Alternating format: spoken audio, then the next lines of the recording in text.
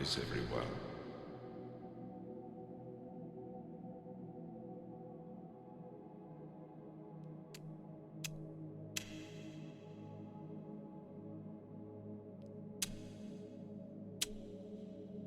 Ah.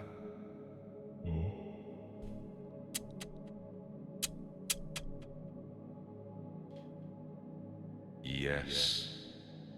What? Well.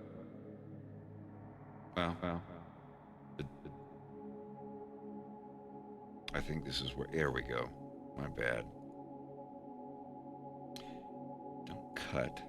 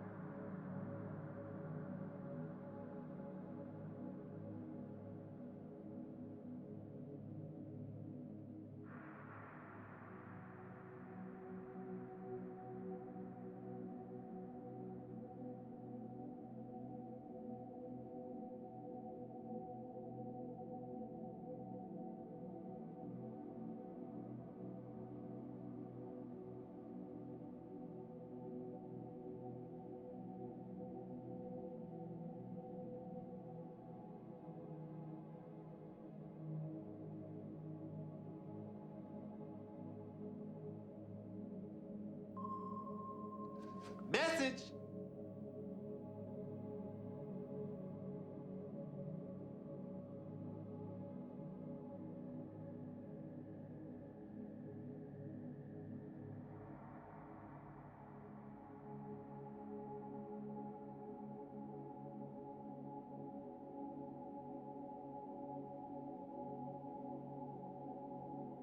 Oh my God, I'm almost at the end of this choreography.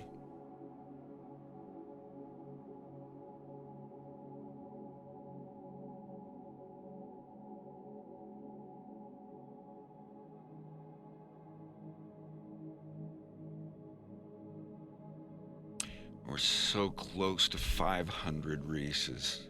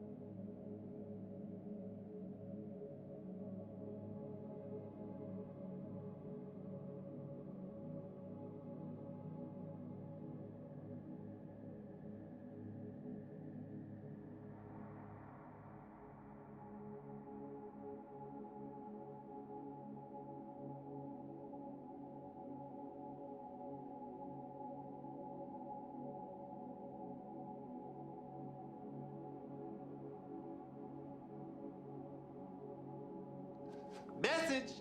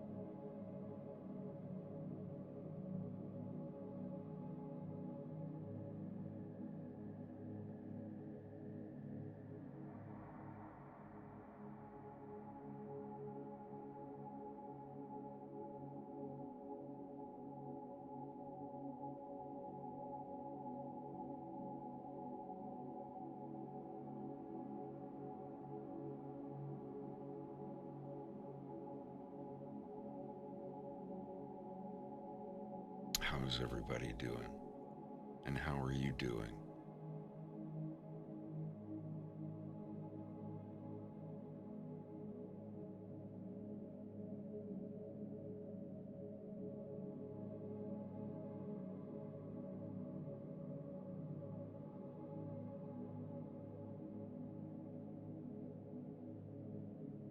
Hello, bonjour.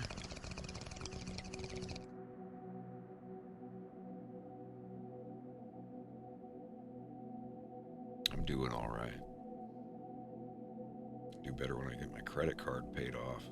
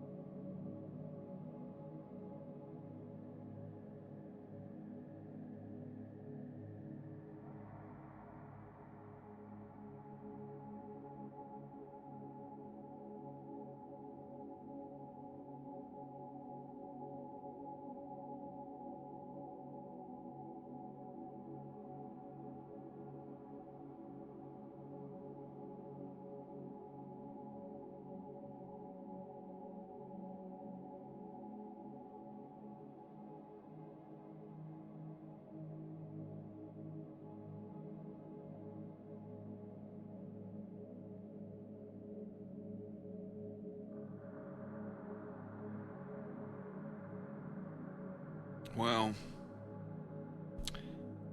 Helldivers 2 has been crashing for me.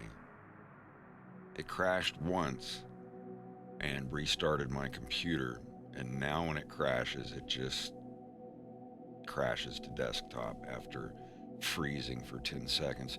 I'm seeing a lot of other people on the internet with 4090s that have the same issues. So, I did a hardware check. My RAM is apparently fine.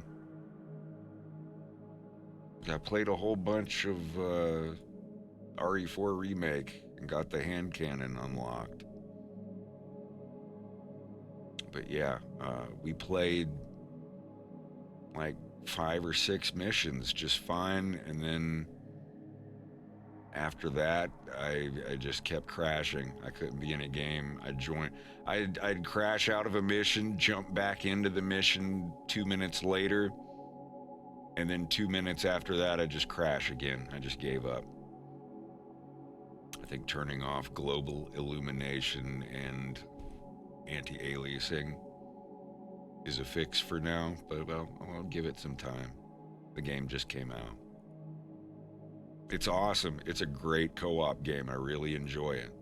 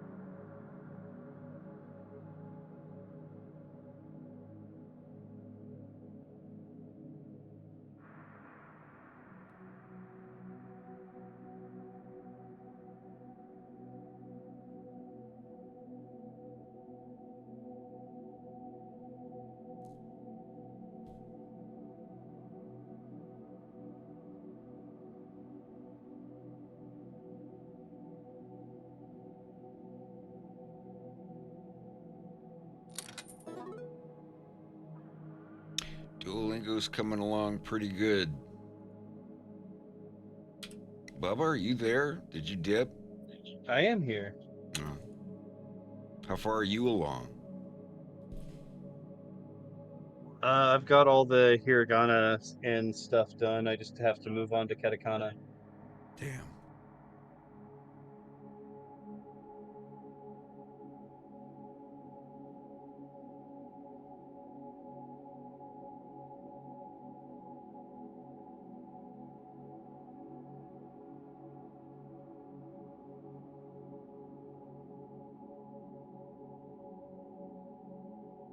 Oh yeah, let me do a quickie. Thank you for reminding me. This is how far along I am. I just gotta get this down here. You're almost there. Very close, actually.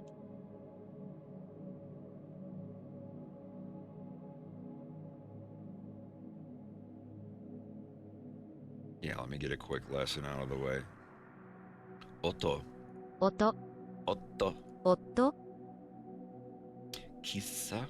喫茶、 Nikki. 日記、 Shusse. 出世、 Kippu. 切符、 Kippu. 喫茶、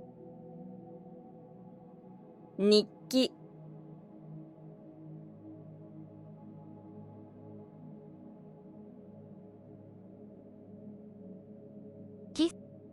日記、日記、切符、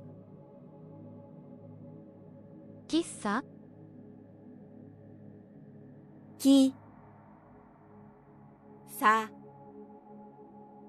喫茶、喫茶、喫茶、喫茶、喫茶、喫茶、 Interesting. I get 喫茶、 silence there. 喫茶、 So you don't do a silence after the little tsu.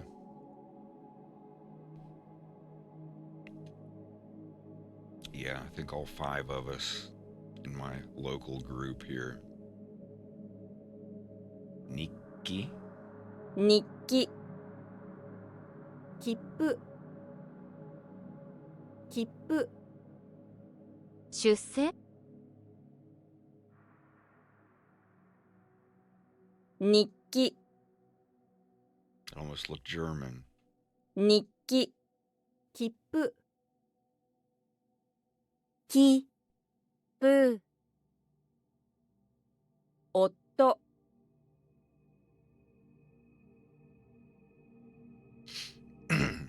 Very nice, brain.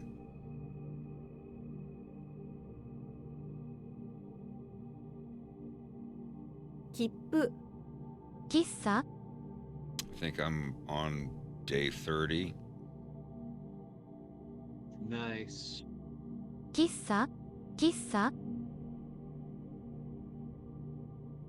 喫茶、喫茶、日記、出世、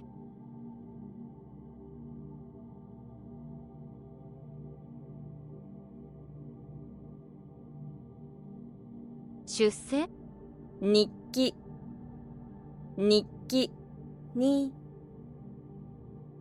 き、夫、夫、音、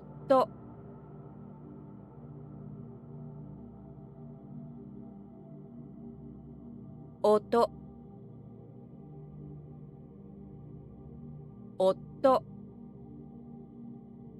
切符、切符。 Well, I haven't been doing any lessons on Japanese Duolingo. I've just been learning that, well, I mean, I guess these count as lessons. I've been doing just the letter lessons. I haven't even done any lessons of just like learning sentences and words. I don't want to touch any of it until I know all the characters. Other than kanji, of course. I'll learn kanji as I go. But, all right, what is this? Otto. 出世、出世、出世、出世出世出世 I can't tell if that's this one or this one. 出世 Shuse? Oh, okay. It did sound a little long.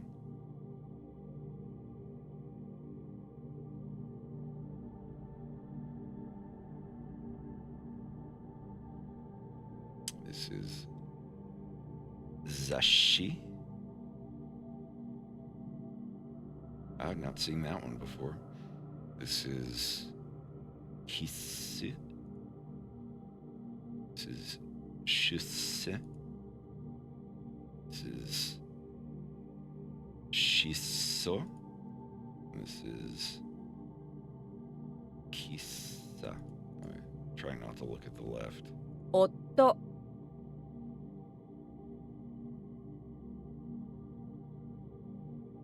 Look at that.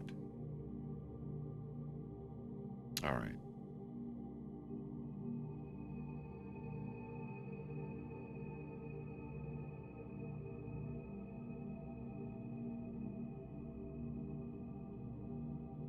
I'm eager to get over to katakana at some point. Also, speaking of hitting goals, we're at 479. If I hit 500 before the campaign is over, I'll be happy. If you haven't gotten a Reese plush yet, I'm very disappointed. no. We're doing good. I'm well over the quota to get a better share, but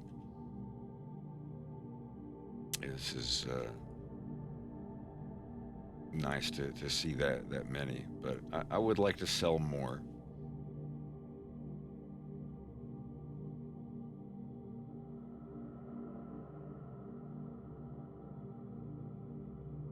So, whoops.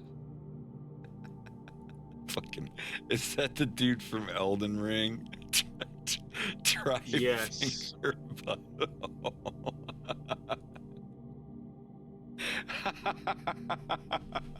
Man, that one goes way back.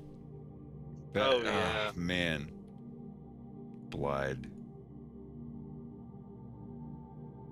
Try finger, but whole. Tarnished one, I do not understand. Oh. I see the truth of it. Here is your reward.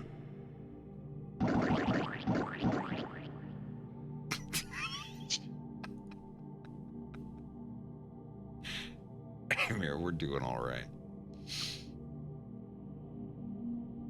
Yeah, I need to actually play Elden Ring more than, 5% of the way through it.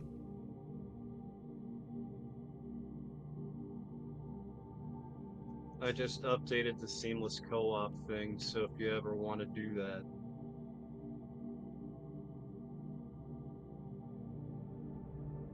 Oh, is that still being updated? I think they just update it with any patch updates that roll along with the regular game.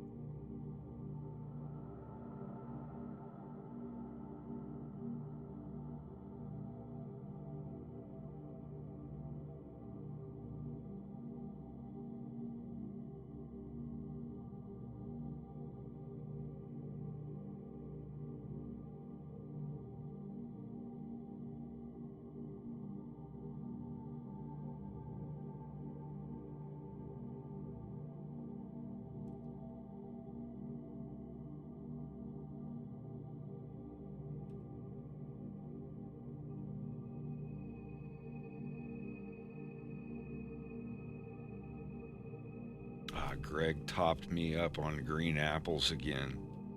Yeah. Greg, you've got... Can I fix you one? I've had one before. Well, I mean the slices with the topping. I couldn't think about food right now, but maybe later. True. I want one. I want a green apple sliced up. But that pineapple slicer thing, that sharp tube Yeah, what a good thing idea. that you there's this thing that you jab into a pineapple and you turn it like a corkscrew and it goes all the way down, doing a spiral cut of the pineapple. I tried it on a regular apple and it's just as good. The core is about the same size. It's so great.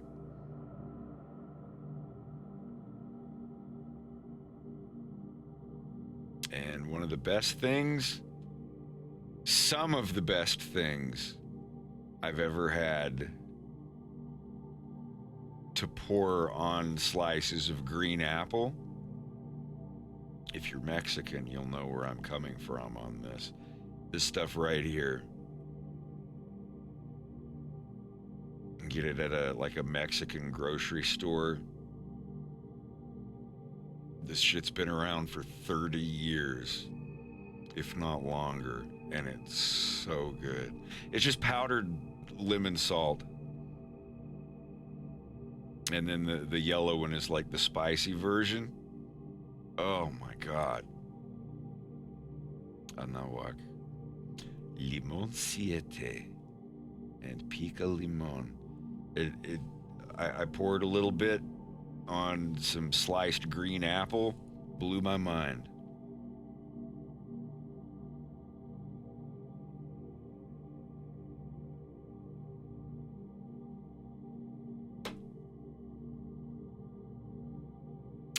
Pica limón con manzana verde. I think that's how you say it. Manzanas verdes.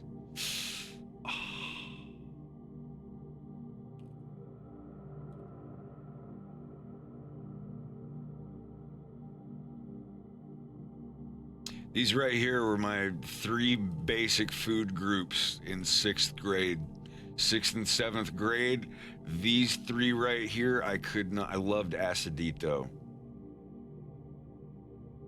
The red one was good, the green one was hard to eat by itself, but the yellow one, God, yeah. Yeah, they made an announcement at our school. I remember baby Lucas. This is making my mouth fill up with saliva. It's wild how something can just a memory triggered of the stuff. Good Lord. Squinkles? Squinkles. Lucas Squinkles.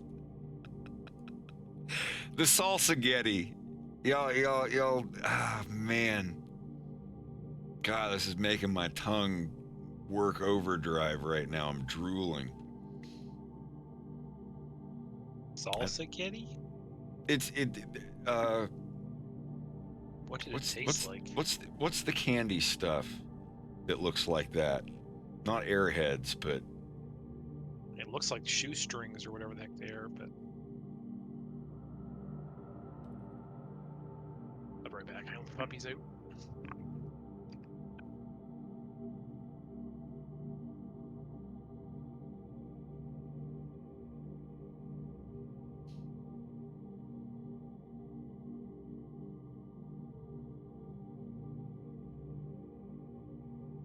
yeah, if you've ever had the sour string candy, it was like that, but like spicy tamarind flavor. Greg loves tamarind flavored stuff, or tamarind coated stuff, so. Did we ever get him one of the push pop type tamarind spicy candies? Well, I got those little balls, the big bag of the little tamarind spicy balls.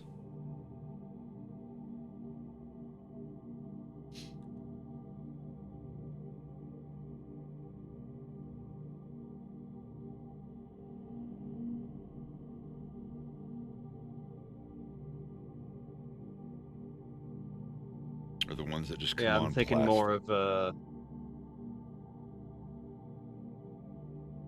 one of those. Has he ever tried one of those? I had some. I don't know if he tried it or not, though. I know he had the pulparindo. It was like the long, yellow ones. Yeah, yeah. What were the little That one I ball posted. That candies one's my that you favorite. got me? Oh, those were Zumba the Goma? tamarind mango chili things. They were mango gummies with tamarind chili candy stuff around them. Yeah, Pika Goma. That's what it was. Yeah, yeah. Man, we should get more of those. I love those. Yeah, I want to get some fresh ones. Not everybody loves those. Oh, man.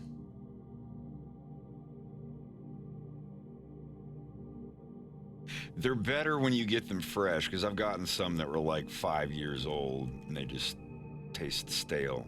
But these right here, when you can get these fresh, they're basically like Mexican tear jerkers, tamarind flavored. God, yeah, sorry, I have to keep swallowing. I have to keep swallowing.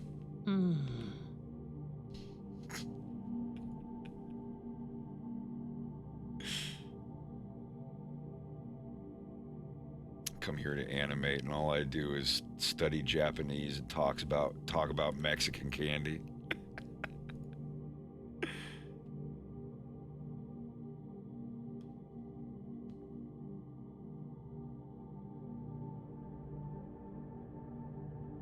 Rebanaditas.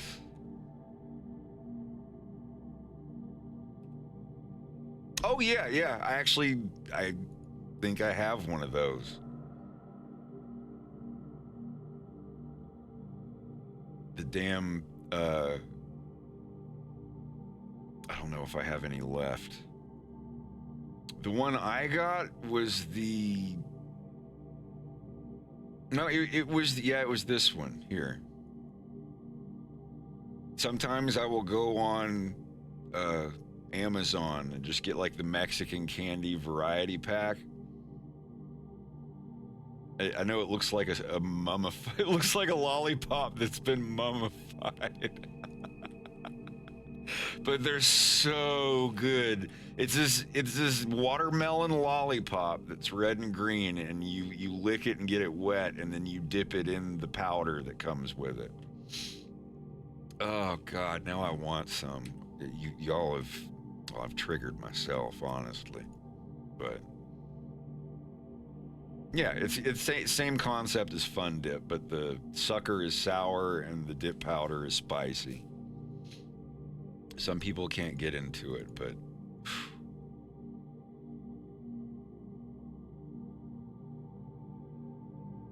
I went to middle and high school in Plant City, Florida, so there was a large Hispanic population, and we had a couple grocery stores, like this one Mexican grocer that I would ride my bicycle to and just load up on that stuff. It's a wonder I didn't eat away my stomach lining with all that shit.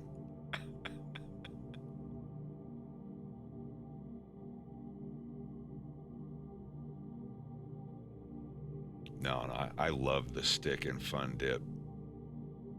It's basically like what candy cigarettes are, but bigger and better tasting, I think.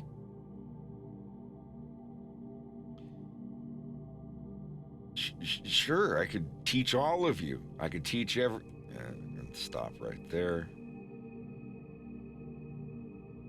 Gonna stop you right there. Sure, I could teach all of you. I could teach every one of... Maybe a little sooner. You can teaching me. Sure, I could teach all of you. I could teach No, only me. Me. No, only me. You can teaching me.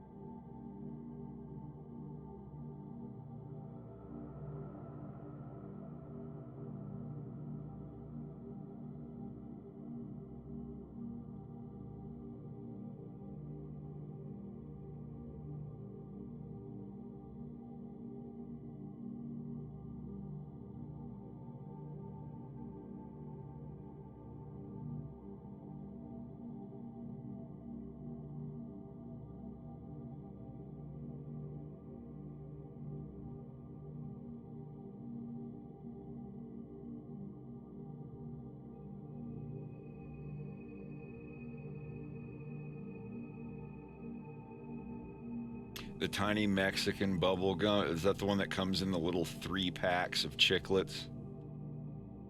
It almost looks like a tiny ammo box from Unreal Tournament or something.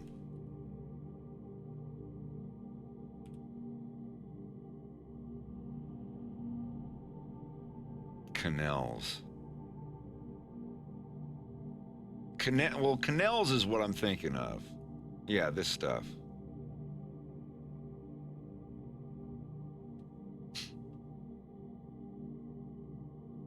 You picked up an ASMD energy core. An ASMD core. And there's the other, the juicy gusher bubble. Yeah, Bubbaloo.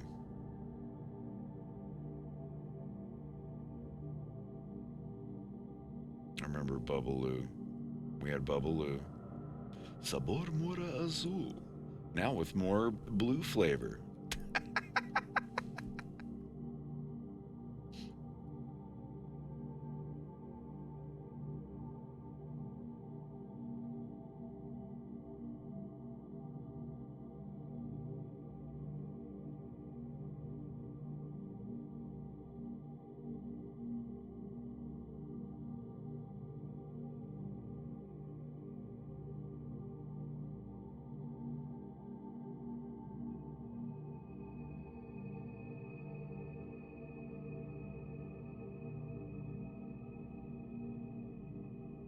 Yeah, it had the blueberry wolf.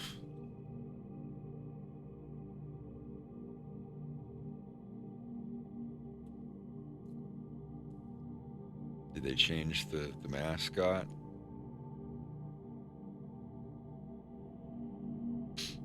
Was he a wolf?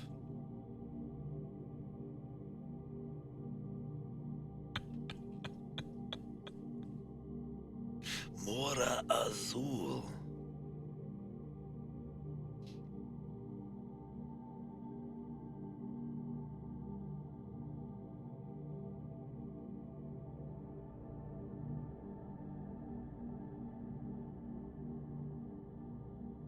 Es okay, tómate tu tiempo.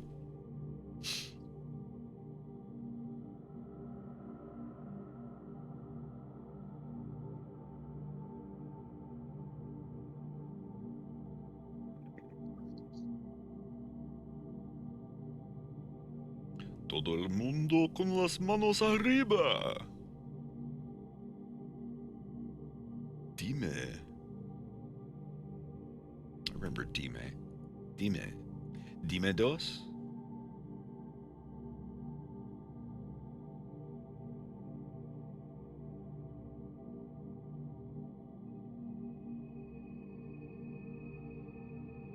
Y'all know Low Streak Chicken? I want to see the Low Streak Chicken people animate these dudes. Somebody sent me this on YouTube, but I want to see Low Streak Chicken animate the Muyun brothers.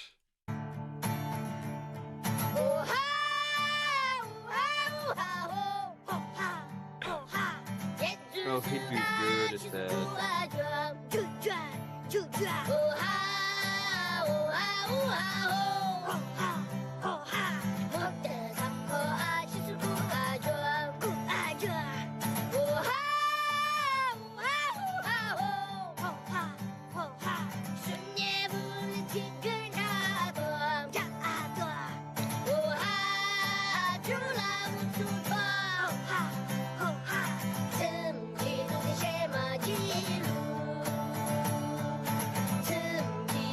Pretty neat. They're getting into it. That would be cool to see them. I don't know what animals they would be, but that would be a cool thing to animate.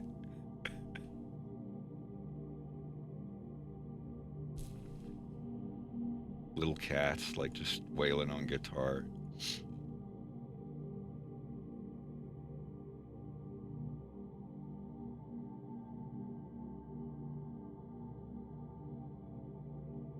It's like, oh man, I hope they do a concert or something and get well known, and then I go look it up and they're already like a billion views on TikTok. It's like, all right.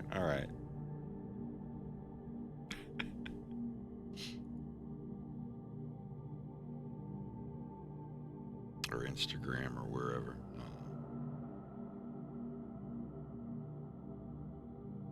I used TikTok once.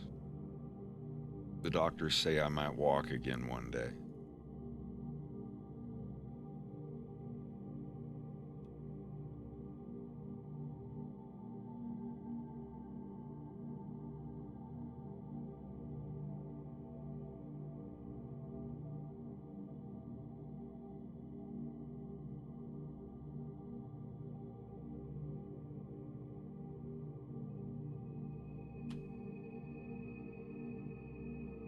Shut the fuck up.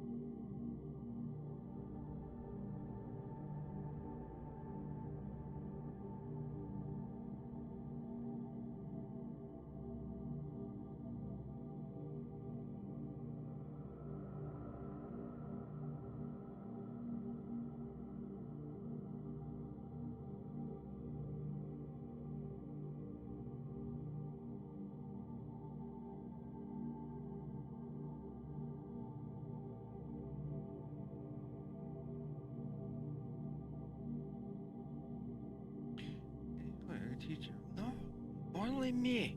You can teaching me. Yes. Absolutely. I might take this part out here.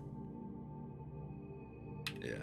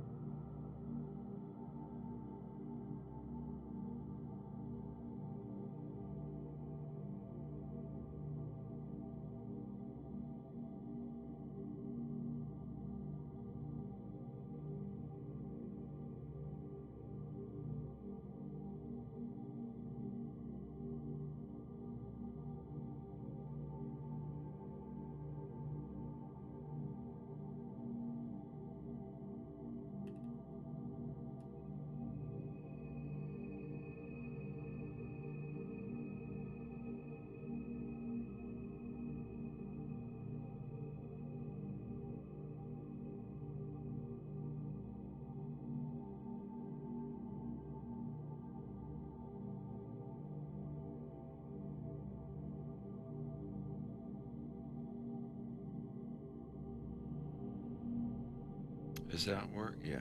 Okay.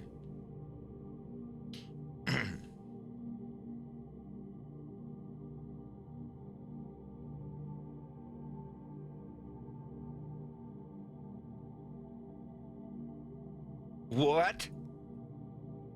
Did you know that my keyboard has an F13, 14, 15, and F16?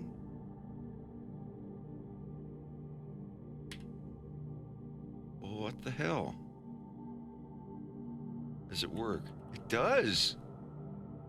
It totally works. Wow. There's circle, triangle, square, and X.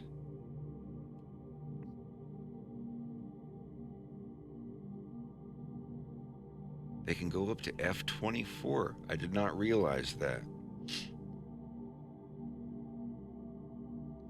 Message. Message.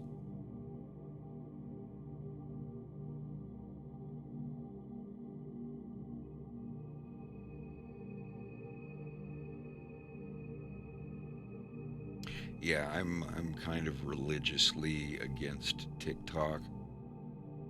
I never really felt like religiously against something before in my life. But yeah, TikTok, no, it's bad. If people who make TikToks who are not bad want them to be seen, I hope they're smart enough to put them in YouTube Shorts. YouTube Shorts aren't much better, but it's just the nature of the program TikTok that I'm like religiously against. I will never use it. I went there once and I had to talk myself out of canceling my subscription to Life magazine for like half an hour. I was in a very dark place. I jumped in vanilla. It was scary. Oh, whoops.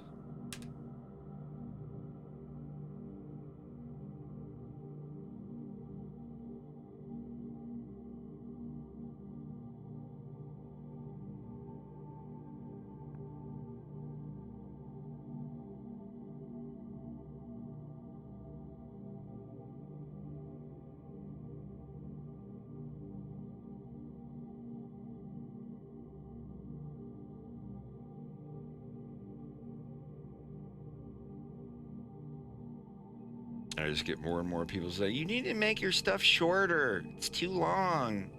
Shorter. People have been telling me that for years, but I just can't. I mean, can I make a funny little 1 minute thing every now and then? Sure, but people still are like, no, shorter.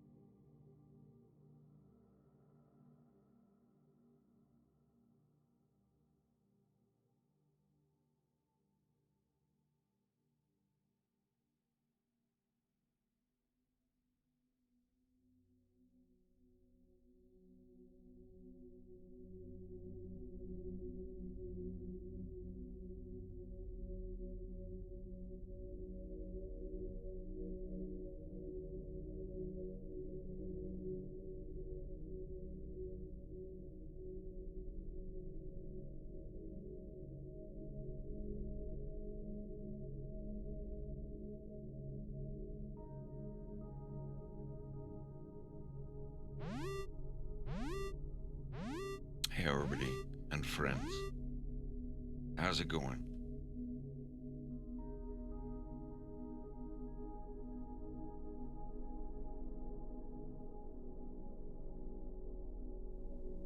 Message.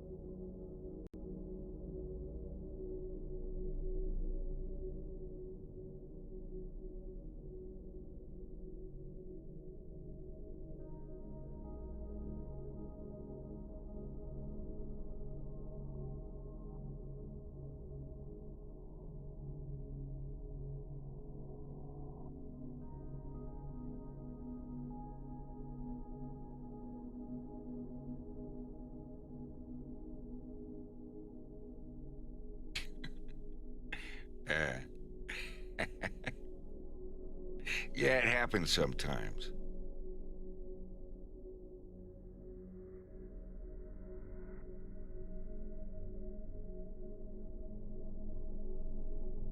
Hey, Star Fox.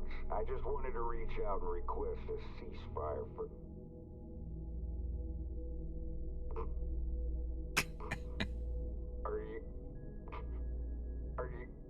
Are you guys going trick-or-treating? Suck my fucking ass, you goddamn stuttering fucking parrot! Are you... Fuck off! Are you guys going trick-or-treating? Are you guys going trick-or-treating? Are you going sucking? Are you good? Are you going sucking? Well, now that that's out of the way, hi everybody. Thank you for coming in, and good night.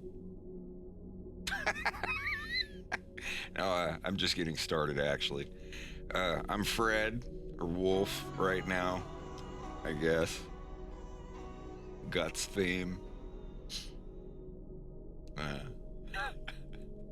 I'm working on episode 3 of A Fox in Space. As you can see here, this is where Leon gets introduced. I'm just setting up the sketch models so I can draw with them as a reference.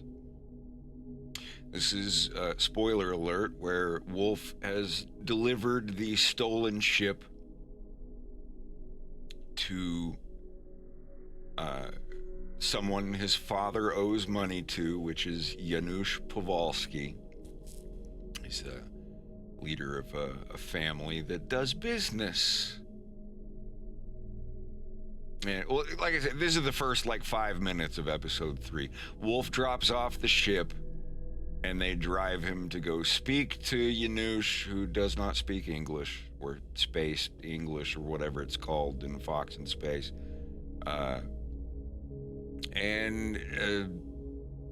Wolf, they find a busted tracking device in the ship, which Wolf smashed as he was leaving.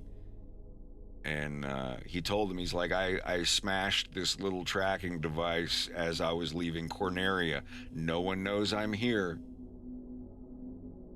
So, and Janusz is the father of Leon, if you couldn't figure that out. Yeah, give me just a sec.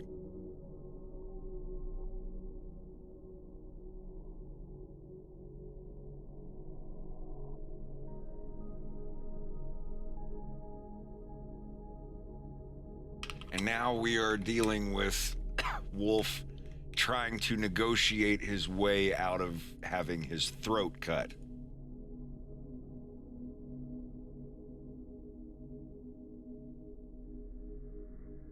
Yeah, let me save this and go back to part 1.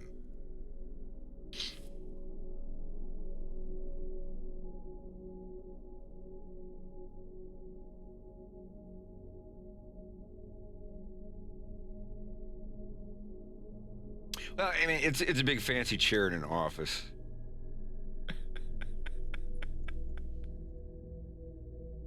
This is kind of where it starts out.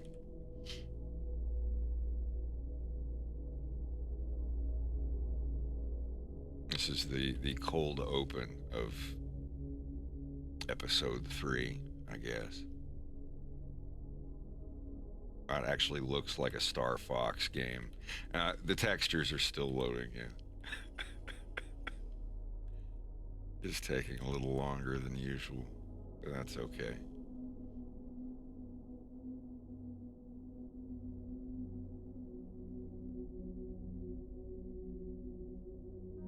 Yeah, it's a bunch of these Polish lizards. There's Piotr, Yarek, Maciek, Nikolai, and Stanisław. You see some of them are chameleons. The plush sales for Reese are going pretty good. I think we're at 479. Yeah, 479. I'd like to get to 500, so 21 more. But hey, that's all good. Even if not a single one is sold after today, like that's I've wanted to get to 400 and we're almost at 480. So it's nice to see. But yeah, just to sum it up, this is some dudes hanging out waiting for someone to show up. And he shows up.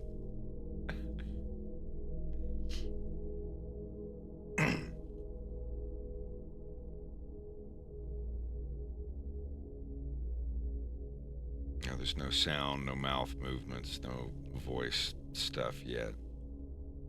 But anyway, like he brings him the ship,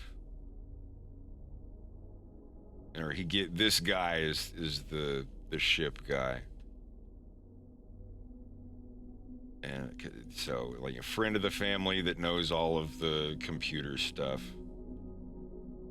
and he's up there, you know, testing out the computers and all that. Wolf's looking at what they're cooking. He's saying in Polish, he's like, "You want some? You hungry? Take some."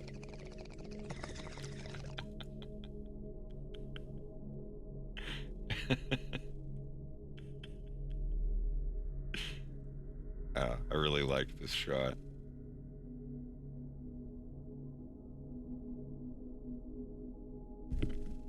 I'm gonna have smoke and stuff coming up, but I do that later. Skybox for these colors for the world. I think I just use a color. And see, I could just a simple color.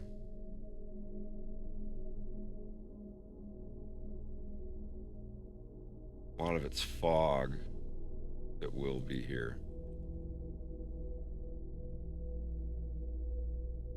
And this is a shader that gives it a heat wave thing.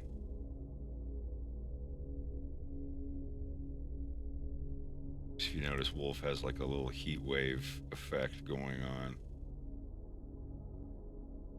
Because this is a barbecue grill that we're looking up through right here.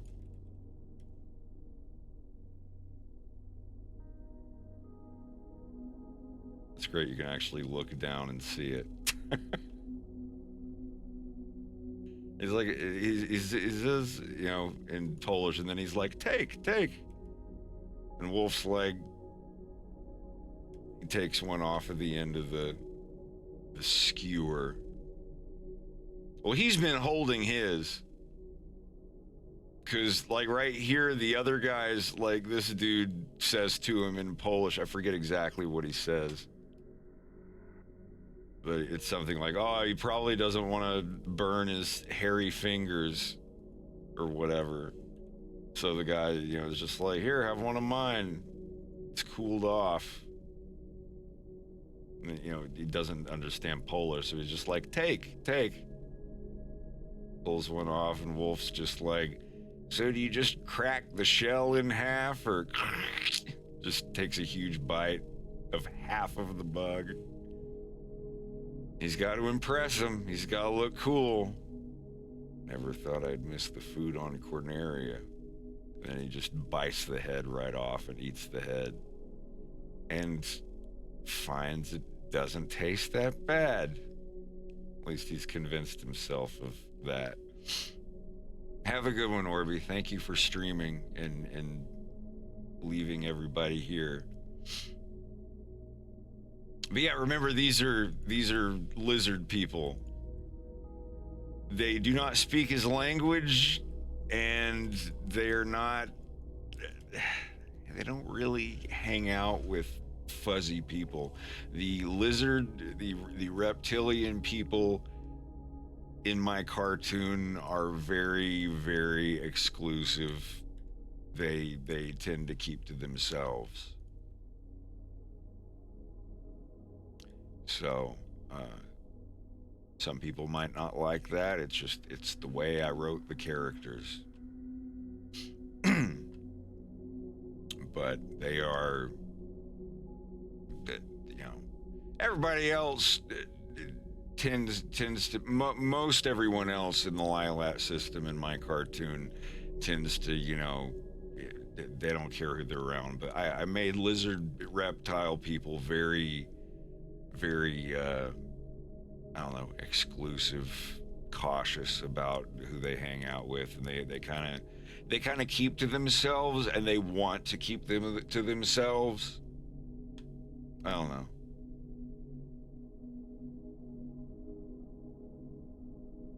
But so, you know, they're all kind of like looking at him. They're not mean. You know, of course, they know they can talk around him, and he doesn't really have any idea what they're saying. But you know, they're more curious than anything. None of them are like, oh, we're going to kill this guy and shoot him in the back of head. It's nothing like that. They're just like, oh, our employer is calling Pyotr and Stanisław, you know, his two sons. These two guys are the sons of Janusz Kowalski. That's Pyotr and I don't know what their last names would be. I'm just gonna leave it at Kowalski, like it's his guy's name, whatever.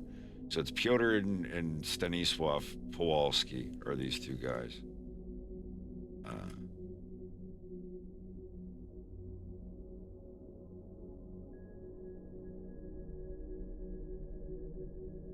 gonna render a frame of this. It's gonna take a while because I'm doing it at 4K, but I want to see it up close because there is grass here. I know the ground here looks really basic, but it has like 80,000 blades of grass or something that it renders every frame. I just have them turned off while I'm viewing. You'll find this in the next place, like the water shadows are gonna look really blocky and weird. Okay, the grass is not supposed to be that high, but that looks pretty cool. Yeah, it's something like that. See, even it's the stuff in front is out of focus. What do I use for black outlines on the objects? I do the what's it called? The line art modifier. But the line art modifier, you can't do depth of field, like you can't give separate parts of it different focus. So I then convert the line art modifier. I apply the effect. I convert it to Bezier curve object, and I just make the material a flat black emission material, so it casts no light, it receives no light, but it's solid black. Because, you know, you use emissive for like this red here, like the lights on these things and whatnot. I use them for my outlines because it's just solid black. It's whatever color you make it, and if you put it at black, it's just perfect black. No, none of the metallic or any of the other stuff other than just regular diffusion or diffuse. And when I do that, it becomes an actual 3D object in the shader pipeline. So it can, you know, all the lines here, the lines on this car, the lines on the ship, the lines on the world back there, they're all one object.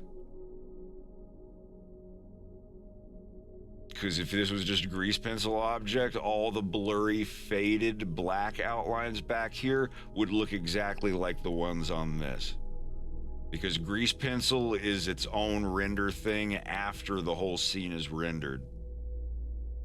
It looks like certain grease pencil is behind objects, but it's just a mask.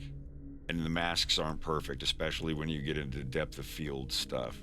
But if you convert the line art modifier, because it's easy to convert, it's only one material, it's just the black material. So you convert it to a Bezier curve. Let me show you an example of that. in a minute. But yeah, this is what the scene's going to look like, but the grass obviously isn't going to be this high. It might be shorter and higher in certain places, like patched a little bit, but I have the grass set too high. It's just one number. But yeah, this is kind of what everything's going to look like in a final render with the fog. You see, I have the fog layer turned off here. I can turn it on. It does look cool. It covers up the characters nicely. Actually, yeah, it really does. So it's using see, this is the fake alpha of the grease pencil objects. If I had a plugin that I could write to convert these guys to PNG textures and then just put them back in like exactly where they are, but on a plane, it wouldn't look like this. It would look so much better. It would look like it does here. See, this is the depth of field changing on blades of grass in front of an actual 3D object. This stump is not a grease pencil object. When you have a grease pencil object, it's good, but it's not perfect. As you see here, the masking isn't softened like it is for everything else. I mean, you see it out from this level of detail here, no one's gonna fucking notice that. No one's gonna care. Now, if they were back here on the blurry part, it would look weird. So, I have something in mind for how I'm gonna render these separately later once, I get all the animation in. And honestly, it looks fine. It looks fine. You're watching it at like this size. It looks fine. It looks like their legs are in the grass. Some of the grass is in front of them. It looks just fine.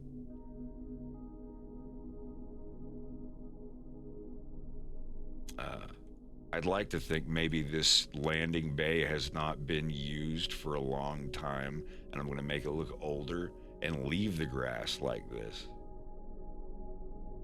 Make it a little patchy, maybe some spots where there's not any sticking up. But I don't know. I'm going to try a couple different things and see what works good. But anyway.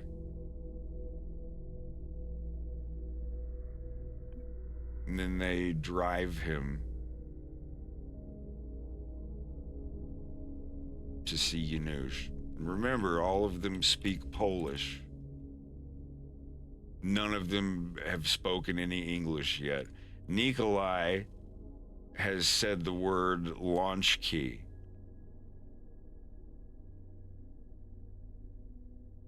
Nikolai doesn't like fuzzy people.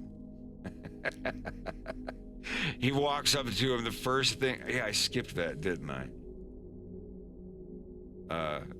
Keep in mind here, I have the smoke on a separate layer. See, he walks up here and blows smoke.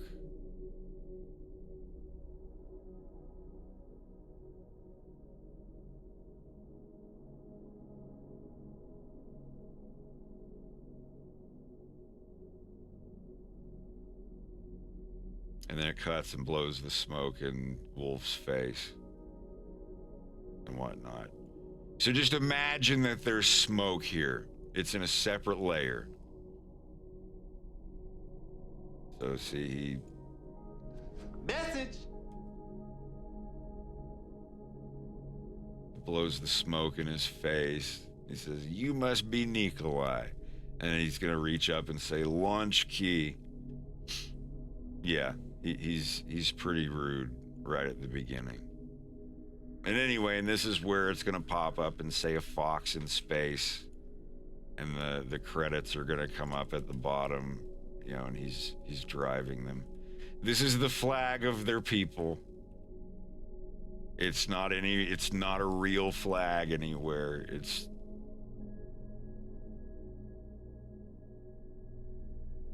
one that me and a buddy of mine worked on together. Anyway, You can see the ship in the background, and they're leaving. Ignore the low-res shadows here. Like I said, this is just at runtime. There's a lot of effects I have to turn off. Yeah, and all the guys in the back, they've all got their silenced pistols pointed at the back seat. Not really, I'm just joking, but that would be funny. That would be kind of an expected thing here. Show you kind of a behind the scenes thing. The car is actually moving at the intended speed. Those are grease pencil objects in the car. Back here, these are screenshots, renders of a real 3D mountain scene that my friend Slava rendered, and he just converted them to a texture, you know, to save file space and render time. If you're only gonna see them from that far away, it's easier and smaller and better, easier on your graphics card. Hold on, I need some water. It's easier on your graphics card for these trees. These are 3D models in the other file. We rendered them and flattened them as images and put them on, like here's an example. There. You can see now which ones of them are actually 3D models of trees. And what we do is we isolate it, take a screenshot of it, like a render of it, and then just use that render picture as the tree.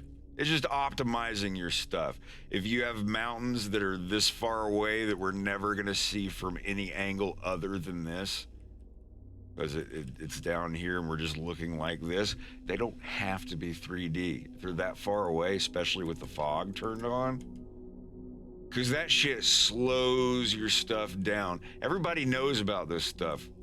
If you played a video game where it's like, oh, I gotta turn off fog and volumetric shadows, and I gotta turn off this and make it parallax instead of a real mountain, like all that stuff, it's mainly for runtime, like while you're working, because, you know, like with the 80,000 blades of grass that are rendered here, I don't have them in this scene because you don't even see the ground here. Anything back here is so out of focus that, you know, it doesn't matter. Maybe on this shot, I would need to show grass over here. There's gonna be other stuff. There's gonna be like a dumpster, an old portable,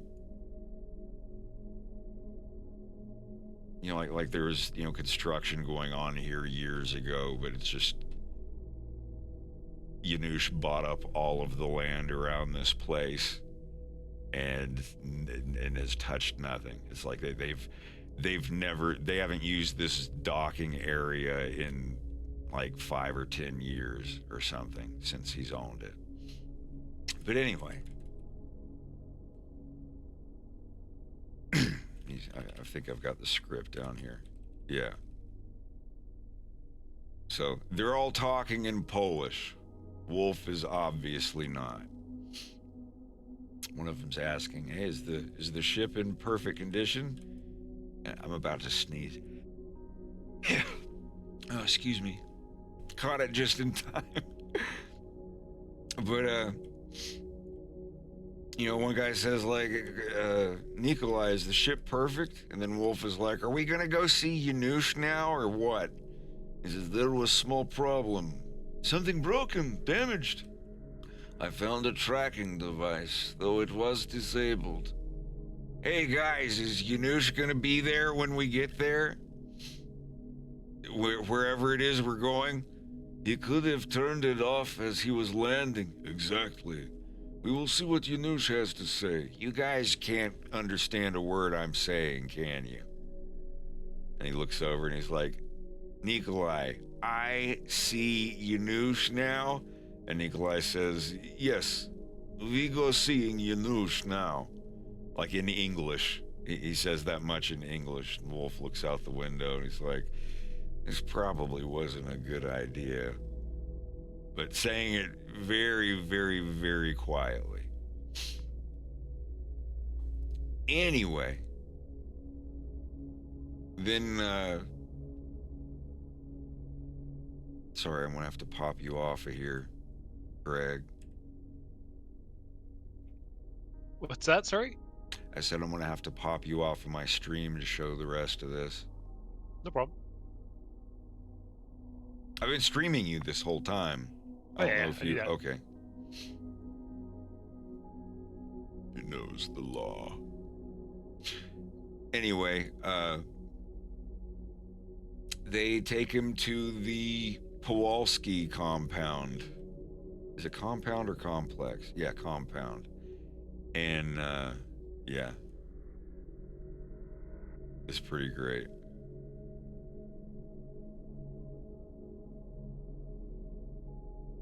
I will be adding a lot more, you know, decorations and stuff in this scene. I just wanted to get the basic area put in.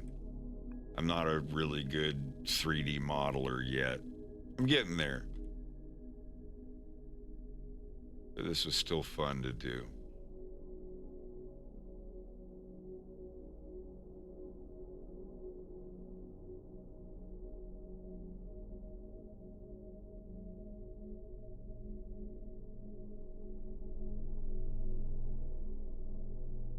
It's just you parent the camera to the car and it stays right where it is. And Slava modeled the car after, I think it's a Fiat.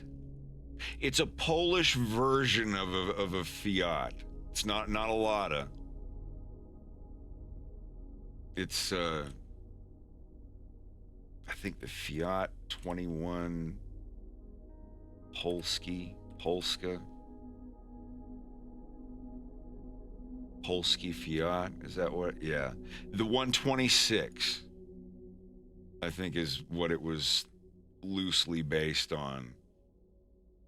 The Fiat 126, yeah, Polish Fiat 126P. There you go. Polski Fiat 126P.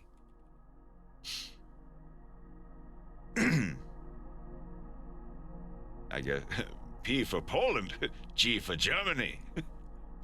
Yes, Herr Minister, G for Germany. That's right.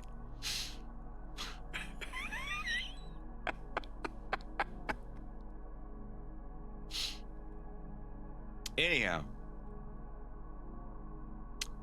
he takes him to the Kowalski compound, and he's sitting in this lobby, and I've got like half the decorations in there. It's not finished yet, but the entire ceiling is a swimming pool with sexy lizard ladies in bikinis swimming around. So basically everyone in the living room looks up, and the ceiling has got all these, you know, caustic water shadows reflecting everywhere, and it's just beautiful lizard women in bikinis swimming above your head. Hold on. Just to explain I gotta go back through these one night when I'm bored and add all those subtitles in.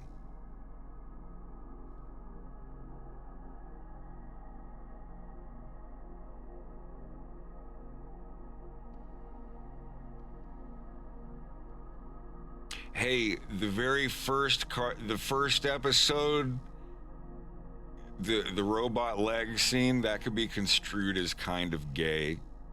Some people are like, oh, it's gay furry Chris. It's like, I wasn't making anything to be like, oh, gay fan service. It was genuinely just to be a gag about his legs. Daddy, chill. And it wasn't even, that much wasn't even originally going to be in the cartoon. I got this weirdly large number of people asking.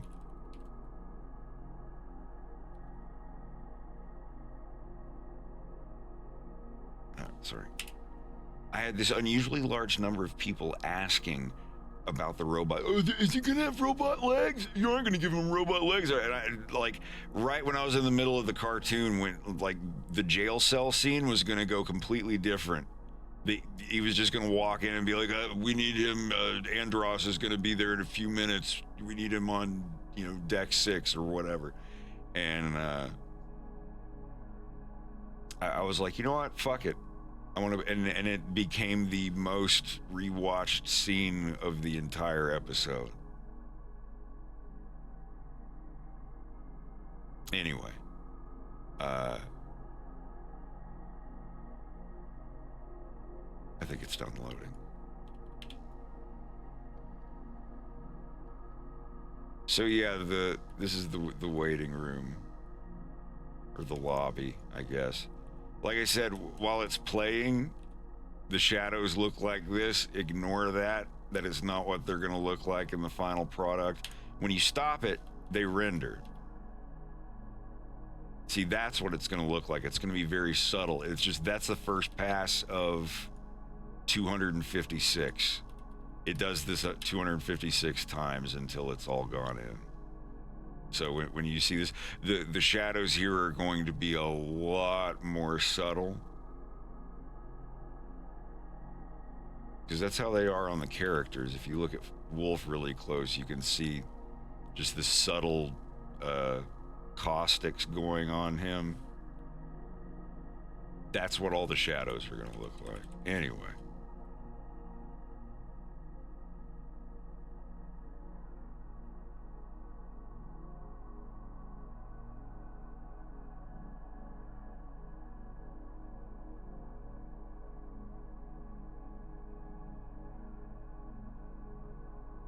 It's kind of jerky. It's just got so much to render.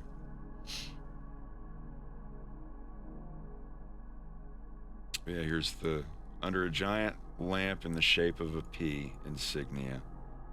Beautiful reptilian women in bikinis are swimming in a well-lit pool. This pool serves as the ceiling of the fancy lobby. Below, Wolf is sitting on a couch across from Stanisław and Piotr, who are on the couch opposite.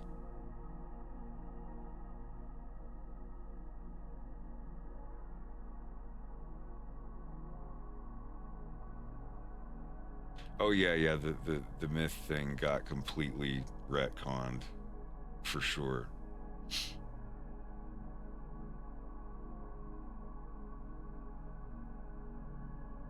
Anyway, Stanisław and Piotr, the two brothers, are on the couch opposite.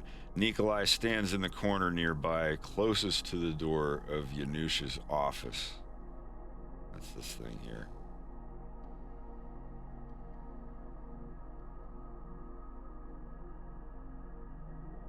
Wolf looks around the room and up to the pool ceiling.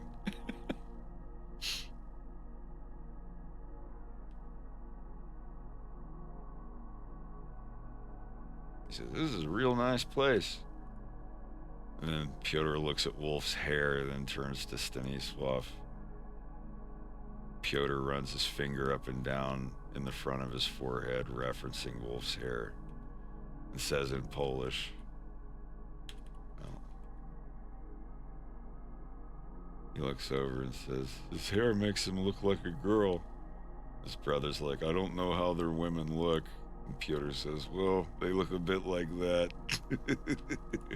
And, and they're laughing because you remember he got his hair styled before he went. He wanted to look cool, but when he gets there, yeah, this shot isn't done yet. But he kind of looks down into the side and kind of awkwardly rubs his finger at his hair a little bit, just showing a little bit of being self-conscious. And then Nikolai's looking over, he's gonna be snickering, and then the light over here flashes and he's like, "Hey," puts his cigarette out, like, "Come on." Wolf gets up off the couch. If you notice the couch here, it's kind of hard to tell, but there's a rug covering up a giant blood stain on where he's sitting. I thought it was a neat detail. But anyway, yeah. He gets up and he's going in. Remember, at this point, the subtitles will have revealed to the audience that there was a tracking device on the ship that Wolf brought, but the tracking device was broken. It was smashed. So now we're on the scene. This scene that I'm working on now is like 7 or 8 minutes long. It's gonna be. It's the longest, most difficult, the most characters, the most dialogue, the most complex thing I've ever done. I'm getting all of the shots and the body movements done first because it's all Polish dialogue. I'm gonna have to get with a couple different Polish people who are the voice actors and a couple more who are, you know, consultants. I have friends of mine on Discord that can, you know, say like, okay, that guy needs to redo that line because that actually sounds kind of cringe. Have him do it like this way or whatever, or, you know, have somebody to go through.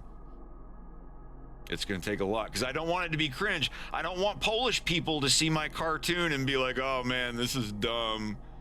This is like, you can tell an American made this. You know, I want it to be good.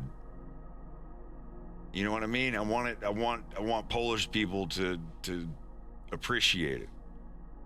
And like the parts that have some Russian lizards in it. Leon is half Russian, half Polish. These two guys are Leon's half brother. Their father remarried a few years after he had his 2 sons, and the new lady he married is Russian, or whatever Russian is called in the Lilat system.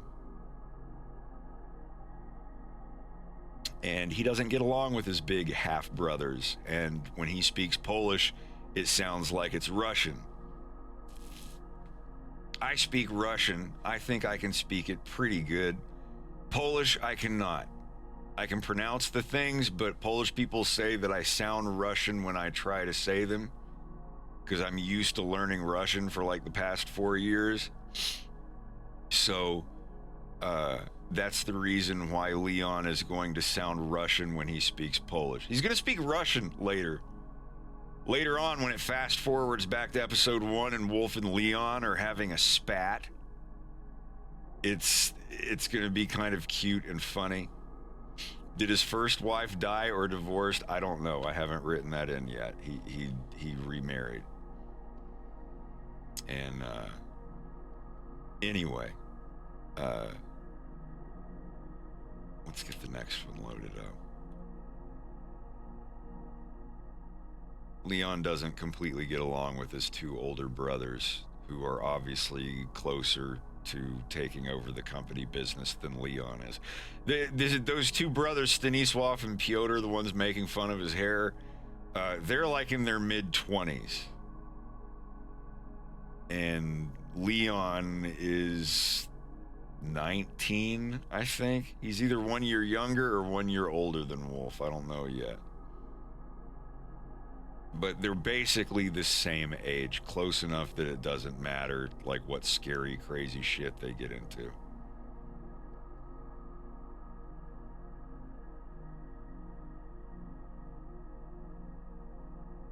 So at this point, this is when y'all rated in.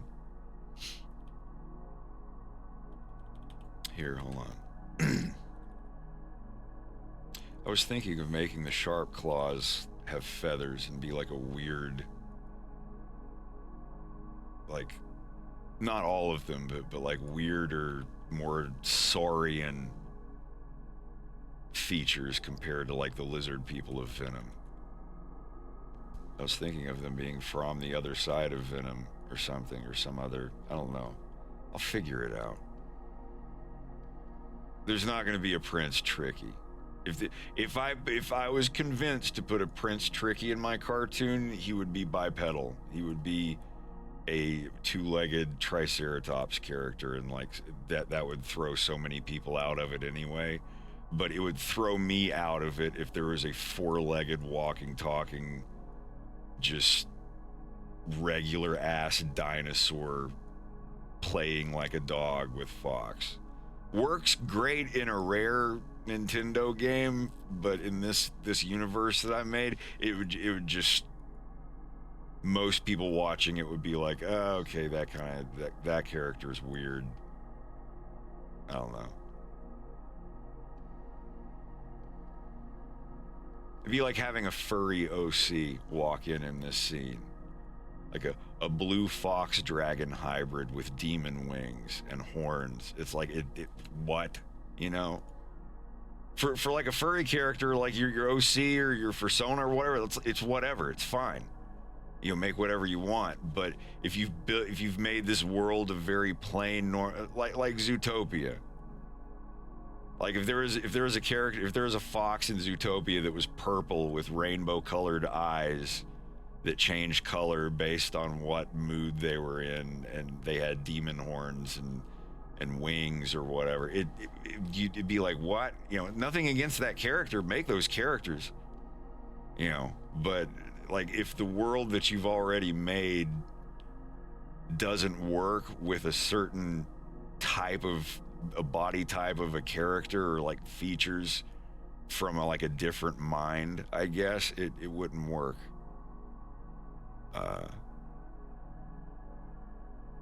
That's why I'm having a difficult time figuring out exactly how to represent the Sharp Claw people, because I do want General Scales and some of his soldiers to show up.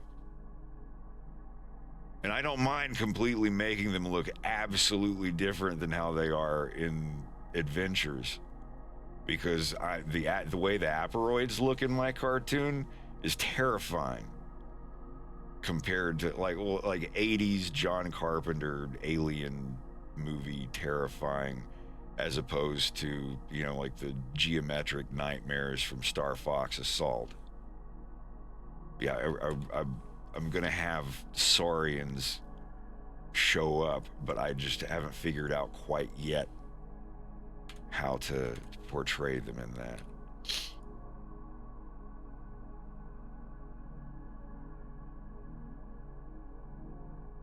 So I've already designed General Scales. I mean, he looks kind of like a dinosaur, but you know, I could soften that if I have to. I love my design for General Scales. I've drawn him already, and I like his design. He's like this warlord guy.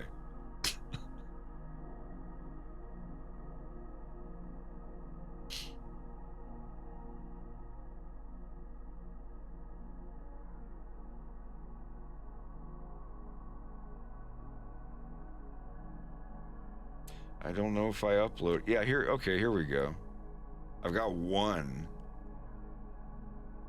General Scales is gonna sound like Underbite from Venture Brothers. I forget which season it was, but there was like one season where they had a bunch of Underbite. I think it was season 2, but he's going to sound a bit like this. You know, like I can't do the voice. I want to get some deep voice German person who can do a good like Underbite, but I want him to actually be a German voice actor that does it, because he's gonna go off into some German at some point. But anyway, this is on Sargasso when. I'll switch over to this real quick, and then I'll get back to the episode 3 stuff. But this was originally on Sargasso when the power has gone out. Fox has gotten some clothes, but it's Andrew's tuxedo from a wedding that he just got back from. And they're all just like, hey, like, power's out, the shutters are down, no one can get to their ships, you're all gonna have to get along for the next 12 hours while the engineers on the outside go and work on it. But yeah, this is how I designed him. This was drawn like 6 or 7 years ago. So like everything will be updated. Like they'll be drawn a lot better. But this was drawn like when I was working on episode 1. And he's got this really big, tough lizard girlfriend. And she chews gum loudly with her mouth open.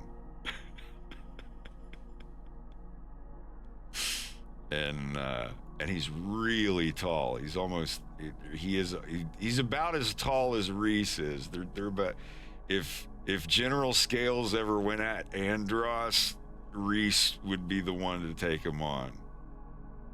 He's like Andros's Jaws, I guess. But anyway, this is just in the. These are 4 pictures I uploaded a couple years ago, where you know, he's actually having a conversation with Fox McCloud. They may have history together. He may have run into General Scales before. We don't know that yet. He could show up and Fox would be like, Oh, General Scales is here too? and you know, just. But anyway, this is where. Is it cutting it off? Don't cut it off. There. It's like it's become an impossible task. Maybe you should just try talking to her. It's not that simple. She's so... And then he just starts getting mad and raging and knocks everything off the table. He grabs Fox. She's so condescending. And slinging him around, and then swing, like he brings his claw up, shaking it angrily. And he's like, und the gum chewing. Fox is just like gum chewing. She always chews her gum with her mouth open. When I'm trying to study. It's like he is going on about his complaints, and Fox is just like, Yeah, I really do think talking to her would be a good idea. and he slams him back down in his seat, and he's just like, you think so? You know, just like having it. It's gonna be a little less silly in the final thing, but just there is gonna be some funniness to it for sure. Anyhow, actually, I think I drew that while I was working on episode 2. There we go.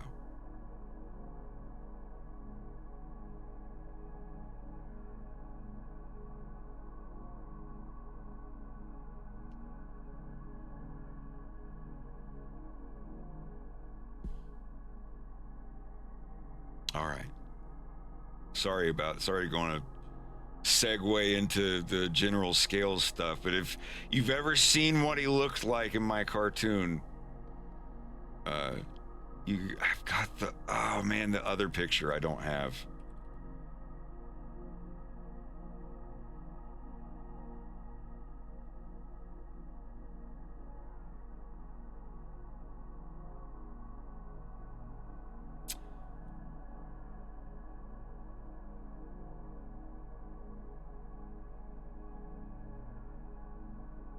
I don't know if there's any yeah, here it is.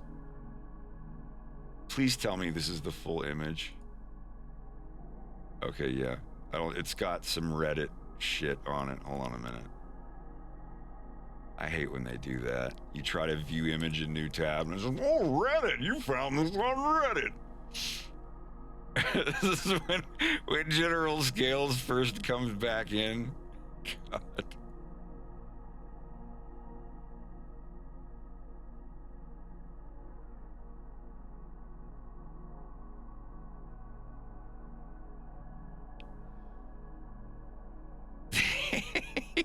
Yeah, that's it. That's what. Andros, how much do you want for the fox? He's like, no, Scales. The boy is my guest. 45,000, and I'll send you pictures of Zorag. Yes, it's thinking about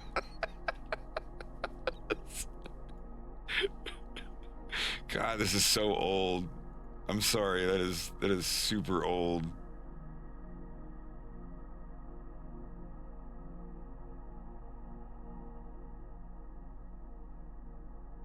Anyhow, okay. I'm glad I found that.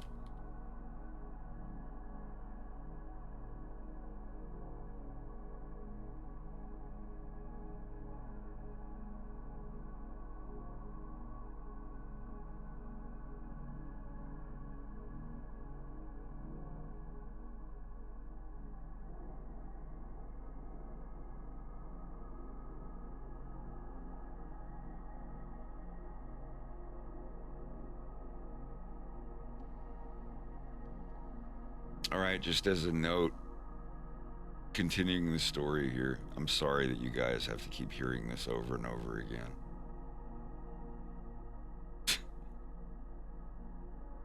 Yeah, this is where Wolf walks in. At this moment, we are introduced to Janusz Powalski.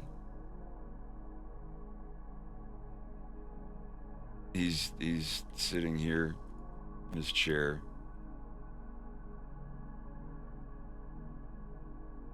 This is the office that we've designed so far. We're going to change some stuff, move some things around. Obviously, he's not going to be watching my live stream.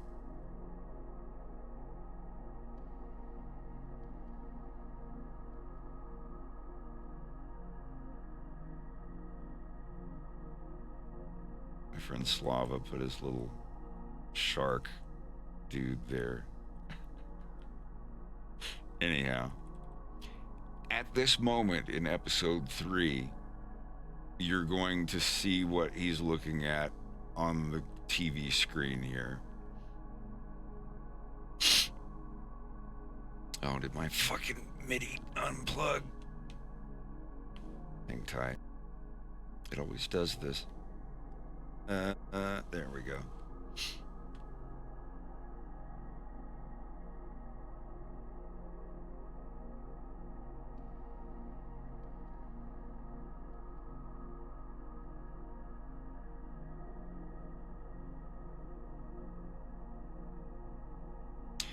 At this time on his screen, you're going to be seeing Andros giving his "only I have the brains to rule Lilat" speech. So right now, during this scene, Peppy and Peppy and James are in the bar car. Pigma's having a drink and getting up to leave. So right when that is happening is about when this is happening, because he's watching the Polish Lizard News Network people. There's going to be a guy on the screen here saying in Polish, "Earlier today, Andros gave a speech that shook the Lilat system to its very core," and blah, blah, blah. And it's going to have, Andros back here on a smaller screen. Just, Polish News Network in Lilat on Fortuna.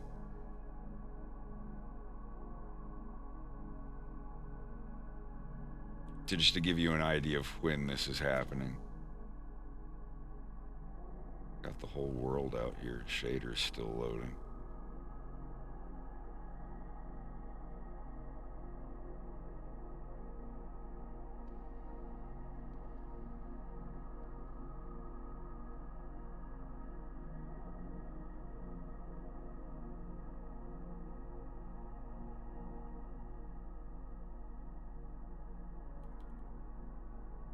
Anyway, I can't turn the world on because it'll be too slow.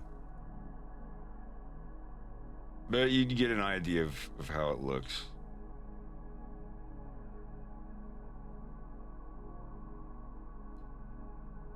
Anyhow, that's what's going on here. That's what he's watching. From here on, there will be subtitles at the bottom. If you see 2 subtitles, that means the character is speaking in a different language. What they're actually saying will be at the bottom. So Wolf says, "Hey there." You see, let me rewind that a little bit. He says, "Hey there." and pause. You won't.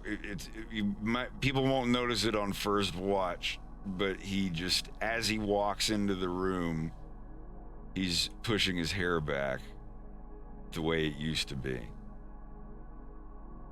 So right as it cuts to him here, he's like, "Hey, it's nice to finally meet you." Yanush motions over to the chair. "Oh, thank you. Sits down. The door slams shut behind him, loud. Startles him a little. He says, "Witam, Nikola Rimpornovny, mnie zastrały swoje abonice." I can't, and he says in Polish, "You can't understand a word I'm saying, can you?" It's like, "I don't speak your language. Sorry." "Leon!" He just screams, "Leon, get in here! The son of the gambler has arrived."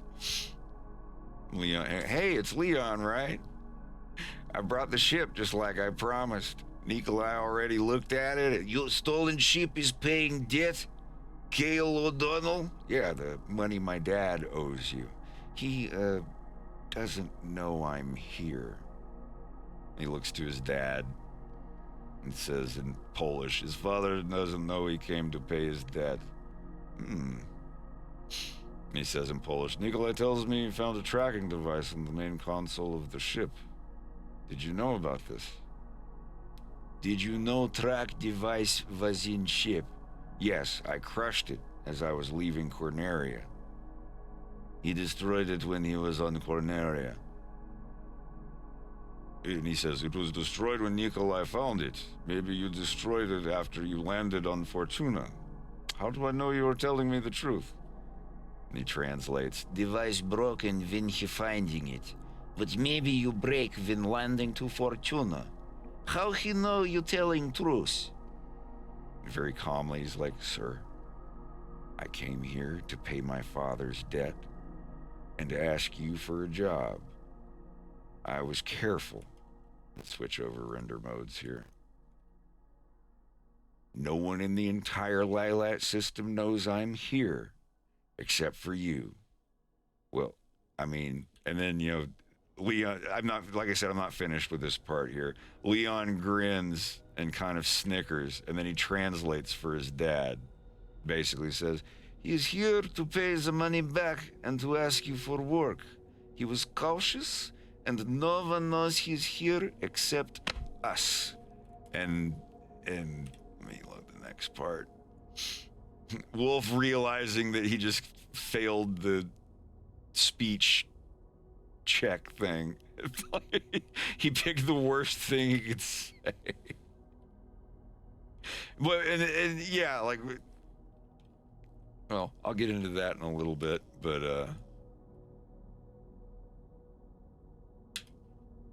and he says, "You helped your father by paying off his debt. But regarding this transmitter, I can't just believe you. I can't afford to leave any traces behind. And you, my boy, leave a very clear trail behind you." And Leon translates, "You do good for your father because you pay his debt with ship, but we cannot trust you. We cannot allow you to leave." "Are you telling him exactly what I'm saying?" And he says, "Don't resist, it will hurt much less." Leon doesn't even translate. Wolf's just like, "Now wait, please, wait. And he translates, "Zaraz, чекай." He's just he's saying, "Please, wait. I have to say something to you. I have a paper in my coat pocket that I would like to read to you, Mr. Kowalski." He's just like begging. You're like, "Let me read it, please. Proszę." That means please in Polish. Proszę. And he says in Polish, he wants to read you something on a piece of paper. And like I said, I don't have the actual stuff animated here yet. This is what I'm working on right now. And his dad, just gestures. He's like, Wolf's like, thank you. And he pulls the piece of paper out of his coat. Leon looks at it. He looks at it, and he's just like, do it.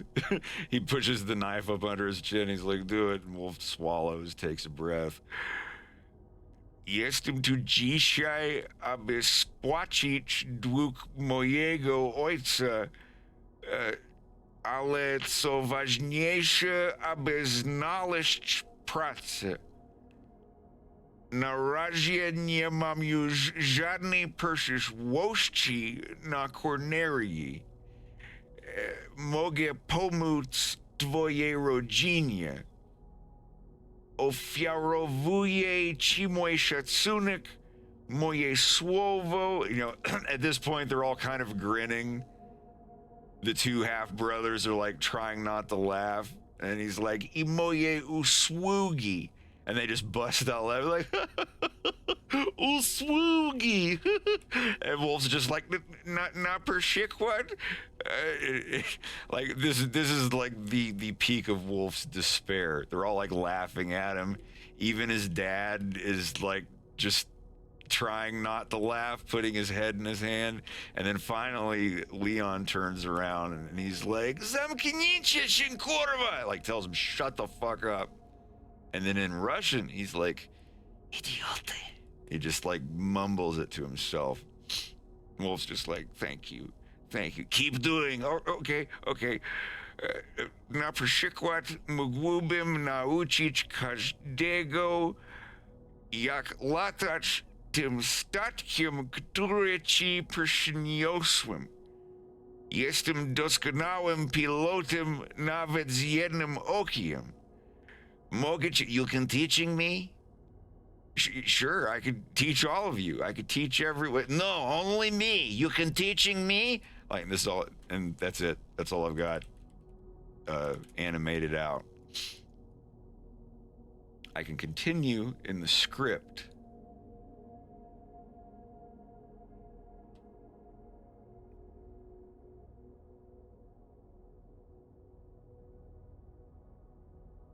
So, yeah, this is where what Wolf is saying there. I've had everybody who speaks Polish tell me that it's perfectly understandable and they understood perfectly everything I said, even though obviously I'm not speaking in a Polish accent. Like when I'm doing Wolf's lines. This is something this was Wolf's last little appeal that he thought would be. Like he was going to say this, he was going to pull this out and be like, I want to say something to you guys anyway. You know, even if this stuff didn't happen, he was still going to pull this out and say this to Leon's father. But before he could have a chance, Leon's dad's like, what's this tracking device that you broke? You could have broken it as you were landing here. How do I know you're not telling the truth? Or how do I know you're telling the truth? So it was originally just going to be like a thing to gain a little respect. Now he's using it to keep his throat from getting cut. So that's why he's like, I have a little piece of paper. I want to read something, please. Please. And so at this point, what he's saying, you know, rough Polish spelled out entirely using English phonetics. Leon looks confused, but gives the paper. Wolf recites what he's written in his own unchanged accent. That's right. Jestem tu dzisiaj, and he goes on. He's saying, I'm here today to pay my father's debt, but more importantly, for a job. And he continues, you know, Stanisław and Pyotr stifle their laughter for now. Wolf simply sounds funny to them. And Narajian Mom usually keeps going. As of now, I no longer have any future on Corneria. I can help your family. I offer you my respect, my word, and my services. For example, you know, and then and that's where he's like my respect, my word, and my services, and that is mój szacunek, moje słowo I moje usługi. And the way that he says usługi, it just sounds funny in his accent, and that's what makes them bust out laughing. Janusz is leaning on his hand, covering his mouth, straining not to laugh. And that's where Leon turns and yells at them, "Shut the fuck up." And Wolf whispers, "Thank you." He pokes Wolf in the neck with the knife. "Keep doing." "Oh, okay. And he keeps talking. He's saying, "For example, I could teach anyone how to fly this ship I have brought you. I'm an excellent pilot, even with only one eye. I can," and he gets that far. He gets to Mogechi, and that's where Leon leans into Wolf, interrupting him. "You can teaching me." He fixed it, yeah. Interrupt. Wolf's like, "Sure, I could teach all of you. I could teach and then Leon rips the paper out of his hand and pokes the knife at his throat. And he's like, "No, only me. You can teaching me." And Wolf's just like, yes, I can. I will."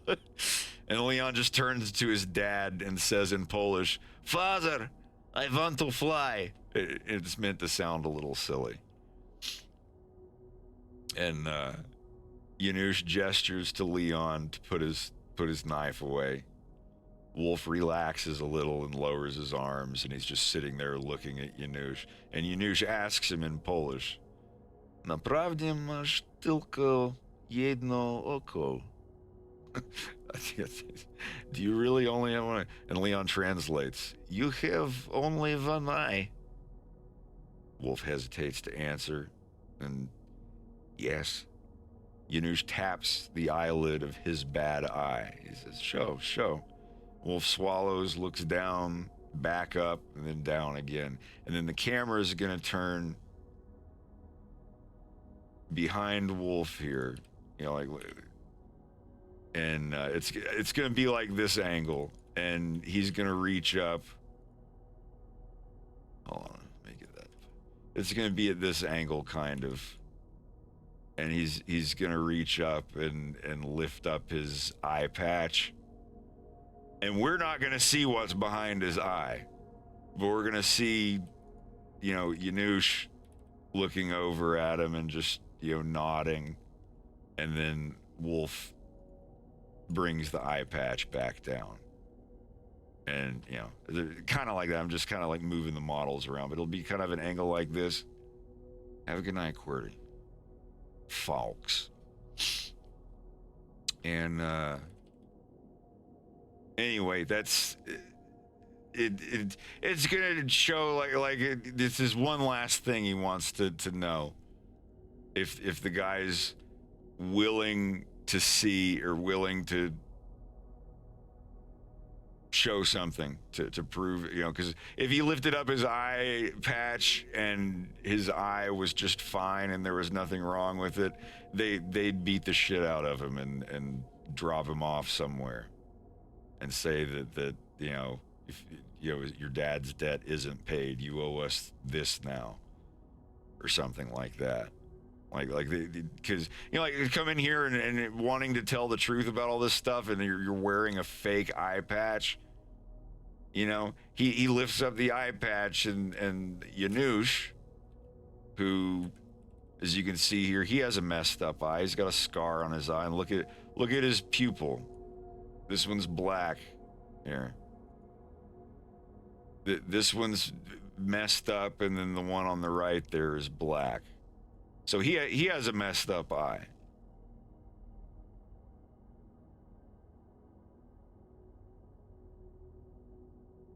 So, Wolf eventually reaches up and slowly lifts his eye patch, showing Yanush what is underneath.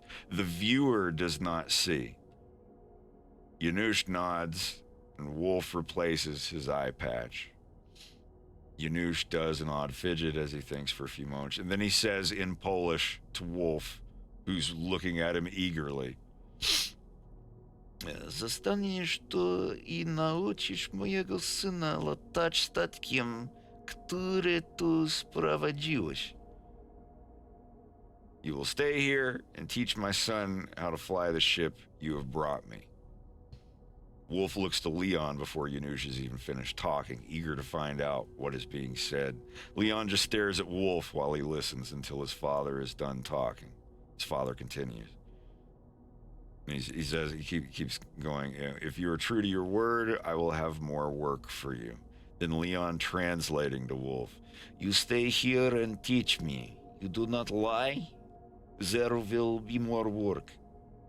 And Wolf's like, just very calmly says, that's fair.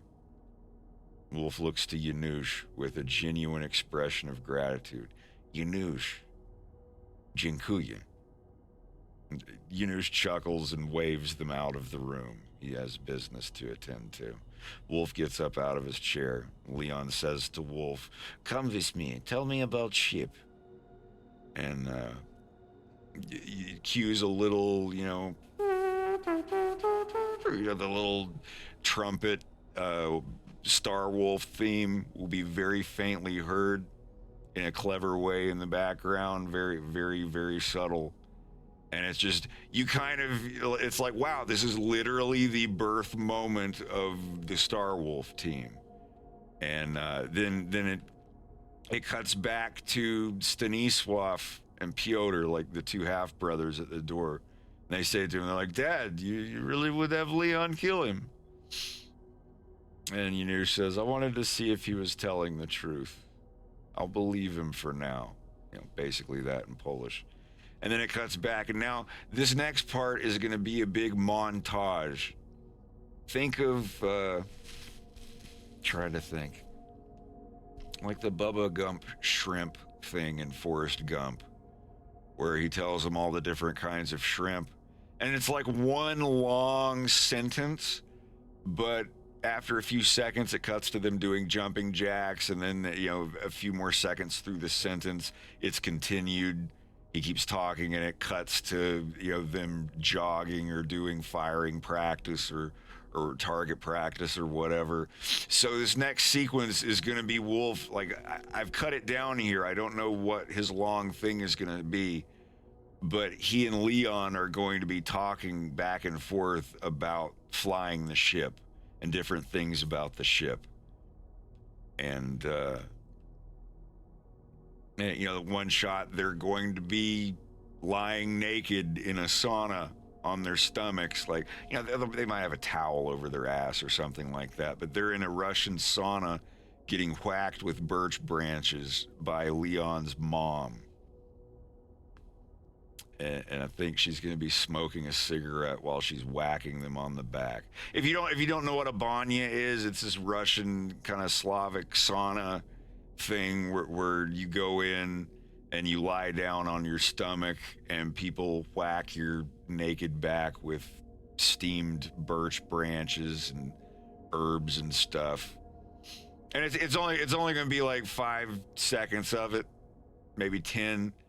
And they're gonna be in there talking about all the stuff, and he's gonna look up at Leon's mom, and she's smoking the half-finished cigarette, and he will have been learning Russian with it, and Leon will be learning better English.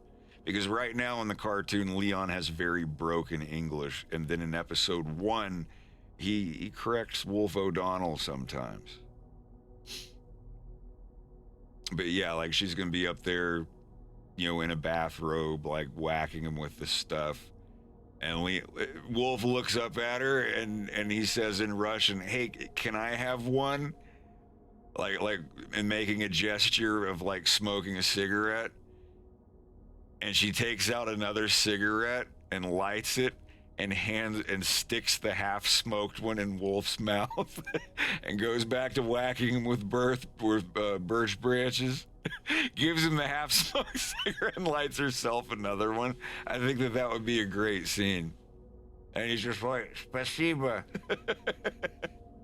I think that would be neat.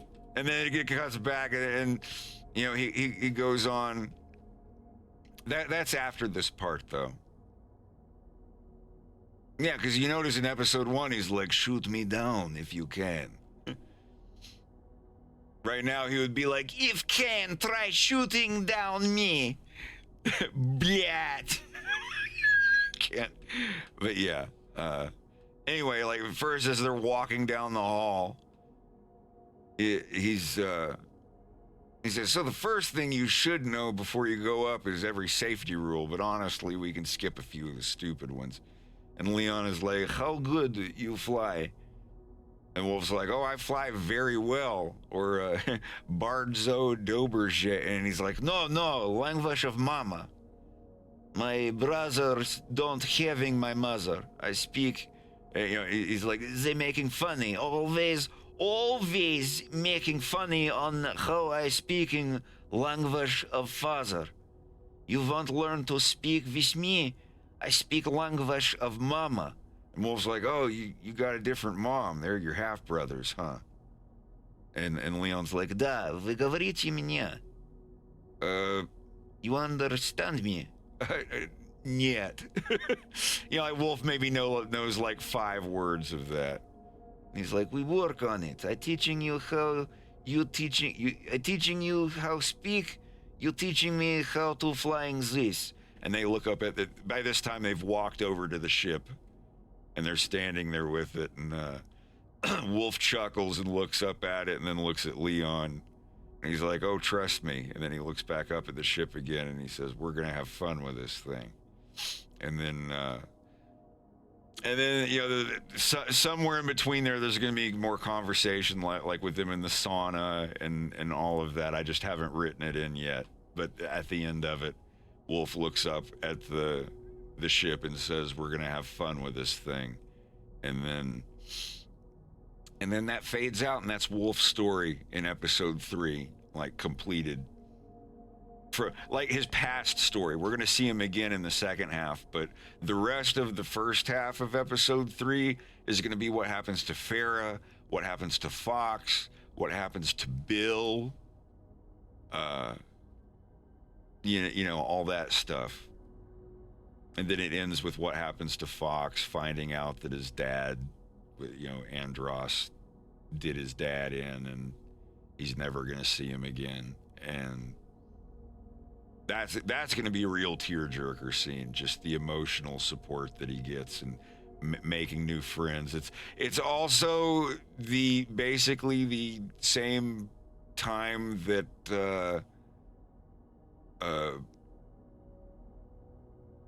Star Fox, the new iteration, because the first half ends with Fox sniffling, getting over the first bit of grief about finding out about his dad. They're all in a restaurant together, and Falco comes up on a new blue scooter and comes in the door, and he's like, hey, can you guys watch my scooter? I gotta order some food.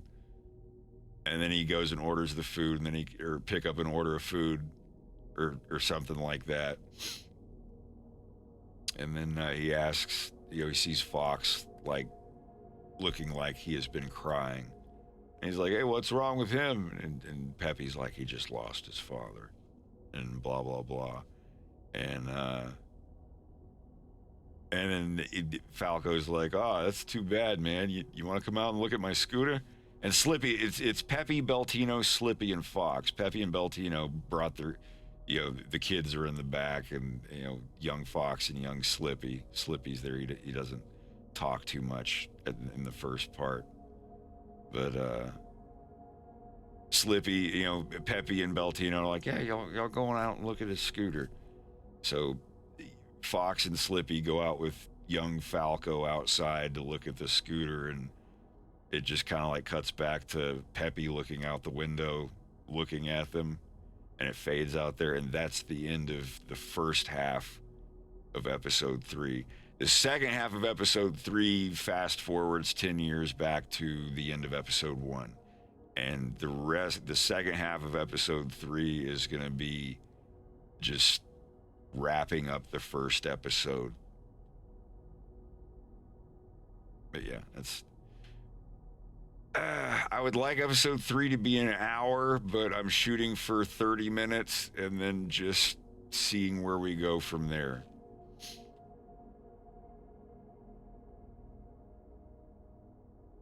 Don't quite know yet.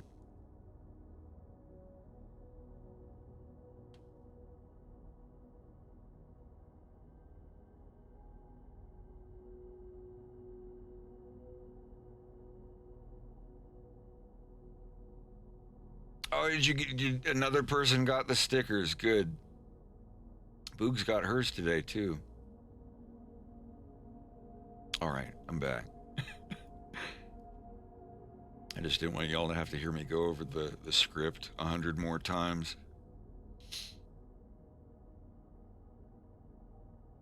Are they good? Do they look okay?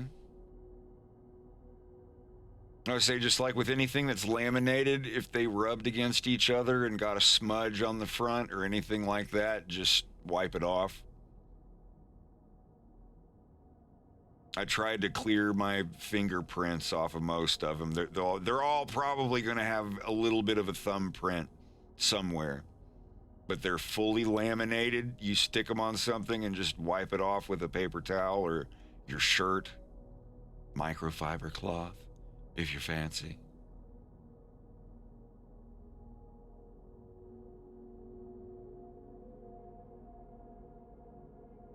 Yeah, except I don't mind. I like to every now and then just to have full transparency and let people know what I have done so far.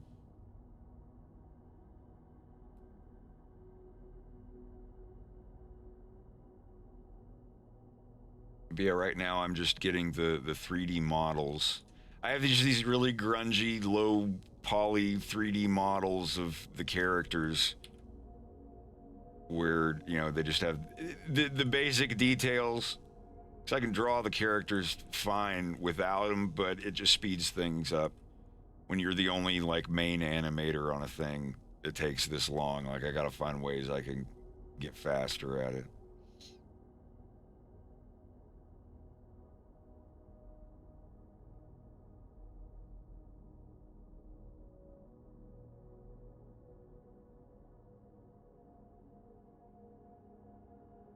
Yeah, for sure.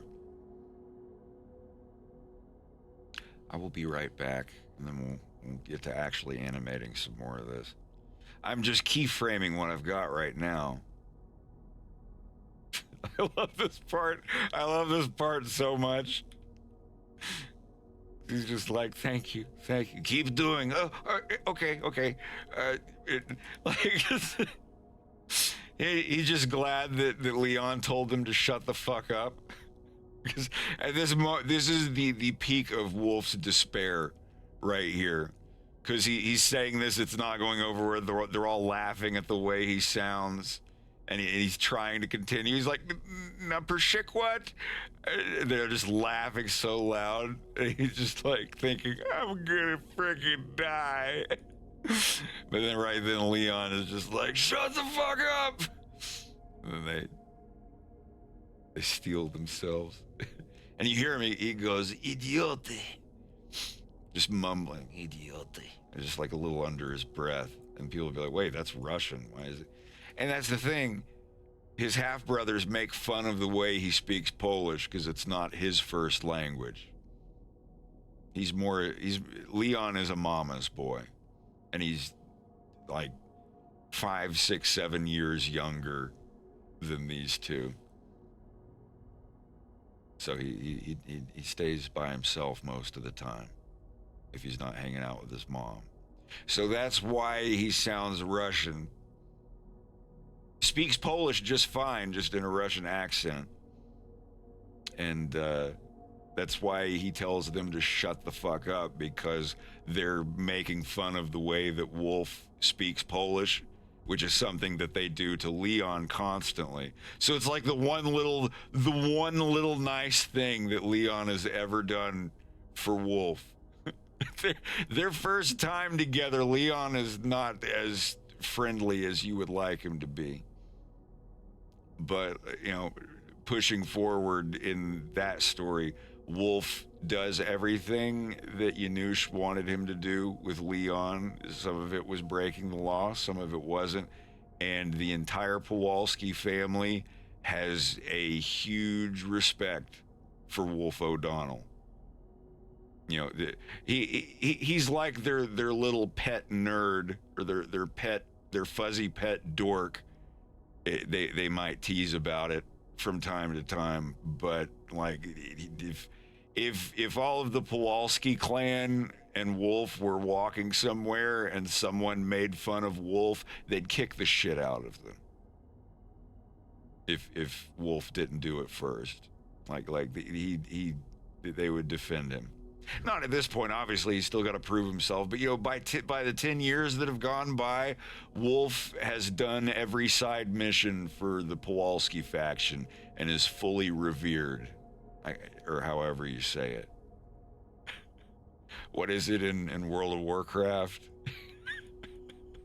I don't remember, something like revered, but yeah.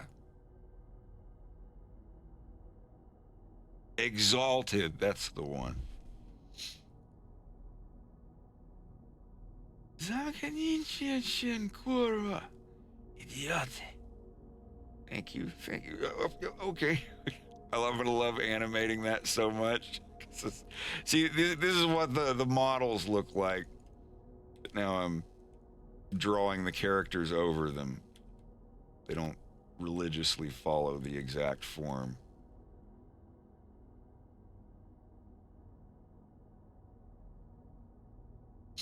But it definitely helps.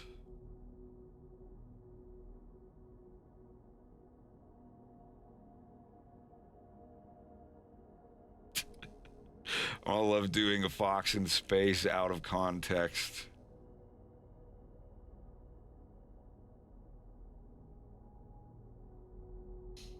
Just a screenshot of him holding a knife to his throat, just being like, thank you.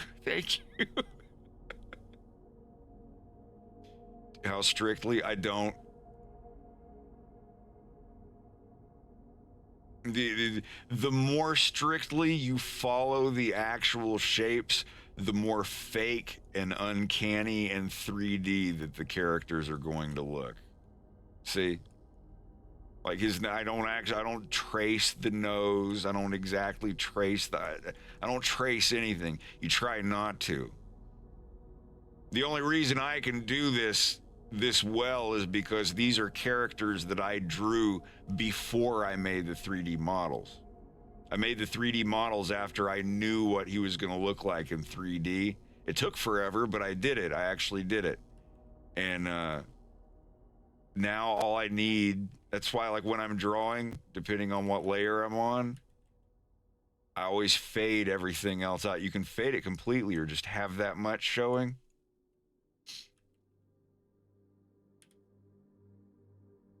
But if you start like relying on the actual 3D model, I mean, unless it's like $1 million model that looks exactly like your cartoon character from every angle, if you directly follow it, it won't look good.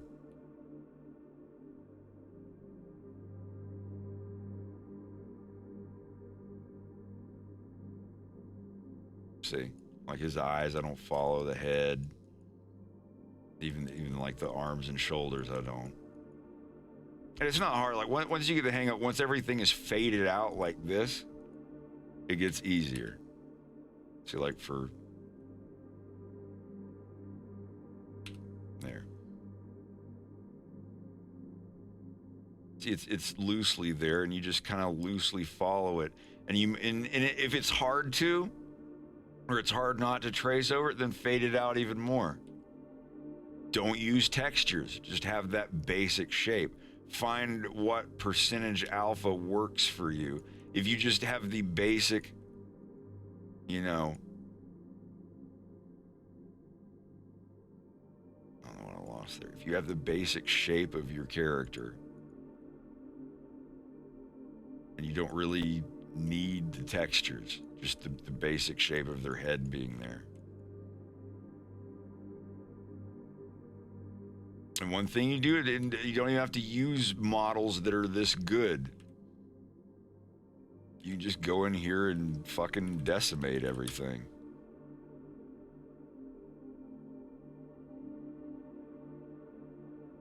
You know, like that. See, I just decimated that to like super low poly.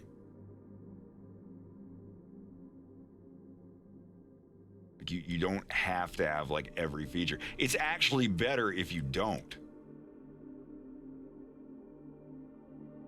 It's like this model of Wolf here is almost too good or too close because it has all the features and stuff, which can help if you're used to it. But starting out, just do look up how wizard beer, where they did wizard beer using Blender. Is it basically the same thing that I'm doing, animating very grungy, low poly 3D models and then drawing your characters over their basic position. Hey, we hit 480 Reese plushes. 20 away from 500. I'm so excited.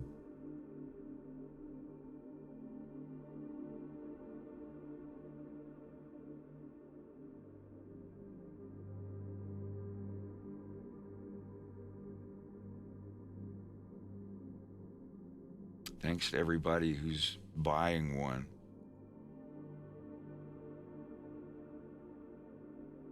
All right, for real though, I'll be right back.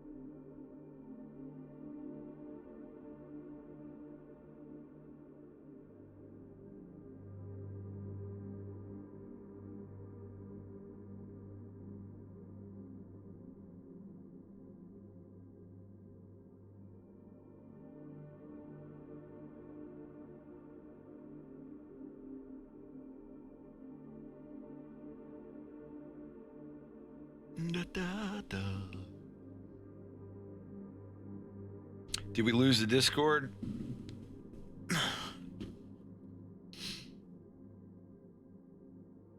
I think I did. I think Discord shut down.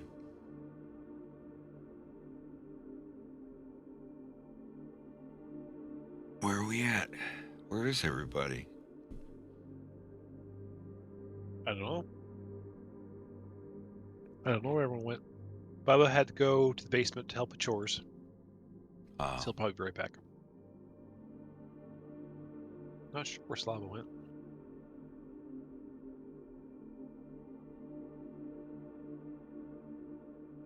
Hello? Oh, there's Slava. Yeah, I was here. I just listened to music.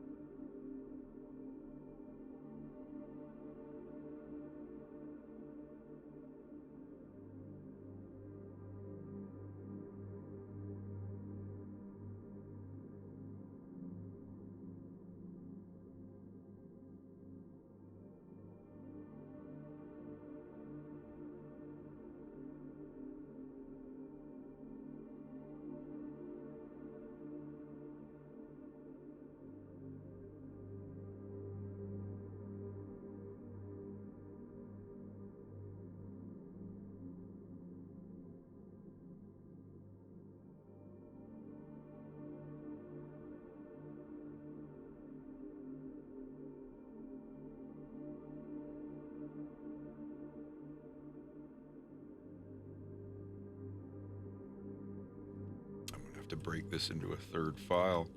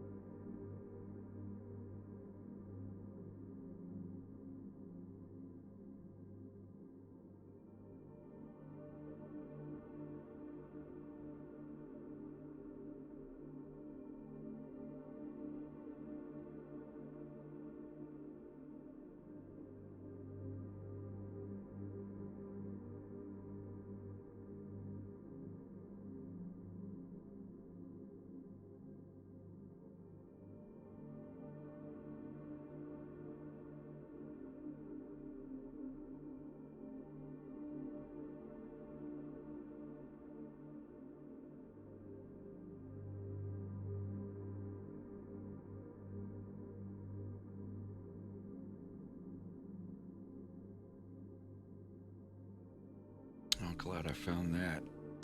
I found some naming errors that would have fucked me up in the long run.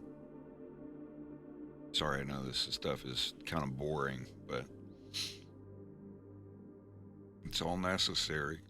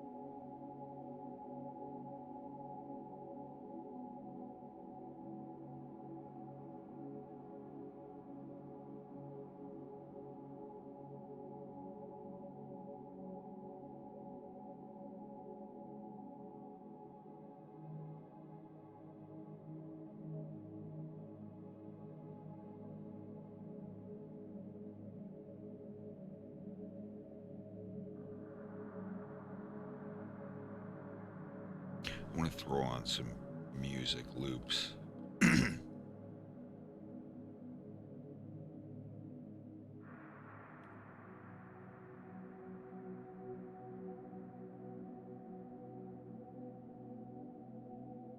Well, have a good night, everyone. I'm gonna hop off.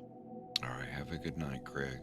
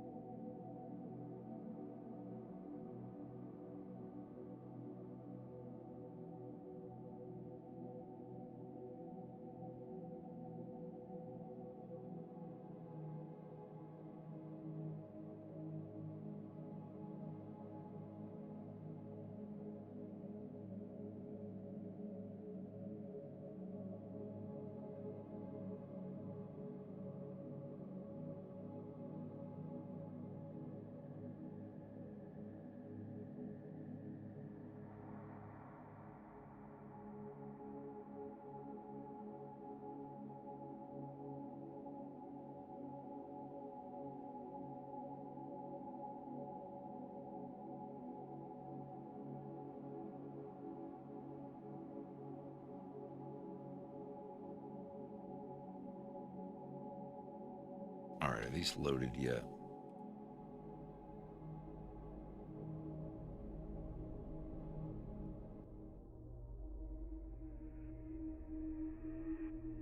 And here we are. We're the princes of the uterus. I mean, universe. We are princes of the uterus.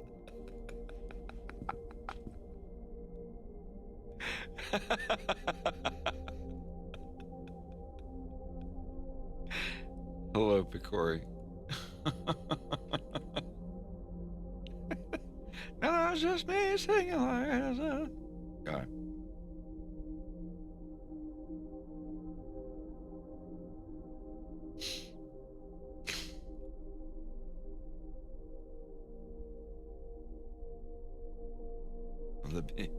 Born to be kings, princes of the universe, fighting and free.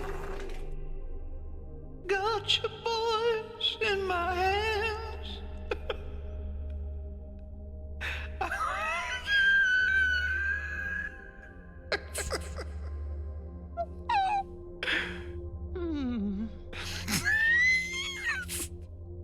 Jesus Christ.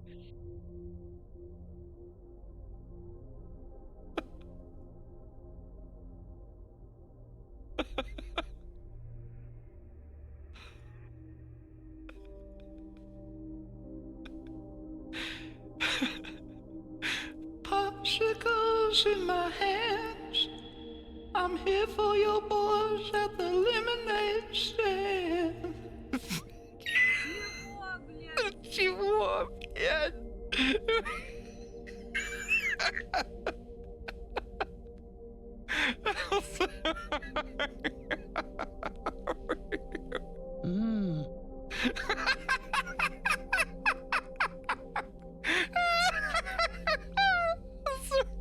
Yes, I have a Herbert button. I wish you didn't.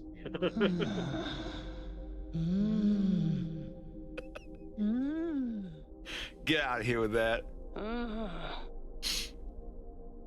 Oh, God.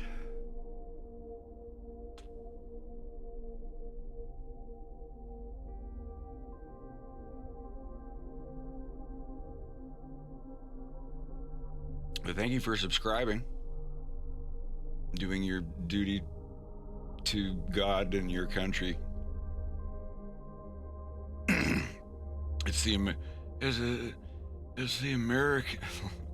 My fellow Americans, thank you so much for subscribing. Oh boy. You know the thing, man. It's for Fox in Space, man. A Fox in Space. What a show. The best animated series about space foxes. Have you heard of it? I have. It's got Fox McCloud, Peppy, Rob 64, he does this little beep beep boop. Location confirmed, sending supplies. The rest of the gang, the really great guys, trust me, I know them personally. Wait a minute. Why is a fox in space? What's he doing out there? We gotta bring him back to Earth, cause that's where he lives, Jack. And that's what we gotta do for every fox in America. We gotta bring him back to the film focus of the backdoor chicken camp. That's what Corn Pop said. And when Corn Pop's in the cockpit, you porn cock to, you can't pop the, you know the thing, man. Every day I see them out there fighting the good fight, making Corneria great again.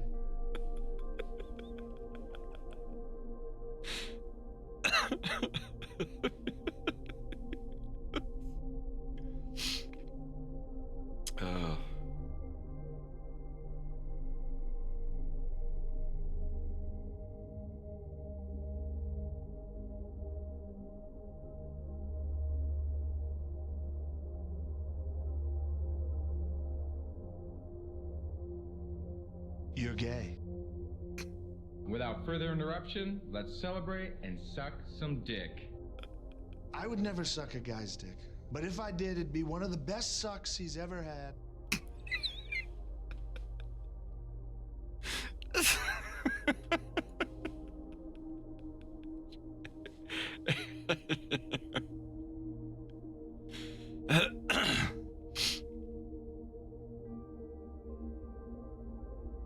Hello.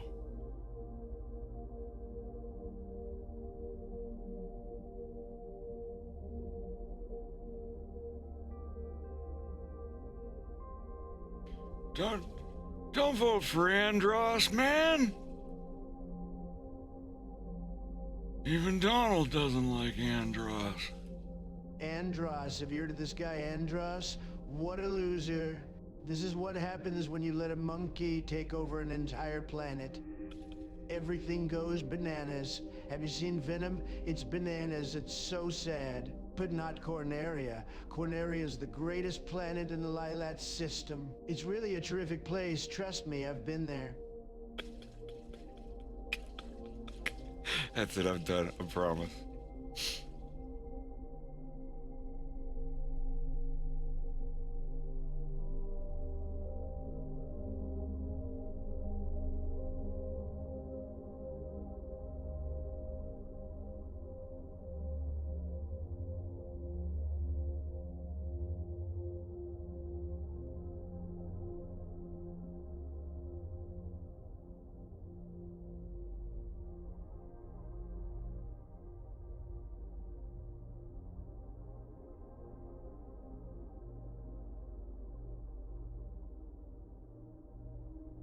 What was this one?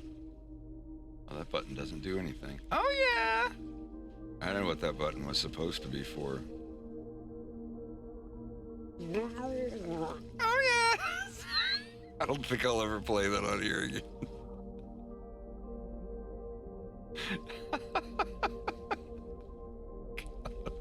That was terrifying.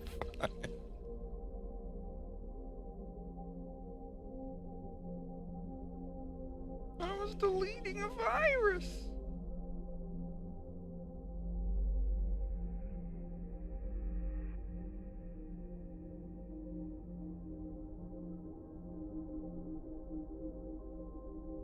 It is the audio behind the credit roll for the short on YouTube called Murder Charles.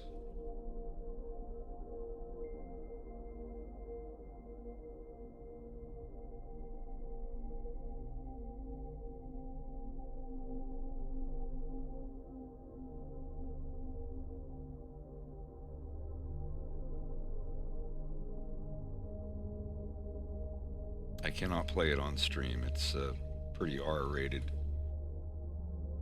No, I mean, it's implying what's going on, and then there's just a bunch of guac, guac, guac, guac. Oh, yeah!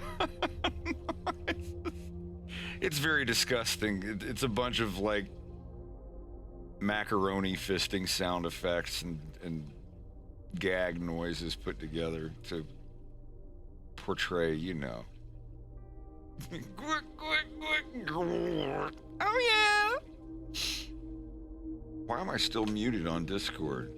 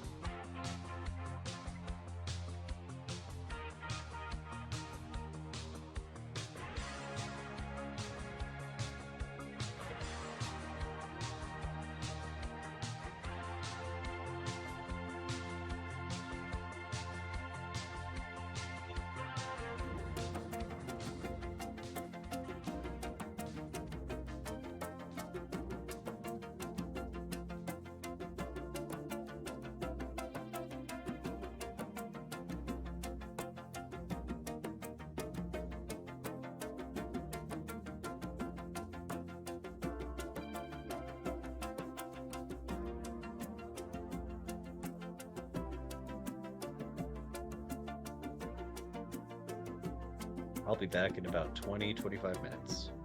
All right, I'll be here. For sure. I'll see you soon.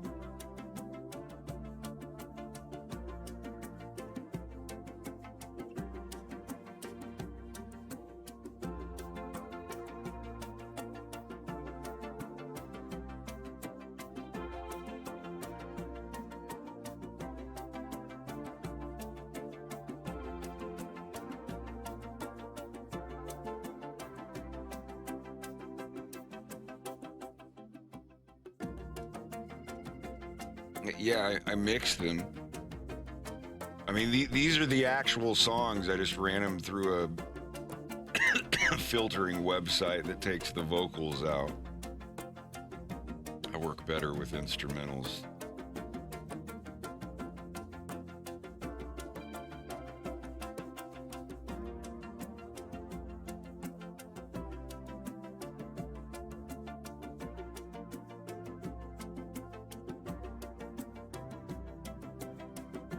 Raise and lower the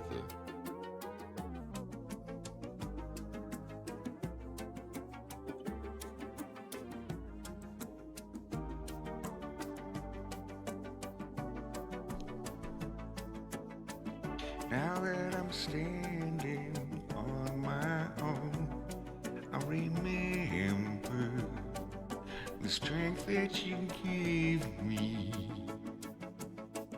I remember. I don't remember this song. I remember. It's a cool song. Yeah, that too. Oh God, I couldn't imagine reading and listening to vocal music.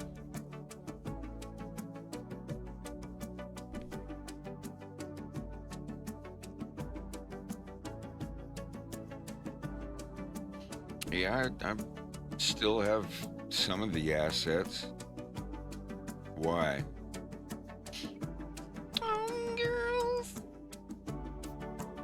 Oh, boys. They just wanna have fun. Oh, boys. That's all they really want.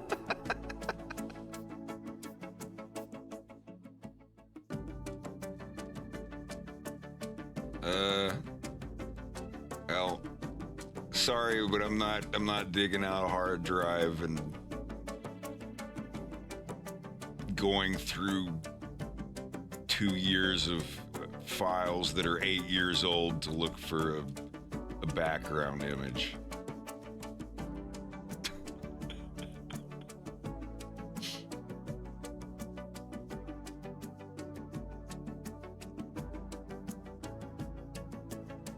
Let me take a quick look. I might have something. What was the name of the Vegas file? No, let's see. I want to see if I can look this up.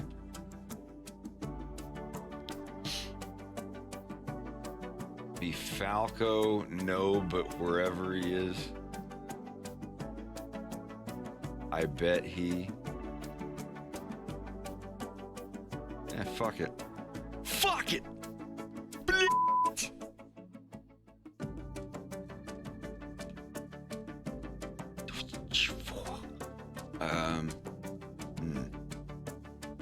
Hey, hey.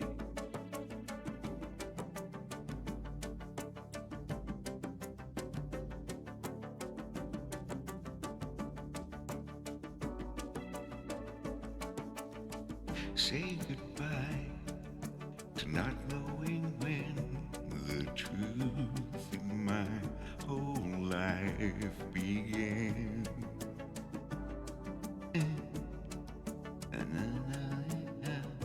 To cry, you taught me that.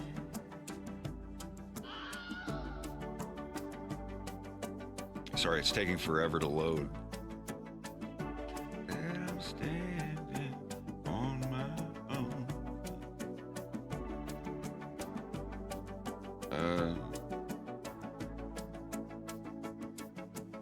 Well, shit.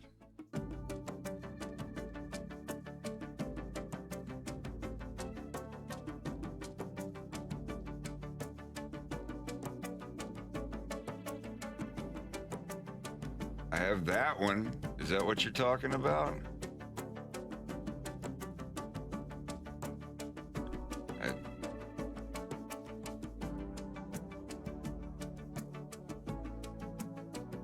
I'm not sure if...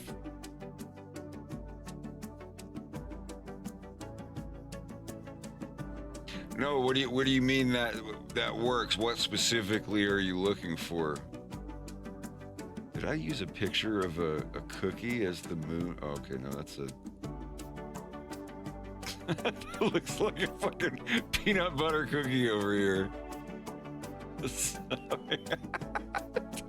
It do!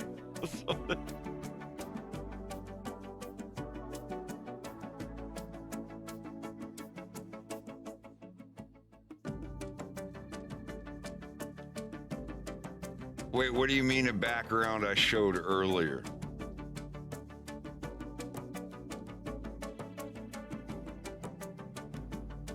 Is this not the exact desert scene at the end of episode 1?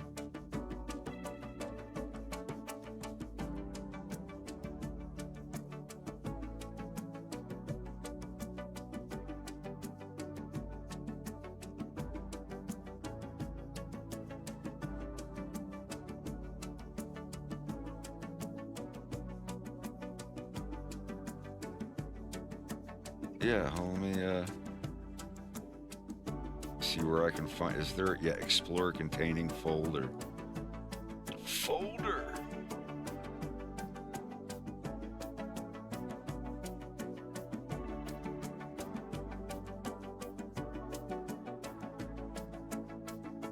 I have all the raw frames for this scene too.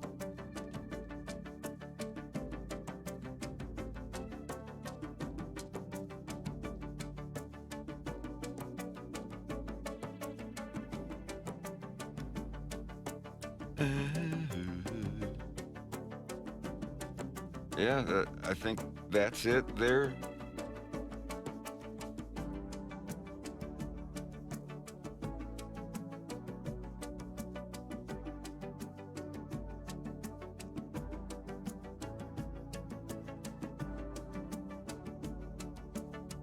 God damn it. Is it with that? God, he delete all the question mark stuff at the end of it.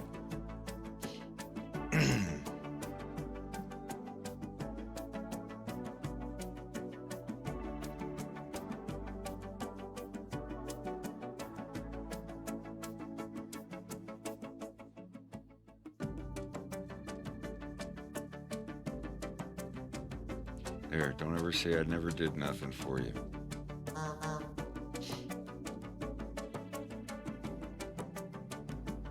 Get over how much that looks like a peanut butter cookie. I want a peanut butter cookie now. I want to make a doo-wop. Wet a peanut butter cookie and smear it on a honey bun. Penitentiary delicacy.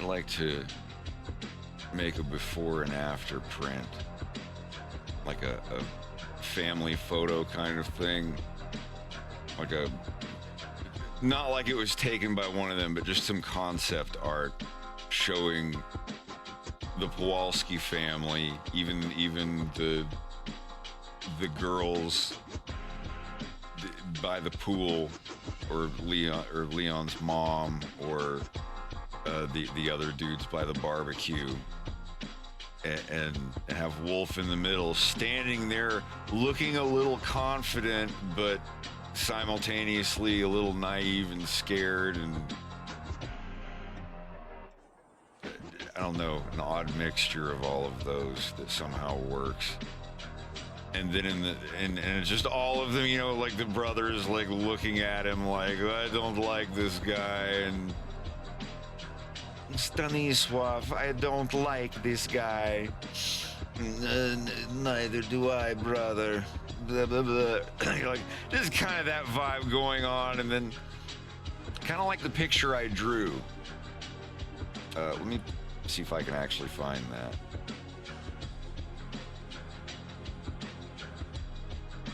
Most of my artwork is just inside Blender now.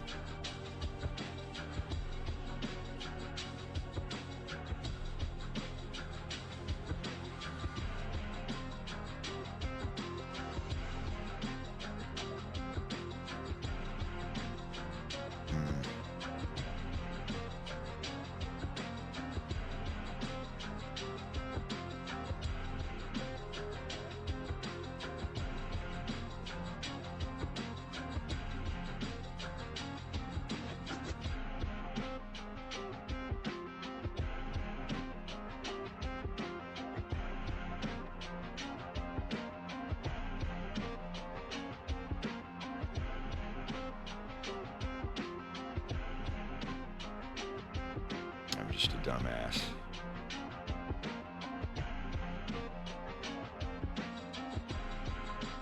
Something similar to this, but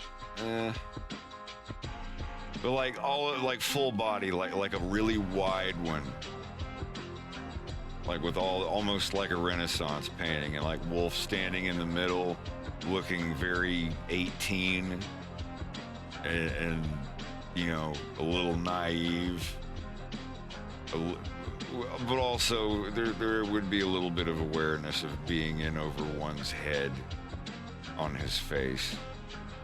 But then I want to draw another one and have it be 10 years later Wolf around all of the same people. And they're complete, like they're all 10 years older, and they all have like it's him standing in the exact same place, kind of in the same position, but he has better posture, he's a better dude, and he looks very, very confident in himself, and all of the other lizard people and everyone else around him that's part of his group, maybe even Leon and Pigma will be there, and like everybody's kind of, you know, just, or maybe it is just the same people, and everyone's just kind of chilling and looking like they're comfortable, rather than who's the new guy kind of painted on all their faces. So it wouldn't be a continuation of this picture, but I just drew this as just some promo art of, you know, like Wolf looking like he's in it now. Kind of also a nod to the promo art for episode 1 that became the thumbnail for it. But yeah, this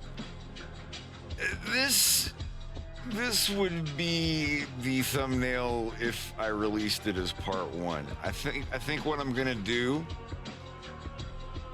is I'm gonna release part 1 when it's done, and then when part 2 is released, I will delete the video for part 1 Like, oh, the views. I don't fucking care. I make like $80 a month from YouTube on ads. It's nothing. I will delete that video. Views be damned. And then re-upload episode 1, but with the intermission, and then episode 2 added to the end of it. Or I mean, like part 1, the intermission, and then part 2 of the episode, not episode. You know, like episode 3, part 1 will be uploaded,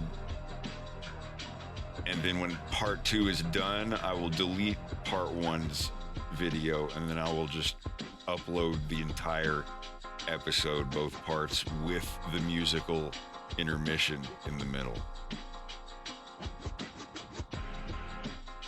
And then because I want to release the first half, but when the second half is uploaded, I don't want them to be watched separately.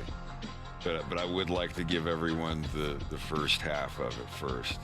And I may not. I may just stick it out and release it all as one, like I did this time with episode 2.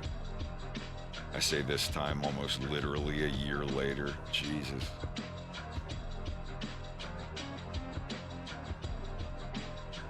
Yeah, I still have to go back through on Stanisław and give him his sleeve. When you do the concept art, it's like, wow, this looks so cool, and then you realize you just added a few thousand hours of work to a character's, design. It's not that bad.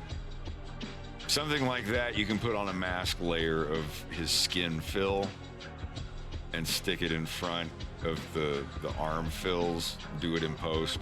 Like, I'm animating him without them right now, and then later on I'm going to add a masked layer that follows the skin fill of his body, and then just slide the fucking tattoo around where it needs to go.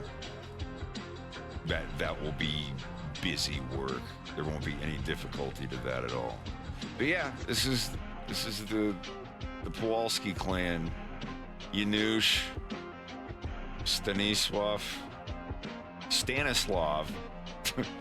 Pyotr, and Leon. Leon!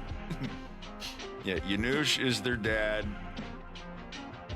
These two are brothers. This guy is their half-brother. He's from a different mom. This is Nikolai. He is not a Kowalski, but he is a friend of the family. He's one of the buttons on Janusz's speed dialer phone.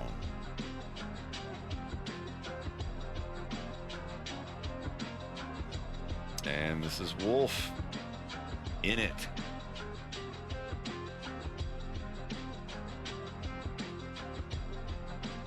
He just doesn't blend in. Well, of course not. He's not a chameleon.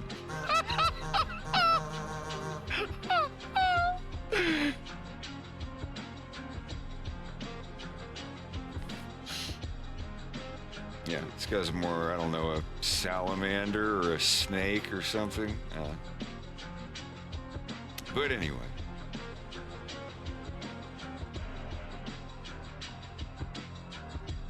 Yeah, because they have those, picture of Marine when joining versus when coming back from his tour, and it's like the fresh baby-faced Marine guys that just joined the Marines, and they get their picture taken, and then they have a picture of them like after serving a few years, and it's like the exact same person, but they have like this very toned, confident, very slight, like dragging the confidence slider up on a character creator.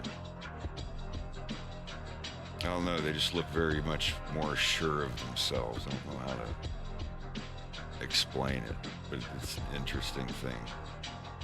I forget where it is. If I find it one day, I'll link it.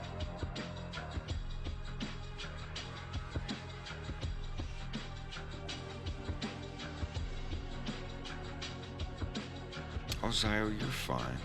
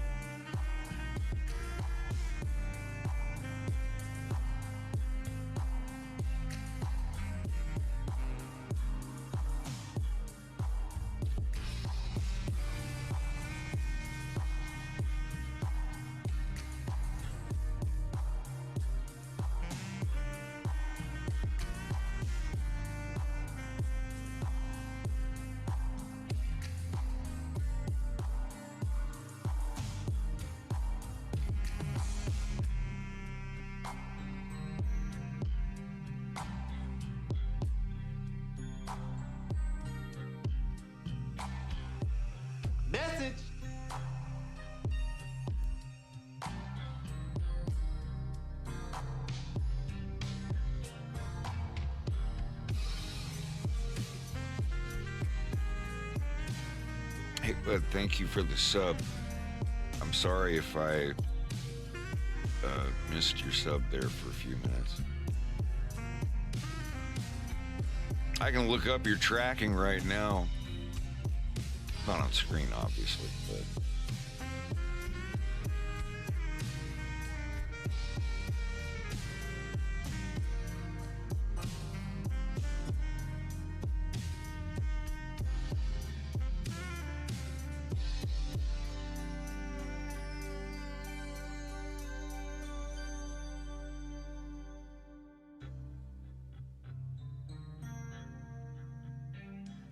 says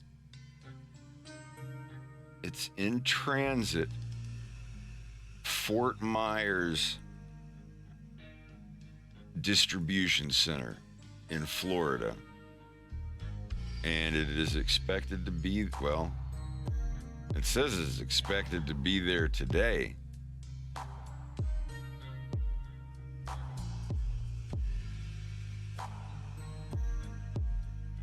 Don't worry, I won't dox you. But yeah, it says expected delivery February 26th by 8 p.m. But it's not out for delivery. It's probably late. They're probably going to bring it to you tomorrow.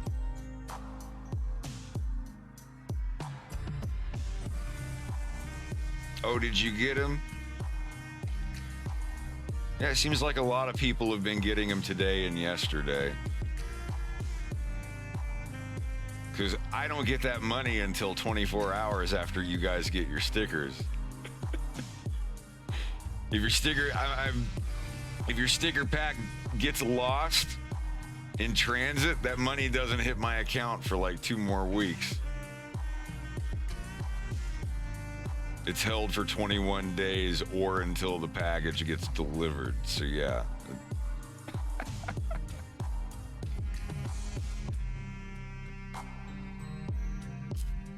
Awesome. Well, I hope they look good. So if y'all got yours today, I'll get your money tomorrow. I'm a new seller. That's the account, the business account that I made for the sticker packs. It's a new account. So when all of that money hit my account on those first couple days, they just locked it. Like the first several hundred came through and then it just locked. And it's like you can keep getting these orders, but you're new, so we're gonna hold this for 30 days. To give your it was just assuming that I was a scammer and I had just gotten that many different, I'd gotten 103 different accounts sending my account money all at once with no prior activity. Yeah, but no, like I'm fine with them doing that, and they're like, you can speed this process up by adding a tracking number to everything in 24 hours. Like once they get their package, they have 24 hours to be like, oh, it's bullshit, whatever, or whatever. And yeah, it's very, very, very easy for a seller to get fucked on PayPal, especially if it's digital art. I was thinking about selling prints, but I'm gonna have to get them done through some very, very high quality place before I would sell prints.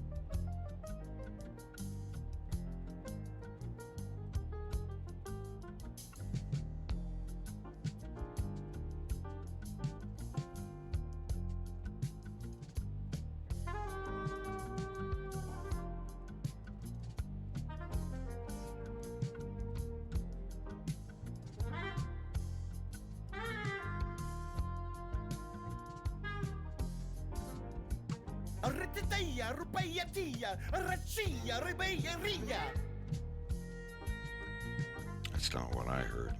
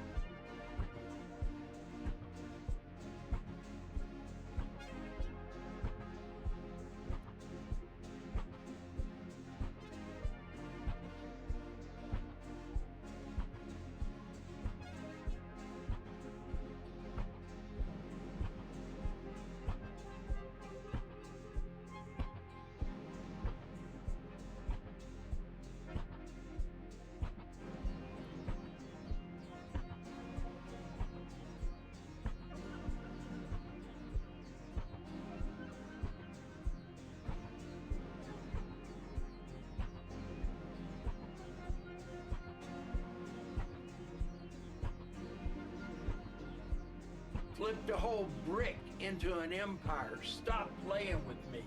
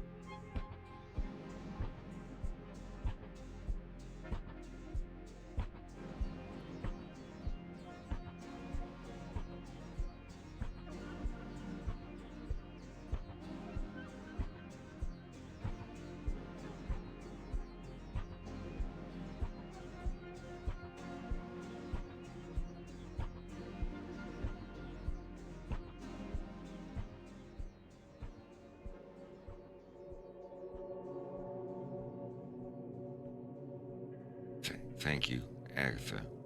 Appreciate it. Sorry, I just caught that now.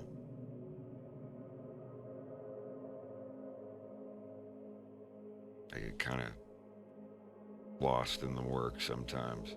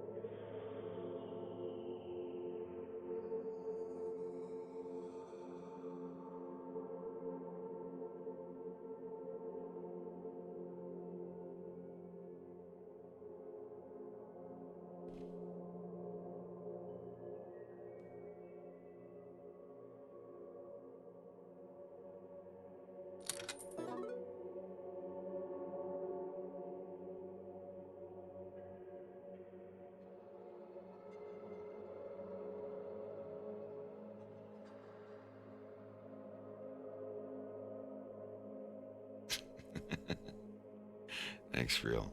I hope so too.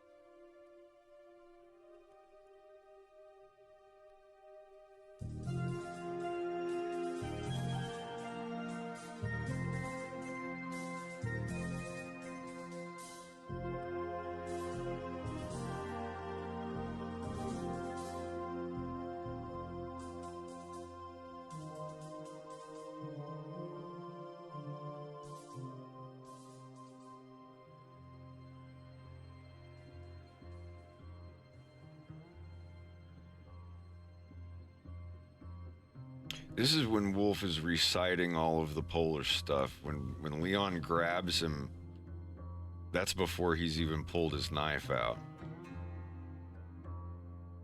This is when Wolf is going for Plan V.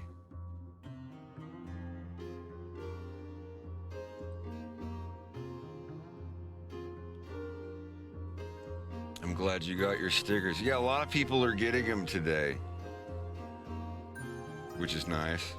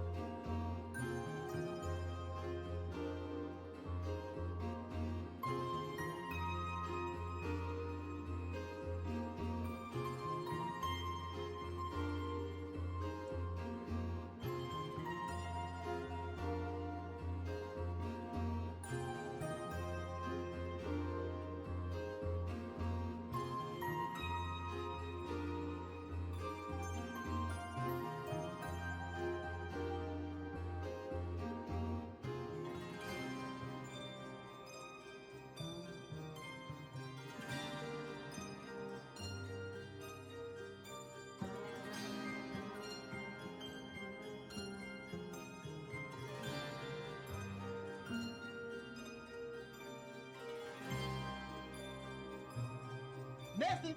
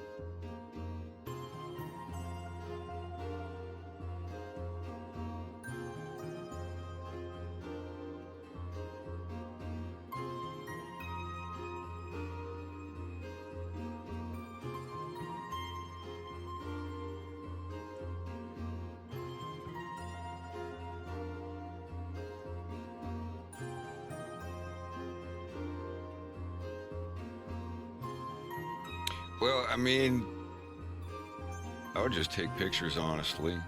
Yeah.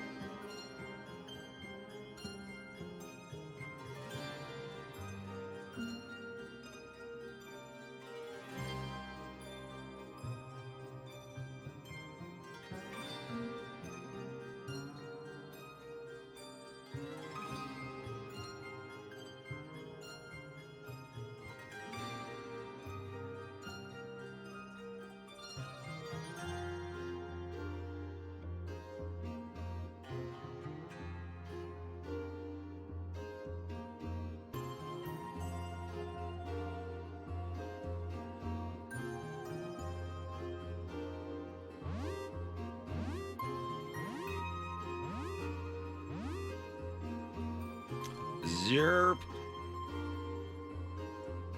Bliskoy and friends, welcome. Hello, how are you doing?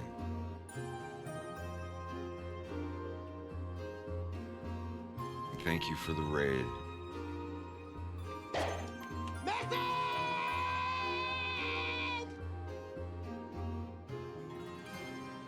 I just went over the entire script for episode 3 about half an hour ago.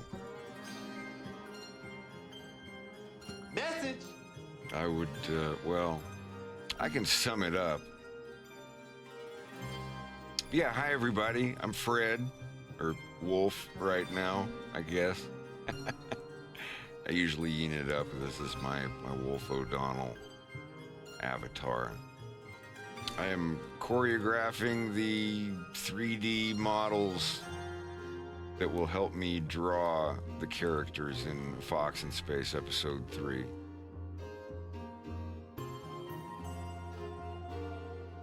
So what's happening here? I'll just briefly sum it up. Wolf drops off the... If you haven't watched episode 2 yet, these are big spoilers for episode 2.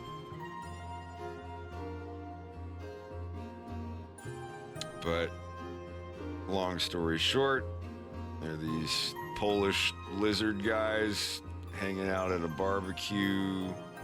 Wolf lands the ship. This one lizard guy walks over and Wolf's climbing out of the ship. He gives him the keys to the ship. This is the ship that Wolf flies away with in episode 2. And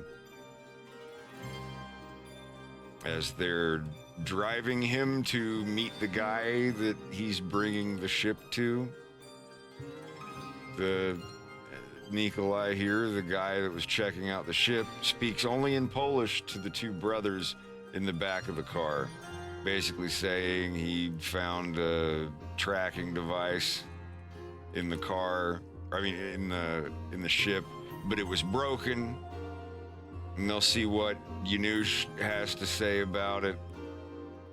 And Wolf's just like, hey, you guys know where we're going? Can somebody tell me?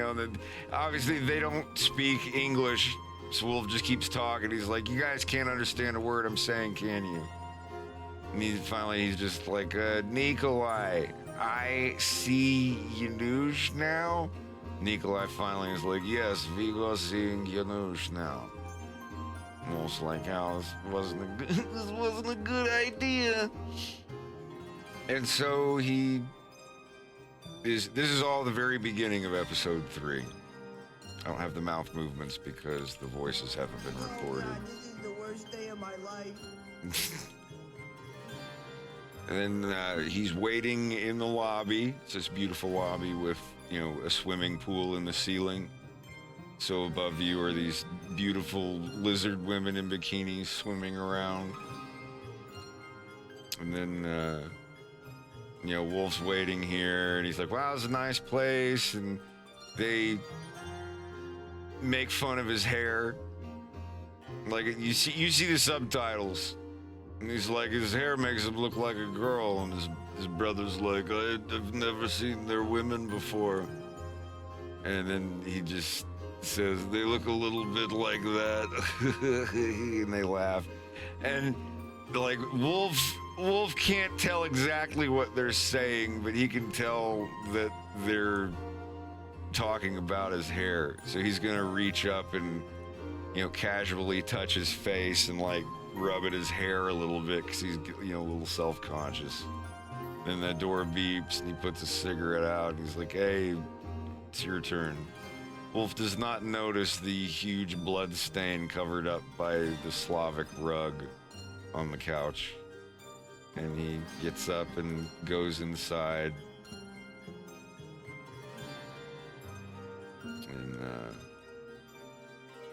And that's the part we're on now.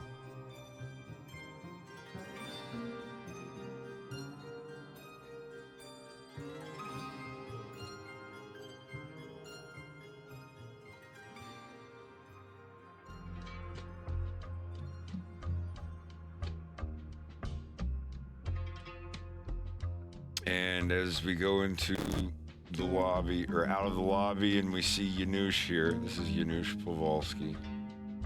He will be watching on TV the only I have the brains to rule Lilat speech that Andros is giving. So this kind of implies that this is happening while James and Peppy are in the bar car of the train in episode 2.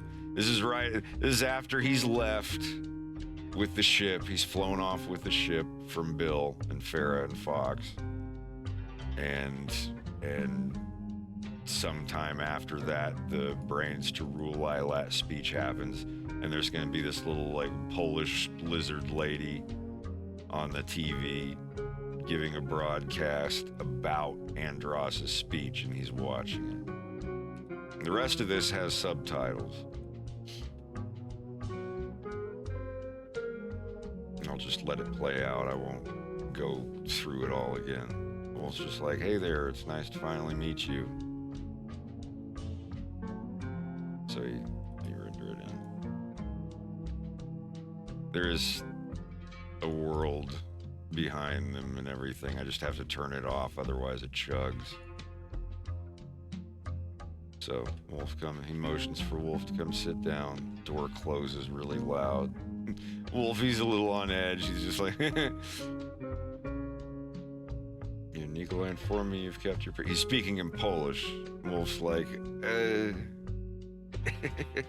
I can't, he's like, you can't understand a word I'm saying, can you?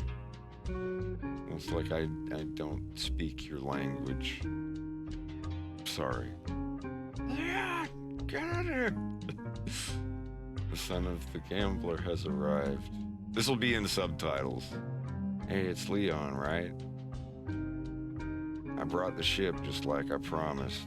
Nikolai already. Stolen ship is paying debt? For Carol O'Donnell? Yeah, the money my dad owes you. He, doesn't know I'm here. And he looks at his dad and he's like, his father doesn't know it. He's translating. Leon translates for both of them. Nikolai informed mnie, że znowu nadajnik nie budете. Widziałeś o nim. Did you know track device was in ship? Yes, I crushed it as I was leaving Corneria. He tells his dad he destroyed it when he was on Corneria. Janusz says it was destroyed when Nikolai found it. Maybe you destroyed it after you landed on Fortuna. Like, how do I know you're not lying to her? How do I know you're telling the truth? Device broken when he finding it, but maybe you break when landing to Fortuna. How he know you telling truth? Wolf's very quiet. He's like, sir, I came here to pay my father's debt and to ask you for a job. This next part's not fully colored yet. I was careful. No one in the entire Lilat system knows I'm here except for you.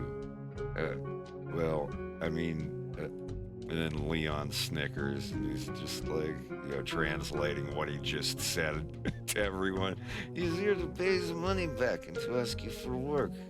He was cautious, and no one knows he's here except us. And That's, you know, Wolf's face is just like, oh, jeez. Oh, God works. And now it's the worst day of your life. And that's this part here. I'll be glad when all the voices are done and I have to go back and do all of these scenes and all of the body work is done. It's just animating mouths. This is where, you know, you helped your father by paying off his debt. But regarding this transmitter, I can't just believe you. I can't afford to leave any traces behind. And you, my boy, leave a very clear trail. Oh, excuse me, behind you. You translate, you do good for father because you pay his debt with ship. But we cannot trust you. He cannot allow you to leave. Like, are you telling him exactly what I'm saying? It says, like, don't resist, it will hurt much less. He's like, no, wait, please, wait. He's like, please, wait. I have to say something to you. I have a paper in my coat pocket that I would like to read to you, Mr. Kowalski. Please, oh, please let me read it, please. Proszę. Leon translates. He wants to read you something on a piece of paper. And then, I'm glad you like him, dude. And this is, and, you know, it cuts, you know, he's like, please let me read it to you. And he wants to read you something on a piece of paper. And then Yanush is just, you know, like waves him. He's like, fine, thank you. Or Wolf is like, thank you. He turned the grease pencils off here because they're not really done. Wolf's like, thank you. He pulls it out of his pocket. Leon looks at it. Do it. He pokes him with a knife. Wolf swallows and he's like, jestem tu dzisiaj, aby spłacić dług mojego ojca. Ale co ważniejsze, aby znaleźć pracę.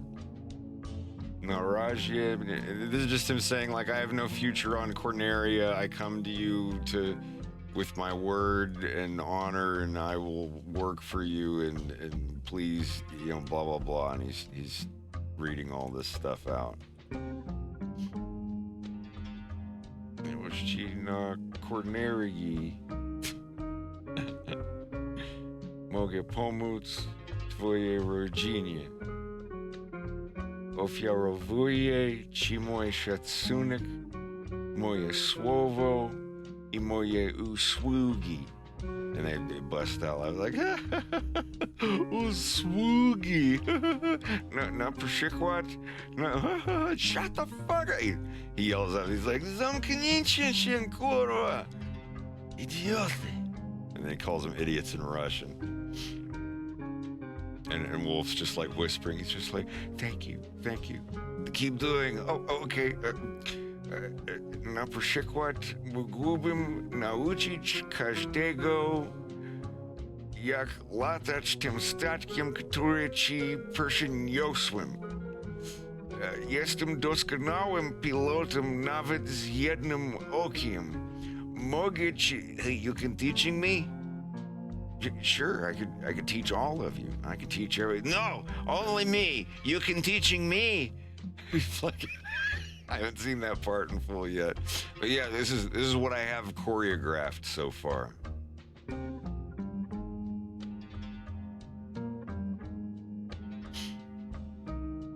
I will be selling 100 more sticker packs, but I'm waiting for a few weeks until the Reese campaign is over. I don't want to sell two things at the same time.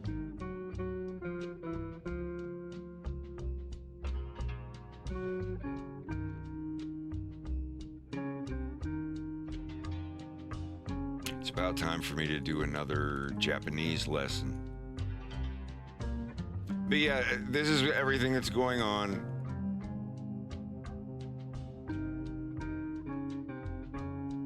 real lucky. I hope that explains everything so far. But anyway, he convinces him. He's like, all right, I'll let you. You could stay here. You're not allowed to leave. You could stay here. Teach my son how to fly that thing. And Wolf and Leon eventually leave the room. And Star Wolf begins. It even plays a little ditty. Very faint in the background, like a...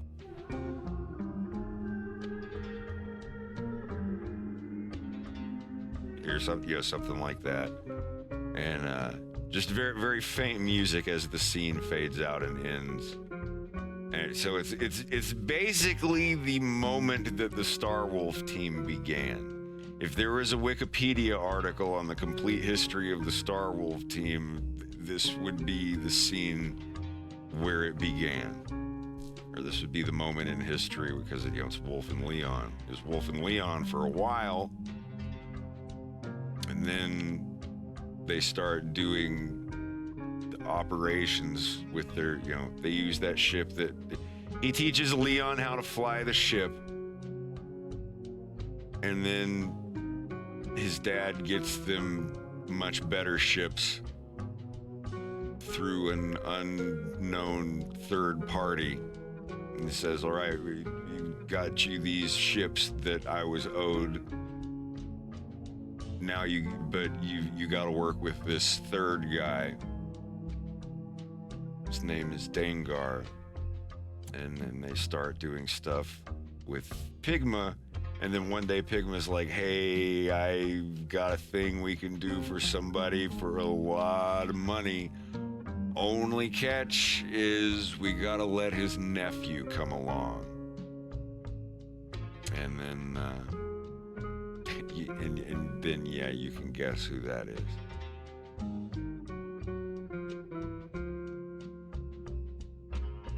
Yeah, the first half of episode 3 is basically what happens to Wolf, what happens to Farah, what happens to Bill, what happens to young Fox when he finds out his dad, he'll never see his dad again. It's wild. I'd love for it to be an hour long, but I don't want to spend, 6 fucking years making an hour-long cartoon.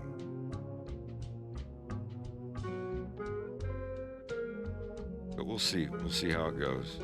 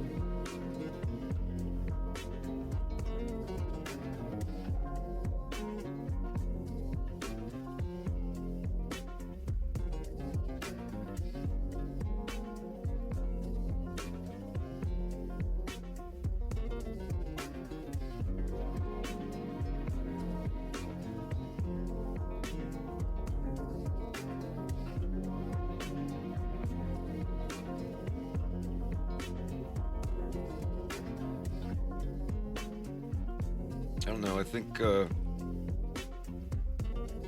they get real lore heavy with Metroid and Zelda, but everything else is just like a TV show for babies.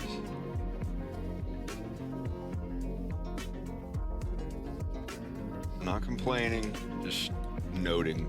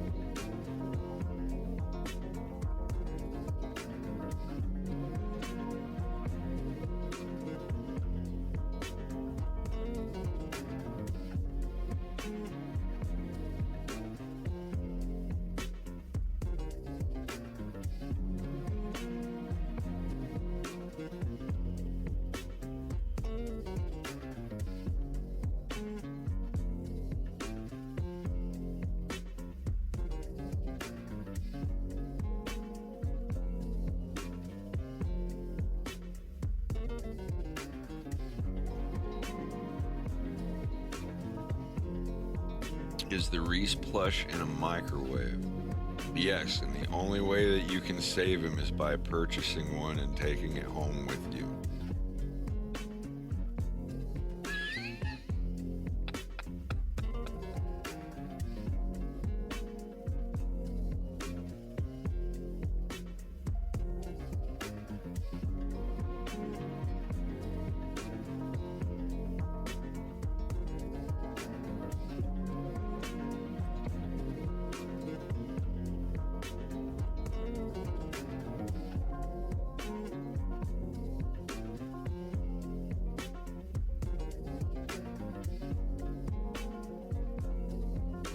Ass bitch? Ass bitch is what I must allow?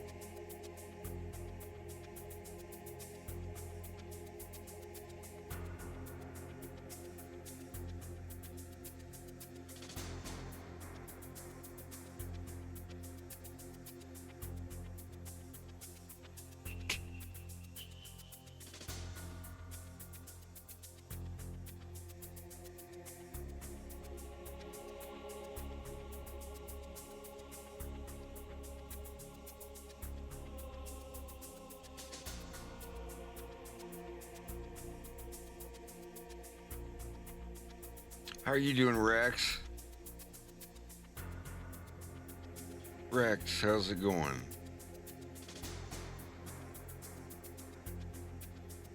Rex isn't here, man.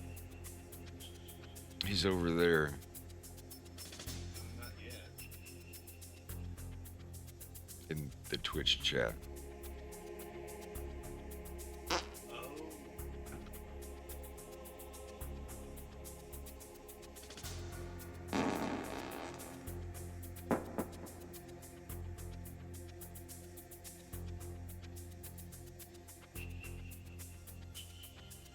Over there.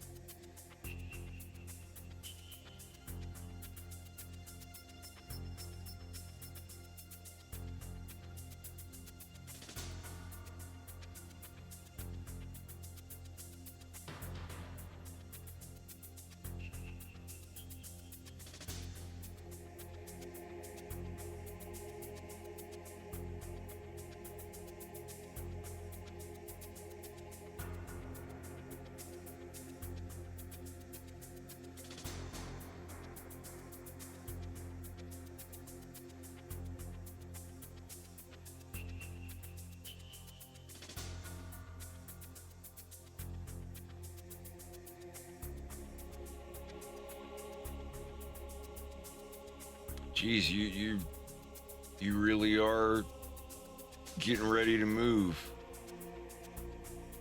How many nights are you staying?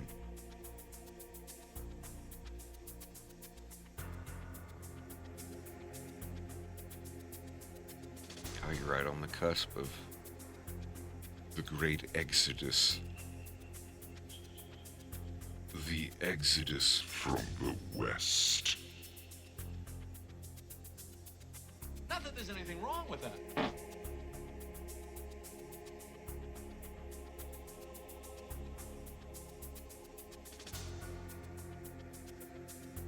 So yeah, you better damn well be at a airport.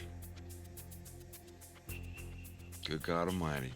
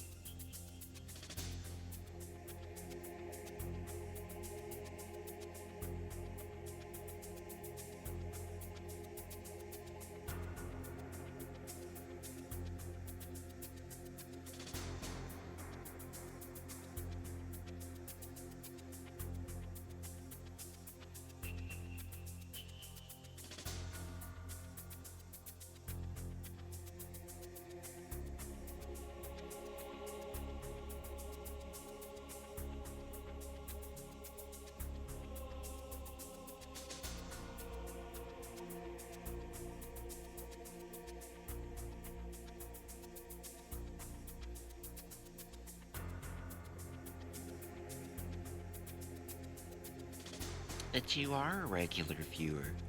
You have been all along. I was in you all along. All you had to do was believe.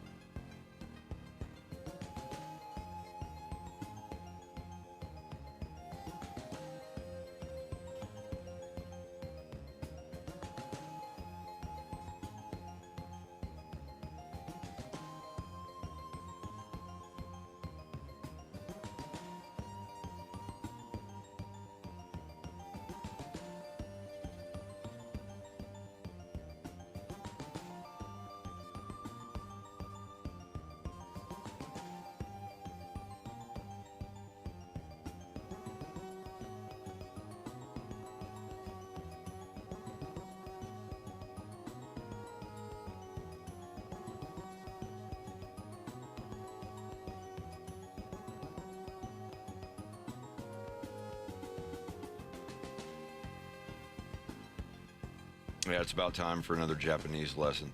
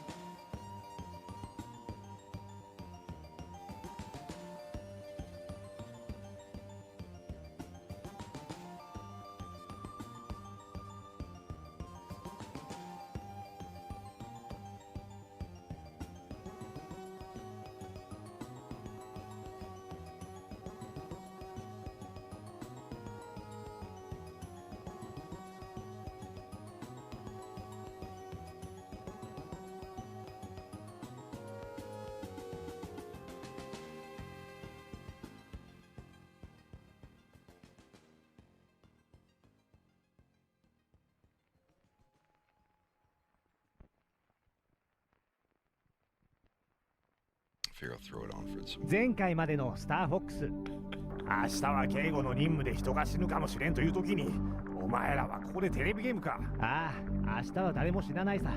そうだ、フォックスの言う通りだぜ、ベッピー。要するにフィチナの警備だろ。何が起きるってんだ。おや、フォックスマクラウドじゃないか。私を撃ち落とせるならやってみろ。久しぶりよな、ベッピー。尻尾を巻いて逃げるがいい。おじさんを怒らせたくないだろ。ああ、会いたくなかった顔だ、スターウルフ。この私が。仲間は全員退散したぞ、ウルフ。俺に撃たせるな。ああ、ちくしょう。スターフォックスを潰さなければ俺たちはアンドルフに喧嘩を売ることになる。フォックスマクラウドが4日後に行く場所を知ってるぞ。一人きりだ。学校で部屋が一緒だった頃にあいつは砂漠にある古い慰霊碑のことを話してた。毎年同じ日にそこに行くとそれが今週末なんだ。それは本当か。なんだあれは。手を挙げろ、フォックスマクラウド。降りてこい、ゆっくりだ。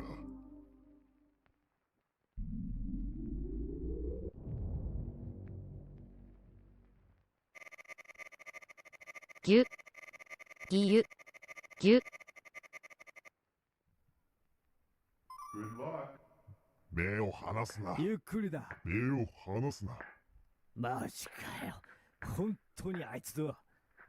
歩くんだ、マクラウド。ようガキ、俺を覚えてるか？一番のファンだぜ。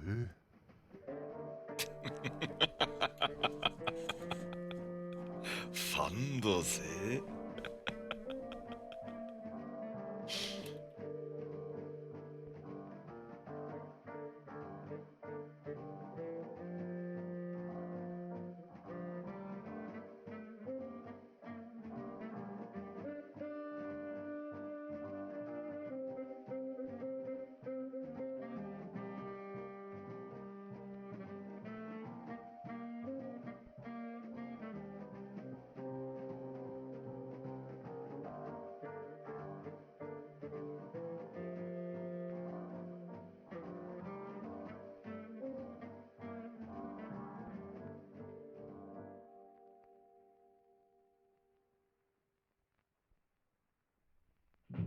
コーネリア・ベノム条約に基づいて第三者機関による仲裁を要求する。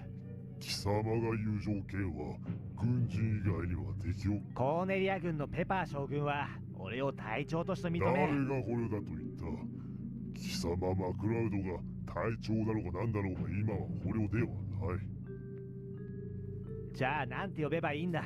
拉致監禁か？こいつは普通の交流ってやつだよ。だからお前のブーツを脱がしてベルトもシャツも取り上げたんだ。首をくくると思ってるのか？いや、くくった方がいいのか？何をする気だ？おいおい、こいつは安全のためだろう。おう、棒には触るなよ。安全？俺は慰霊碑に向かう途中だったんだ。追悼のために翼は閉じて武器も装備してない。どうして俺を撃ったんだ？こんなことは初めてだ。そうだな、ちょいと事情が変わったんだ。こいつらは藁にもすがりたいらしくてな。どこに連れて行く気だ？ああ、俺もちょうど話そうと思ってたんだ。俺たちはそうだな。我々は貴様をアンドルフ様のもとに連れて行く。アンドルフ？お前ら、まさか。なぜだか貴様に敬意を示しているようだ。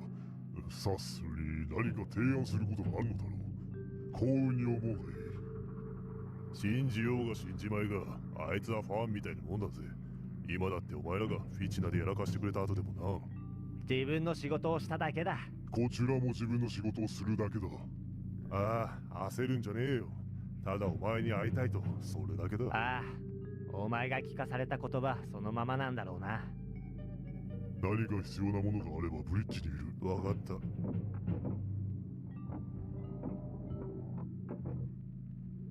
よし、邪魔者がいなくなって危険のを待ってたんだ。これで気が晴れるぜ。その足を見せてくれるか？お前本気か？ああ、わかるだろう。みんなが話して噂が流れてる。純粋に気になるんだ。足は機械じゃないというだけじゃ信じられないのか？そりゃあ信じてやりたいが一度でいいから見せてくれねえか？確認のためによ。わかった。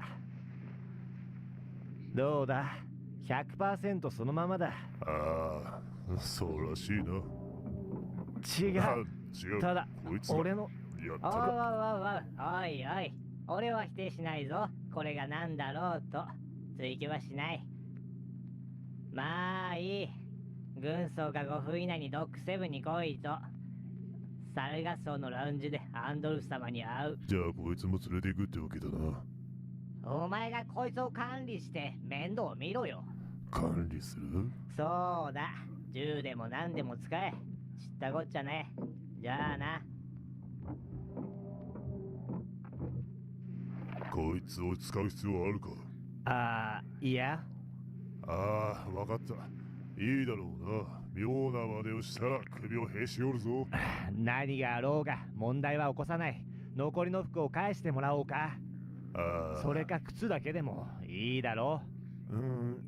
いいが、だからパペトゥーンまで戻らなきゃならねえな。まさかお前。ああ、俺はきちんとカーゴベイの隅にしまっておいたんだがよ。PC とウィーバーが離陸する前に全部投げちまった。そんな幼稚すぎる。そうだな。あ、足元には気をつけた方がいいぜ。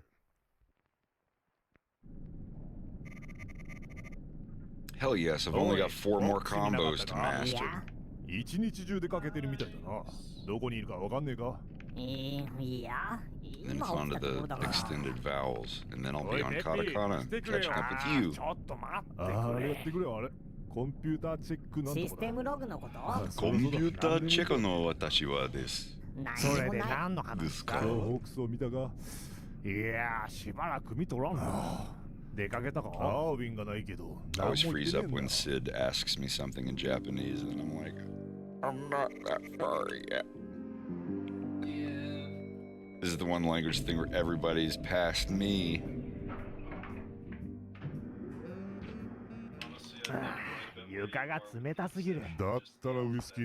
Speak up, I can't hear you. You're getting farther away. そりゃ可愛らしい。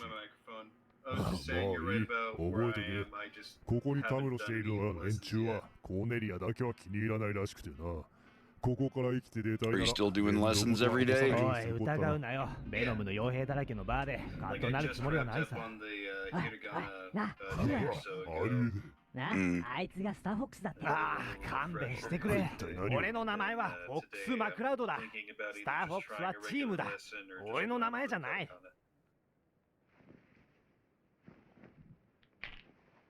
ああ、何にも問題はねえ。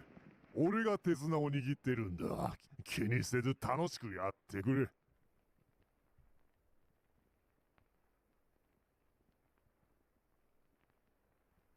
お前、キツネ野郎と友達だったよな。知らないよ。一体何考えてやがんだ。ここから出たいな。いや、俺は本気だ。これが続くのか。どいつもこいつも名前を覚えようとしないのが俺は。なんだ、いや、何か用事でも？ああ、大丈夫だ。取り込み中とかそういうわけじゃ。それは、お前、本当にスターフォックスか？ああ、そうだよ。勝手にしろ。そうか。他に何か見落としてることはあるか？大急ぎで大金の確認をするよ。ああ、やれよ。何もない。どこかに行くようなことは言っとらんかったな。本当か？ああ、何にも思い出せん。だが、物覚えがここのところ。うわ落ち着け、スリッピー。慰霊碑。慰霊碑？ああ、そうだ、今日だったのか。それはそいつのためにフォックスは毎年出かけるんだ。パペトゥーンにいる。それだけだ。ああ、通信しても一向に返事が返ってこんかな。スリッピー、アーウィンのシステムロゴを出してくれ。ちょうど30分前にもやったよ。他には何も。じゃあもう一度確認してくれ。こいつは大変だ。ワルコ、お前が先に行ってるぜ、おっさん。スリッピー、アーウィンを準備してくれ。わかったよ。ウルフ、なあ、アカデミーにいた頃から俺たちの間に敵対心のようなものがあったことは気づいている。ちゃんと分かってるんだ。でもお前が手を貸すなんて考えたこともなかった。俺と連れから大金を巻き上げてくれたってんだぜ。身に覚えがないとは言わせねえ。それで俺をアンドルフと顔を突き合わせるために引き渡そうと思ったのか。本気かよ。おい、俺に切れるんじゃねえ。とにかく俺がいるからお前は手錠で繋がれてないわけだ。ああ、すごく感謝してるよ。こんなにくつろがせてもらって。あいつは俺を殺そうとしている気がするんだ。まあそうだとすればお前がここにいることはないだろうな。俺はフィチナで起きたことについて話したいだけなんだと思うぜ。よし、来るぞ、笑顔だ。あいつがアンドルフ。フォックス・マクラウド、歓迎できず申し訳ない。とても嬉しいよ。ついに会えて。いや、こちらこそ本当に嬉しいよ。いいか、何か話したいことがあるんならカーペットの敷かれた場所に連れて行ってくれないか。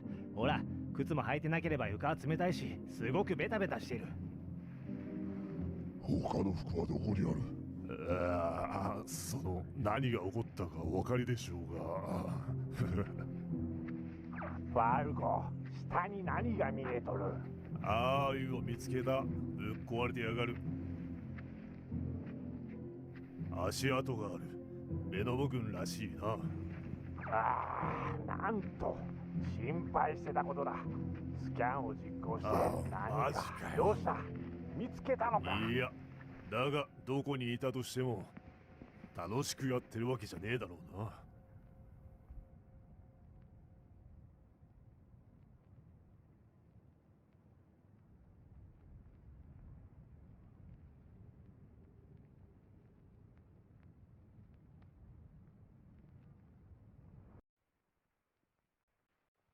のスタ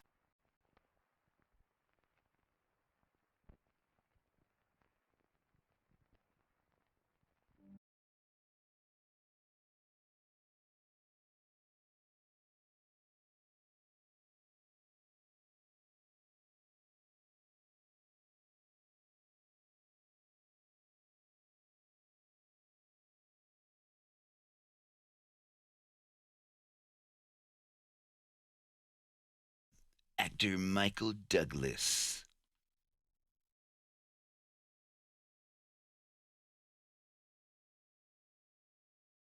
Gay Egyptian Hotep, Michael Douglas.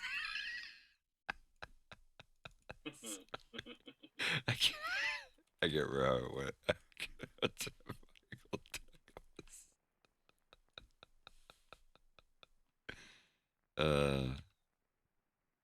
God almighty.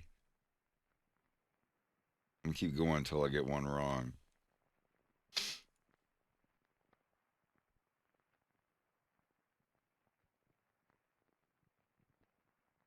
Previamente en Un Zorro en el Espacio. Pepi, Jaime, ¿cuánto sin verte? Me alegro de verte en buena onda, señor. Como ya sabéis, ya hace 2 años desde que Andros fue expatriado. Vivirá el resto de sus días en Venomia, muy lejos de aquí. ¿Estás seguro de que eso es la mejor estrategia? Francamente, fue la mejor decisión y la más segura políticamente. Pero ahora la situación se está saliendo de control. Necesitamos tu ayuda. Hay un límite en lo que puedo hacer, señor. Ya no soy el mariscal. ¿De verdad crees que eso importa? Con todo el debido respeto, no tengo jurisdicción en... No se te olvide lo que ocurrió en Titania, Jaime. Tú me debes uno y te necesito ya. Message.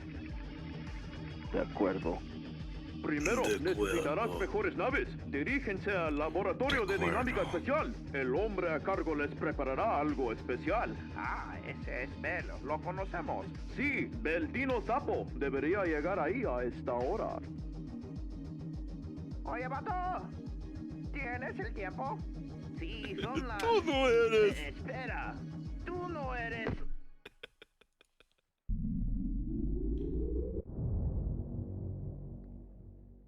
Episodio 2. Arreglando un hoyo. I'm new to the double consonant stuff, but I mean, it's pretty simple. ¿De qué se trata esto? Cállate, vaquero. Nosotros haremos las preguntas aquí. Dicen que Dinámica Espacial tiene una nueva nave en camino. ¿Puedes ser un poco más específico? Tenemos varias naves nuevas. El Arwing. Oh, quieren saber del Arwing. Más se vale que nos digas todo lo que sabes, ¿comprende? O si no, ¿qué? Oh. Relentis, I don't know Katakana yet. I'm about a week away from starting Katakana, maybe a few days. Lo encontramos. ¿Lo encontraron? ¿Envío de suministros para Rob 64? ¿Tú eres Rob? Afirmativo, pero mis registros no indican que hay un envío para... No, oye. No metan a Rob en esto. Pues empieza a hablar. Ya basta. Cooperaré. Un zorro en el espacio. Con Jaime de las Nubes. Pepi el Conejo. Y Cerdo Dengar.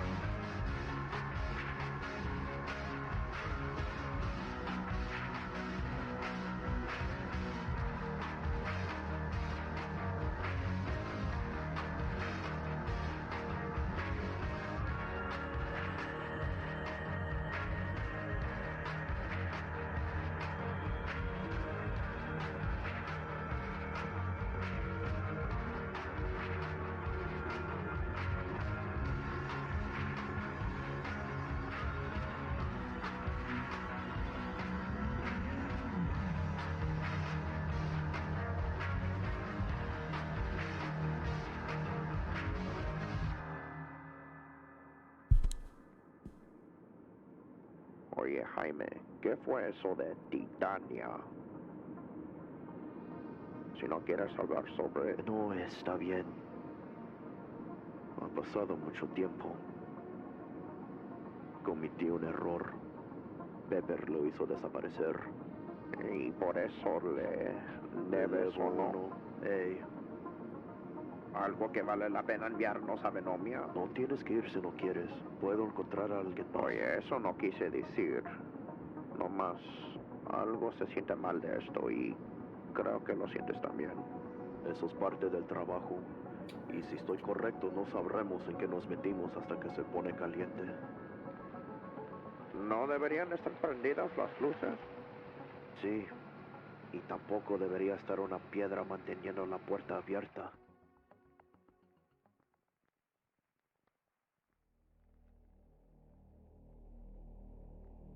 Espera un momento. ¿Qué? ¡No usaste bomba nova! Acabo de limpiar este duche hace media hora. Sí, pero no usaste bomba nova. ¿Qué? Yo gano todo. I used to speak pretty good Spanish. I can speak better Russian than I can Spanish. Lo siento, Farah, pero reconozco una mala idea cuando lo escucho. ¿Y diciéndole a mi padre es una mala idea? Una idea horrible y desastrosa que orina la vida. ¿Porque se postula para ser presidente? Sí. ¿En serio? No es como si ganó, es una persona importante. Tú y yo sabemos que va a ganar sin duda. ¿Es por tu personaje rebelde? ¿Mi qué? No me digas que tienes miedo, que Mira, no te... Farrah, yo no creo que yo soy el tipo justo para ser el novio de la hija del presidente, ¿me entiendes? Y cuando entra en oficina ya sabes que Ni él... lo has conocido en persona, se llevarían bien. Te apuesto que él te va a juntar con un cadete hermoso. ¿Un cadete hermoso? Sí, un cadete hermoso. Un cadete. Ahora ya sé cuál nombre le voy a poner a mi primer nave. No te atreves.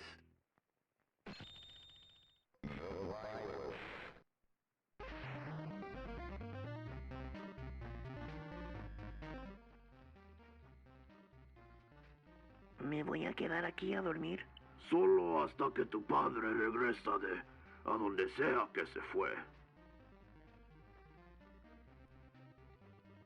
¿A dónde dijo que se fue? No dijo. Una idea horrible y desastrosa que orina la vida. Es desaconsejable. Sabes que te amo, ¿verdad? Me gustaría pensarlo. ¿Cómo se te parece si nos vamos de aquí? Ya ves, ¿por qué no puedes hacer así de amable todo el tiempo?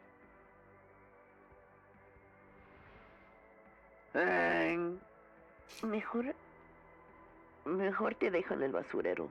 ¡Sí! ¡Llegué a nivel 9! Buen trabajo, Ponte tu sudadera. ¡No he llegado tan lejos! Buen trabajo, zorrito. La violencia. Zorrito. ¿Qué pasa? Es el ¿Por qué siempre zorrito. se tiene que quedar aquí cada vez que su padre se va? ¿Es nivel 9? Sí, esa es la música. Pues es ahora o nunca. Да, это же música. ¿A dónde vas? Solo llevo Farrah a la base, papá. Es que ella tiene entrenamiento este fin de semana. No me juzgues, chamaco. No te miento, papá. Ella tiene cosas militares que hacer. Ya sabes cómo es. Con los ojos pintaditos así. No mames. Ya no se tapó. Esa fue tu culpa, Farrah. Ya, se pueden ir si quieren. ¿Tienes dinero? No, señor. ¿Qué le pasó a los $20 que te di? ¿No te recuerdas? Fui a la peluquería. ¿Te cortaste el cabello? Lo estilaron, papá. No lo cortaron. ¿Cómo se te parece? ¿Te parece que le pagué a una marica $20 para jugar con tus greñas? ¿En serio, papá? ¿Qué? Pues yo no le veo ninguna diferencia. ¿Sabes qué? Olvídalo. Ten, por si lo ocupas. Y llévate el chavito cuando se van. ¿Quieres acompañarlos? Ya mero va a empezar el partido de todos modos. Ok, deja salvo el juego. Ah, pero papá. No empieces. ¿Pero por qué? Ahora tú escúchame y escúchame bien. Si te vas a quedar aquí para escapar la vieja loca que es tu madre, vas a tener que obedecer las reglas. Sí sabes cuáles son las reglas, ¿verdad? Ah, mira esa carita tan preciosa. Farrah, mija, sabes que así se pone cuando no le va a su manera.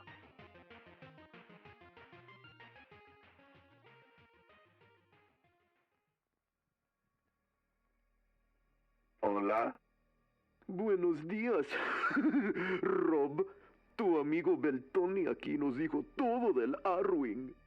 Beltino, no les dijiste sobre el G-Diffuser, ¿verdad? No, Rob. Ese fue tú. Fui yo. Sí, Rob. Dígame. Ay, caramba. ¡Oh! ¡Ay! Oh. Ay, como quiero que te atreves.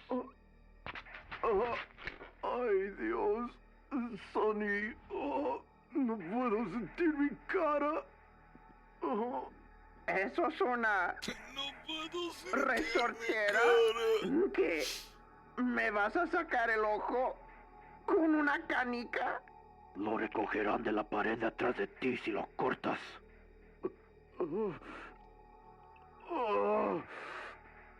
Wait, so the little just does the same thing but to vowels?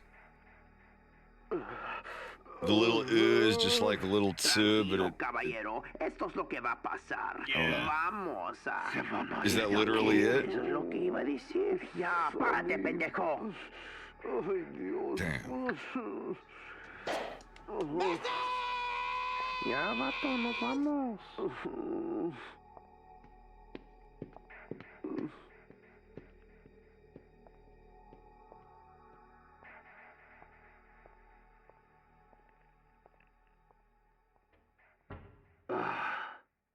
¿Estás bien, Jaime?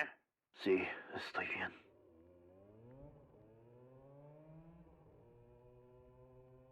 You don't want to hear how I remember the Ho character. Bueno, si no hay más intentos de espionaje corporativo, It's basically the Ma character next to a pole. Mucho tiempo. So it's like when Ma starts dancing with a pole, she's a hoe. I know it sounds stupid as fuck. That's how I remember the hoe character. Because it's Ma pole dancing. It's Ma next to like a lion. It's like, why is Ma next to that pole? Because she a hoe. She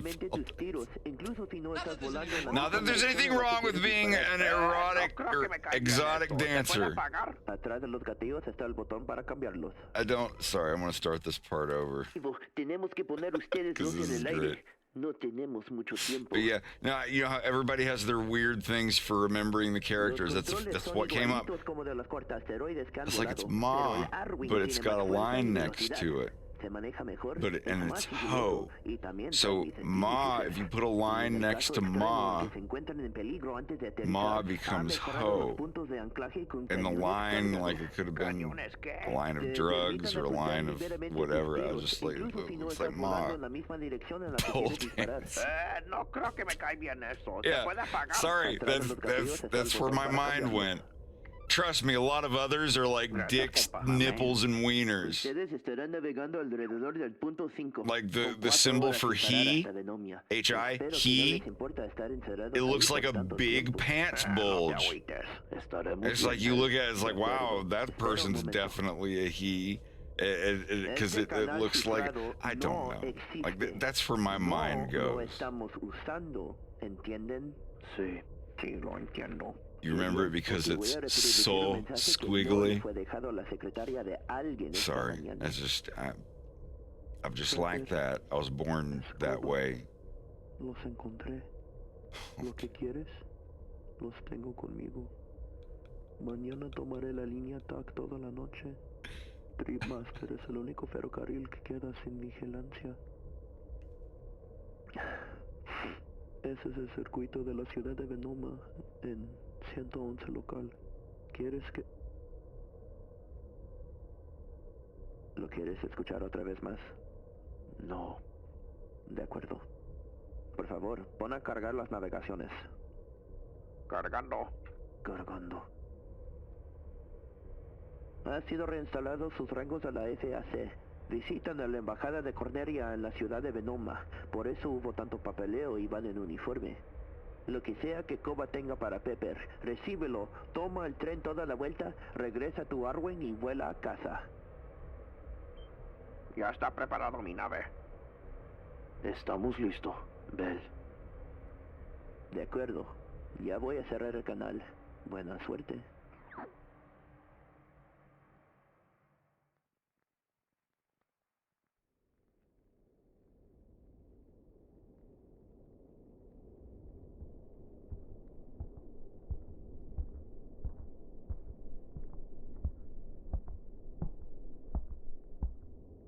Entra. Traigo un mensaje para ti, señor. Están en camino. Sí, señor. Supongo que esto era inevitable. La señora Reese se disfruta del nuevo Crister. Sin duda, señor. Sí, la marca KWX es la más cómoda. Solo dígame si no es suficiente. Sí, señor, lo agradecemos. Sigue haciendo un buen trabajo. Y esto solo será el comienzo de cosas buenas.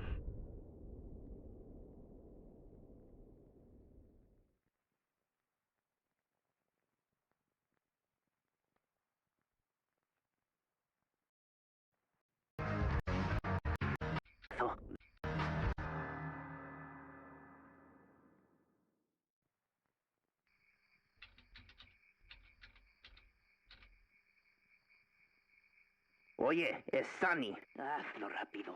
Sí, tuvimos una situación. Oh, sí, ¿qué pasó? Nos dijiste que no había seguridad. Nunca mencionaste una ninja con una mano y una resortera.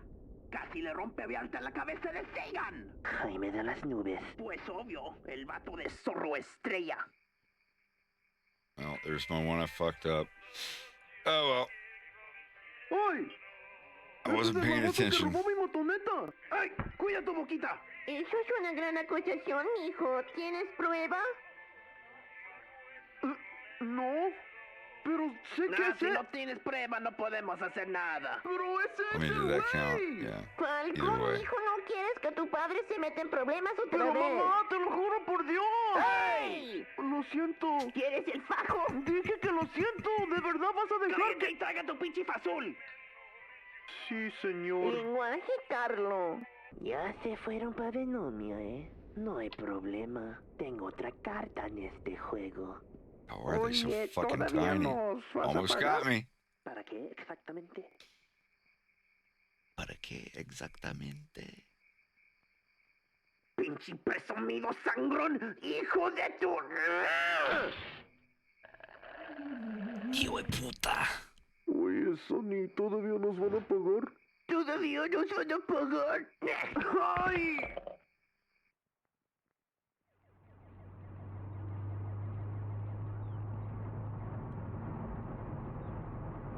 En serio, Lobo, ¿a dónde nos llevas?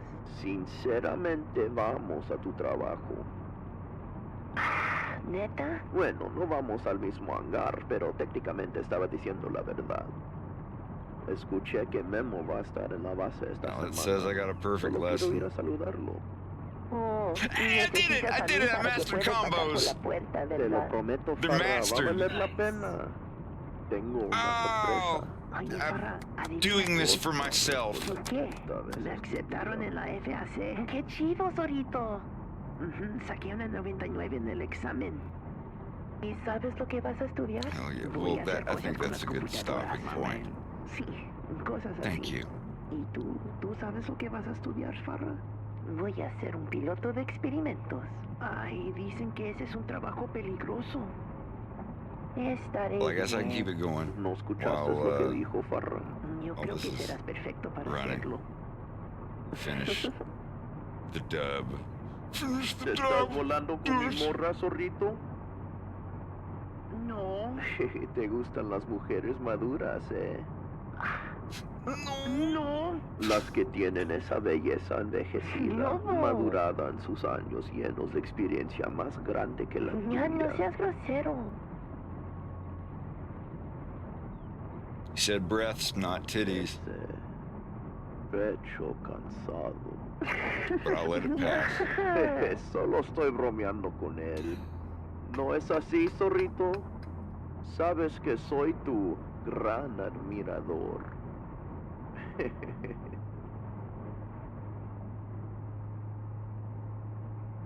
No soy madura.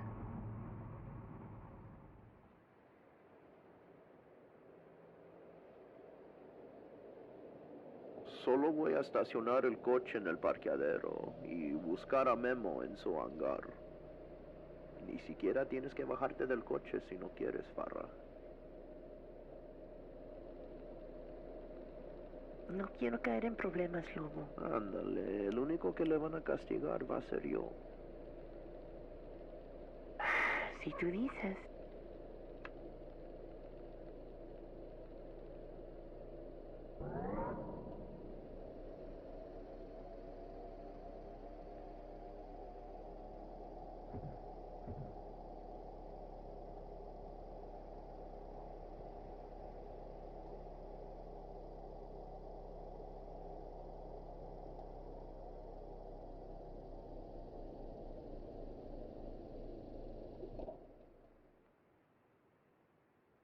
Sigue mirando el cielo.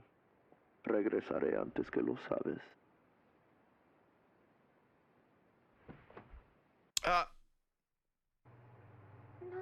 Whamp.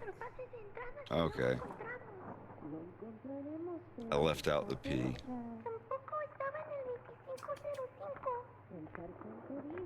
I need to go reflect. Well, no, I'm going to finish because I'm halfway through the lesson. I'll at least finish the lesson. Ay, qué bien, no puedo soportar más estrés. Debería que mejorar mi tiempo, ¿no? Lobo, ¿qué tal? Lobo, ¿cómo está tu...? Se fue para siempre y ni dejó una nota. Ay, pobrecito, no puedo imaginar. Estaré bien. ¿Han visto a Memo? Y él aparece. ¡Ay! ¿Qué demonios haces aquí, vato? Hey, nadie dijo que no podía venir de visita. Debería checarte la venta TV, compa. Ya te han dicho casi como 100 veces desde que te despidieron. Lo siento, se escuchó como que si dijiste algo vagamente descifrable, pero no estoy seguro. Aquí dice en la pared, compa, solo se permiten los pilotos calificados. ¿Calificados? Oh, hay que escucharlo, Memo. ¿Qué tienen estas maravillosas damas que yo no tengo? ¿Percepción de profundidad? Pues no creo que se ocupa mucha percepción para darle a tu boquita una madriza, compa. Ah, pues llénate la bota, chicople. Me apesta la boca. Tim Toms. De variedad. Roberto Sánchez. Guillermo Ríos. Farra está en el carro. Quería volar enfrente de ella una vez más. ¡Claro, compa!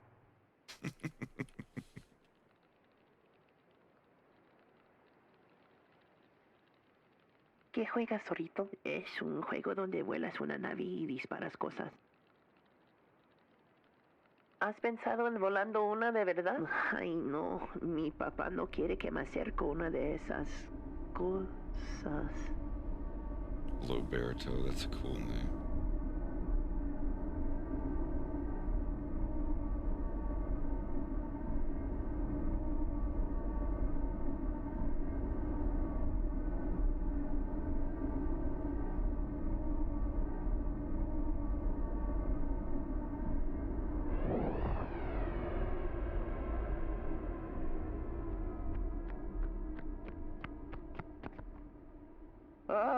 Él no debe que irte tan lejos.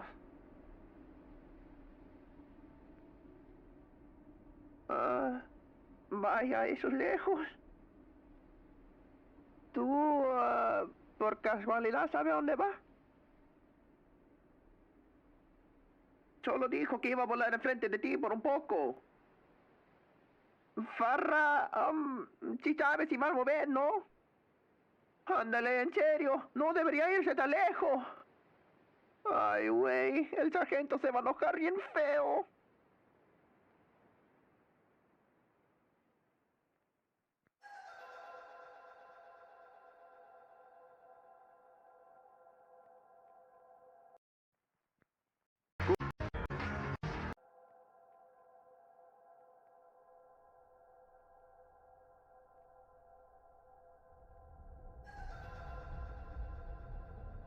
Maestro de Maya llamando a UA-101, espera.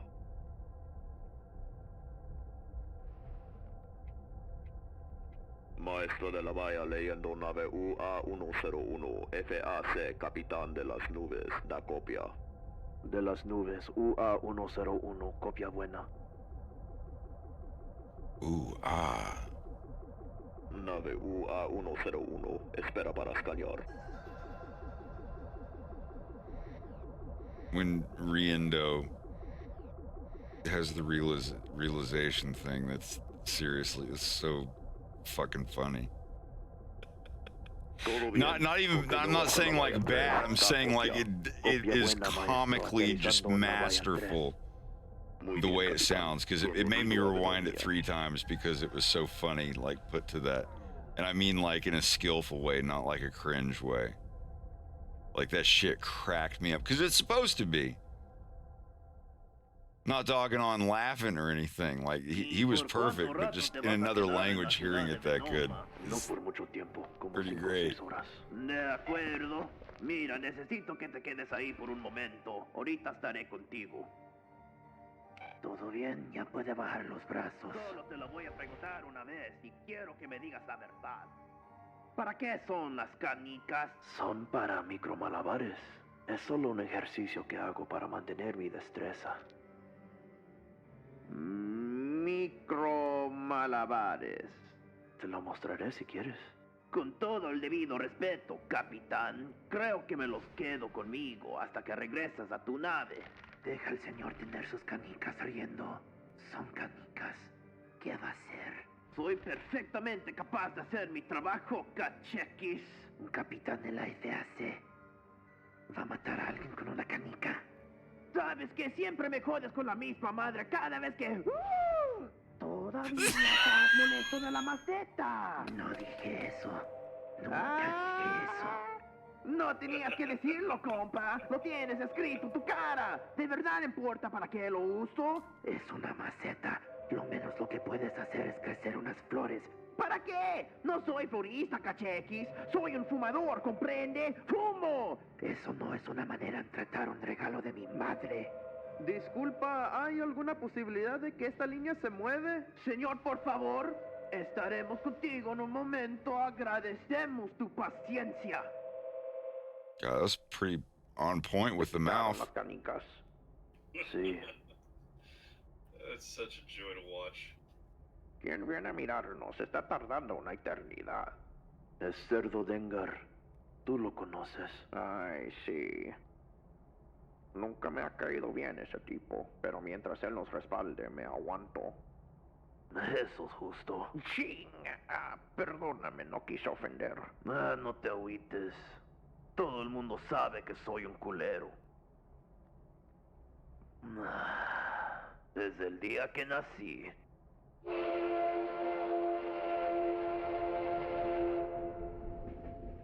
¿Cuánto tiempo llevas en Venomia? Apenas llegué. Como ustedes. ¿Han escuchado? Venomia no va a tener elecciones esta temporada.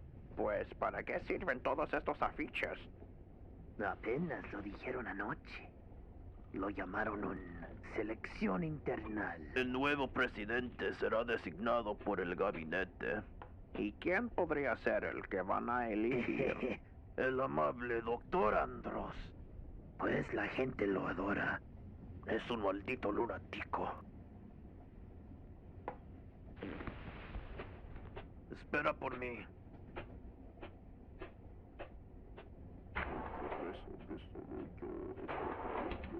Los trabajos que solo yo estoy ofreciendo. Las vidas de los niños enfermos que solo yo estoy salvando. Yo soy el único que puede convertir estos cambios en una realidad. Y te lo juro que lo cumplo entre un término. El único, ¿eh? ¿Y qué te califica para ser el único que puede hacer todo esto en un término? Es muy simple. Solo yo tengo el cerebro para gobernar Lilata. La audiencia. ¿Se puede tranquilar la audiencia, por favor?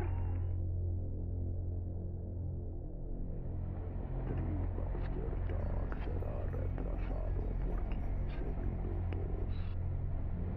Ya debería haber regresado. Ya casi regresamos a donde nos subimos.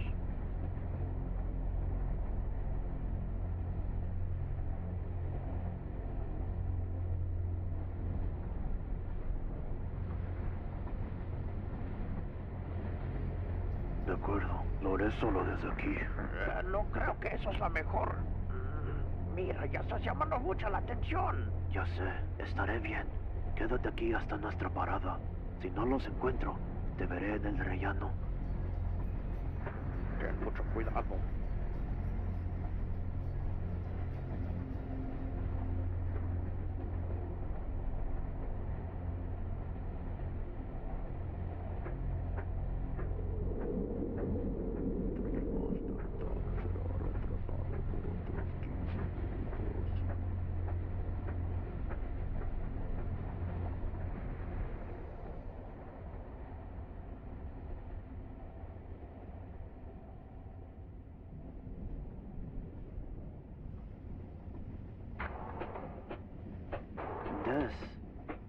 ¿Vino por aquí Cerdo Dengar? ¿Cerdo Dengar? Él está en el tren. Trabaja de seguridad. Se fue por aquí. Jaime, no pensé ¿Qué tienes para mí? No pensé que Pepper mandará a ti.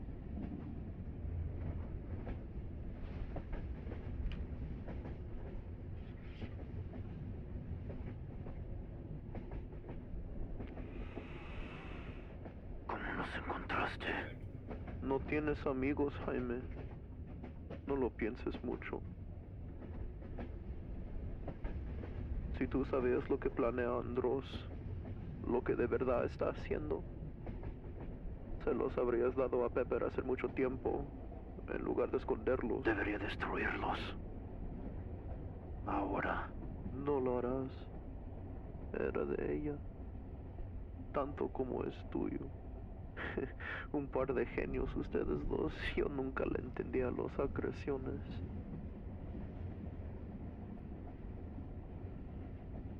Jaime, no lo dejes que se desperdice. Pepper no es mejor para tener cosas como esto. Tal vez un poco. A lo menos te sacará del apuro. Y sin duda me mete en problemas más graves. ¿Estás bien? Sí. Solo no he dormido bien.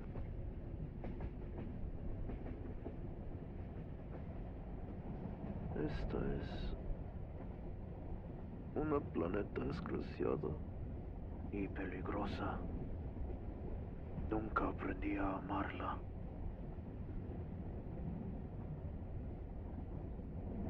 Descanse, Des. ¿Des? Des.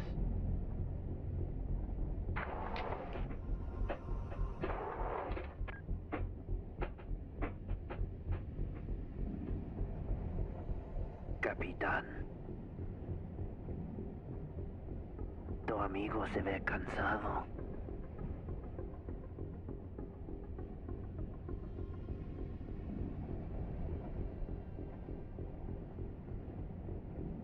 Nos informaron que traes contigo un tipo de instrumento improvisado de tiros. Por favor, ponlo en la mesa y párate con calma. Voy a ocupar ayuda con eso. Tu cooperación, capitán. No quiero pleito. No quiero matarte, Eggblade. Sabes que me voy a bajar de este tren.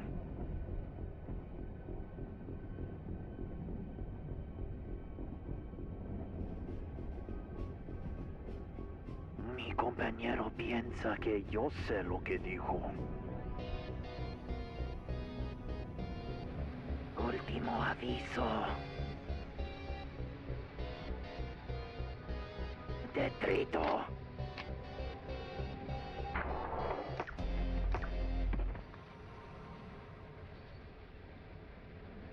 Ándale.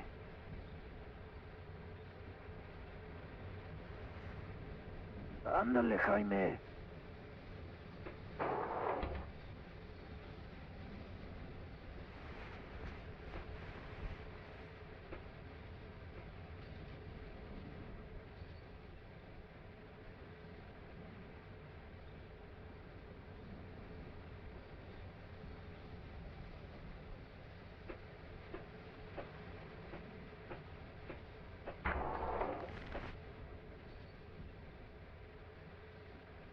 El presidente Andros hablará contigo.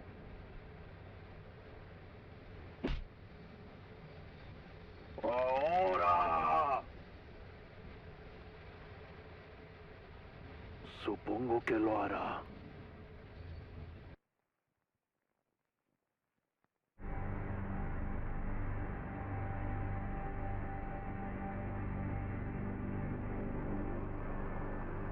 Los discos. Todos esos años en Titania nunca te podía leer. Todo se encendió en el fuego, pero siempre sospeché que hiciste algo con los discos, que nunca fueron destruidos. Me duele saber con certeza. Perdiendo a ella nos puso abajo el dedo de Pepper por mucho tiempo. Pero me podrías haber encontrado, podrías haber confiado en mí. No me tienes que responder, está bien. Oficiales del gabinete ya me apuntaron hace 4 horas. Soy el nuevo presidente de Venomia. Tu compañero, el conejo, ya fue escoltado a su nave. Las separatistas en el tren y tu amigo Koba ya fue limpiado. Todo fue limpiado. Tengo acceso a todos los recursos que necesitaré. Voy a convertir a Venomia en todo lo que Cornelia desea hacer. Y eventualmente un gobierno unificado de todo Lilata. Pero tú y yo sabemos que nada de eso importa si no continuamos nuestro proyecto. Tú no lo sabes. Tú viste con tus propios ojos lo que había al otro lado del hoyo. Y ellos saben que estamos aquí. Eres un científico, Jaime. Como yo. No un mercenario.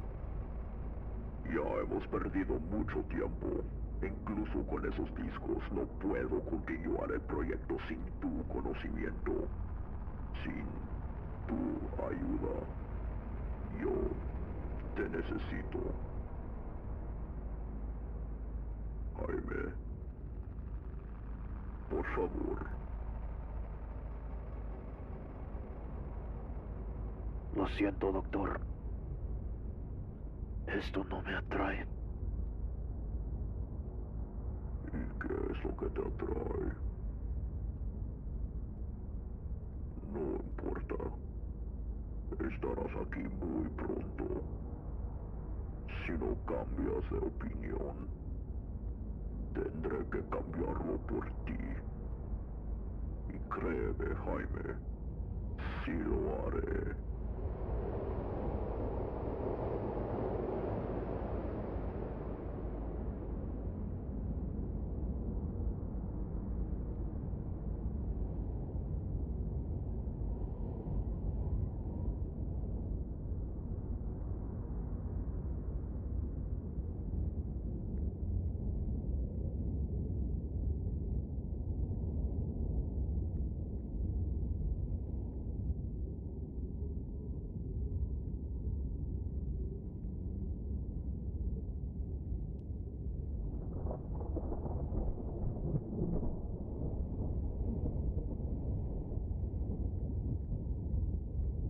Oh, you feel bad for James now. Wait until you see where the rest of his arc goes. What I have written of it, at least. He doesn't have a horrible end. He has a horrible middle, I would say.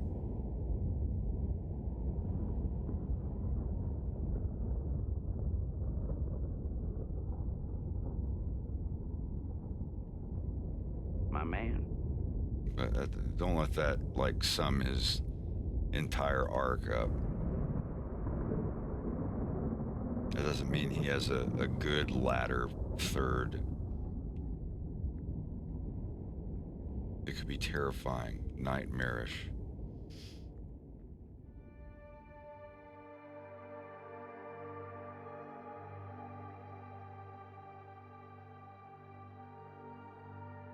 Hell yeah, that's a great dub. And every single voice in that dub was done by one person.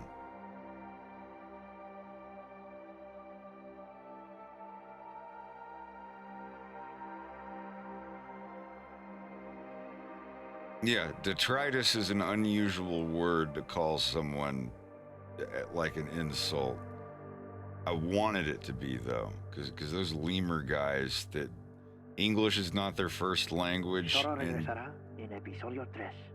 Hell yeah.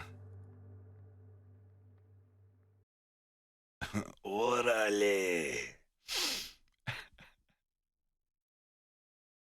Oh, good stuff. Real good stuff.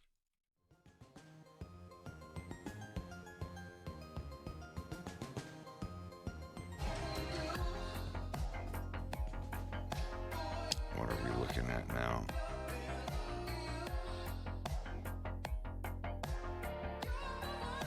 You have to manually put in foot. Man, that's weird. That's very strange. Does it only show it for a second and it takes it away? Or did I click? Oh, I must have clicked it a second time. Gay is a tag. I like the upgrades they're giving. But anyway, we might be going to the gym tomorrow, so I don't know what time I will be on, but I will try to be on. We'll see. I've got a lot of work cut out for me. But thank you all for coming. I might see you tomorrow. Let's go see what a space yin is doing in space. Oh.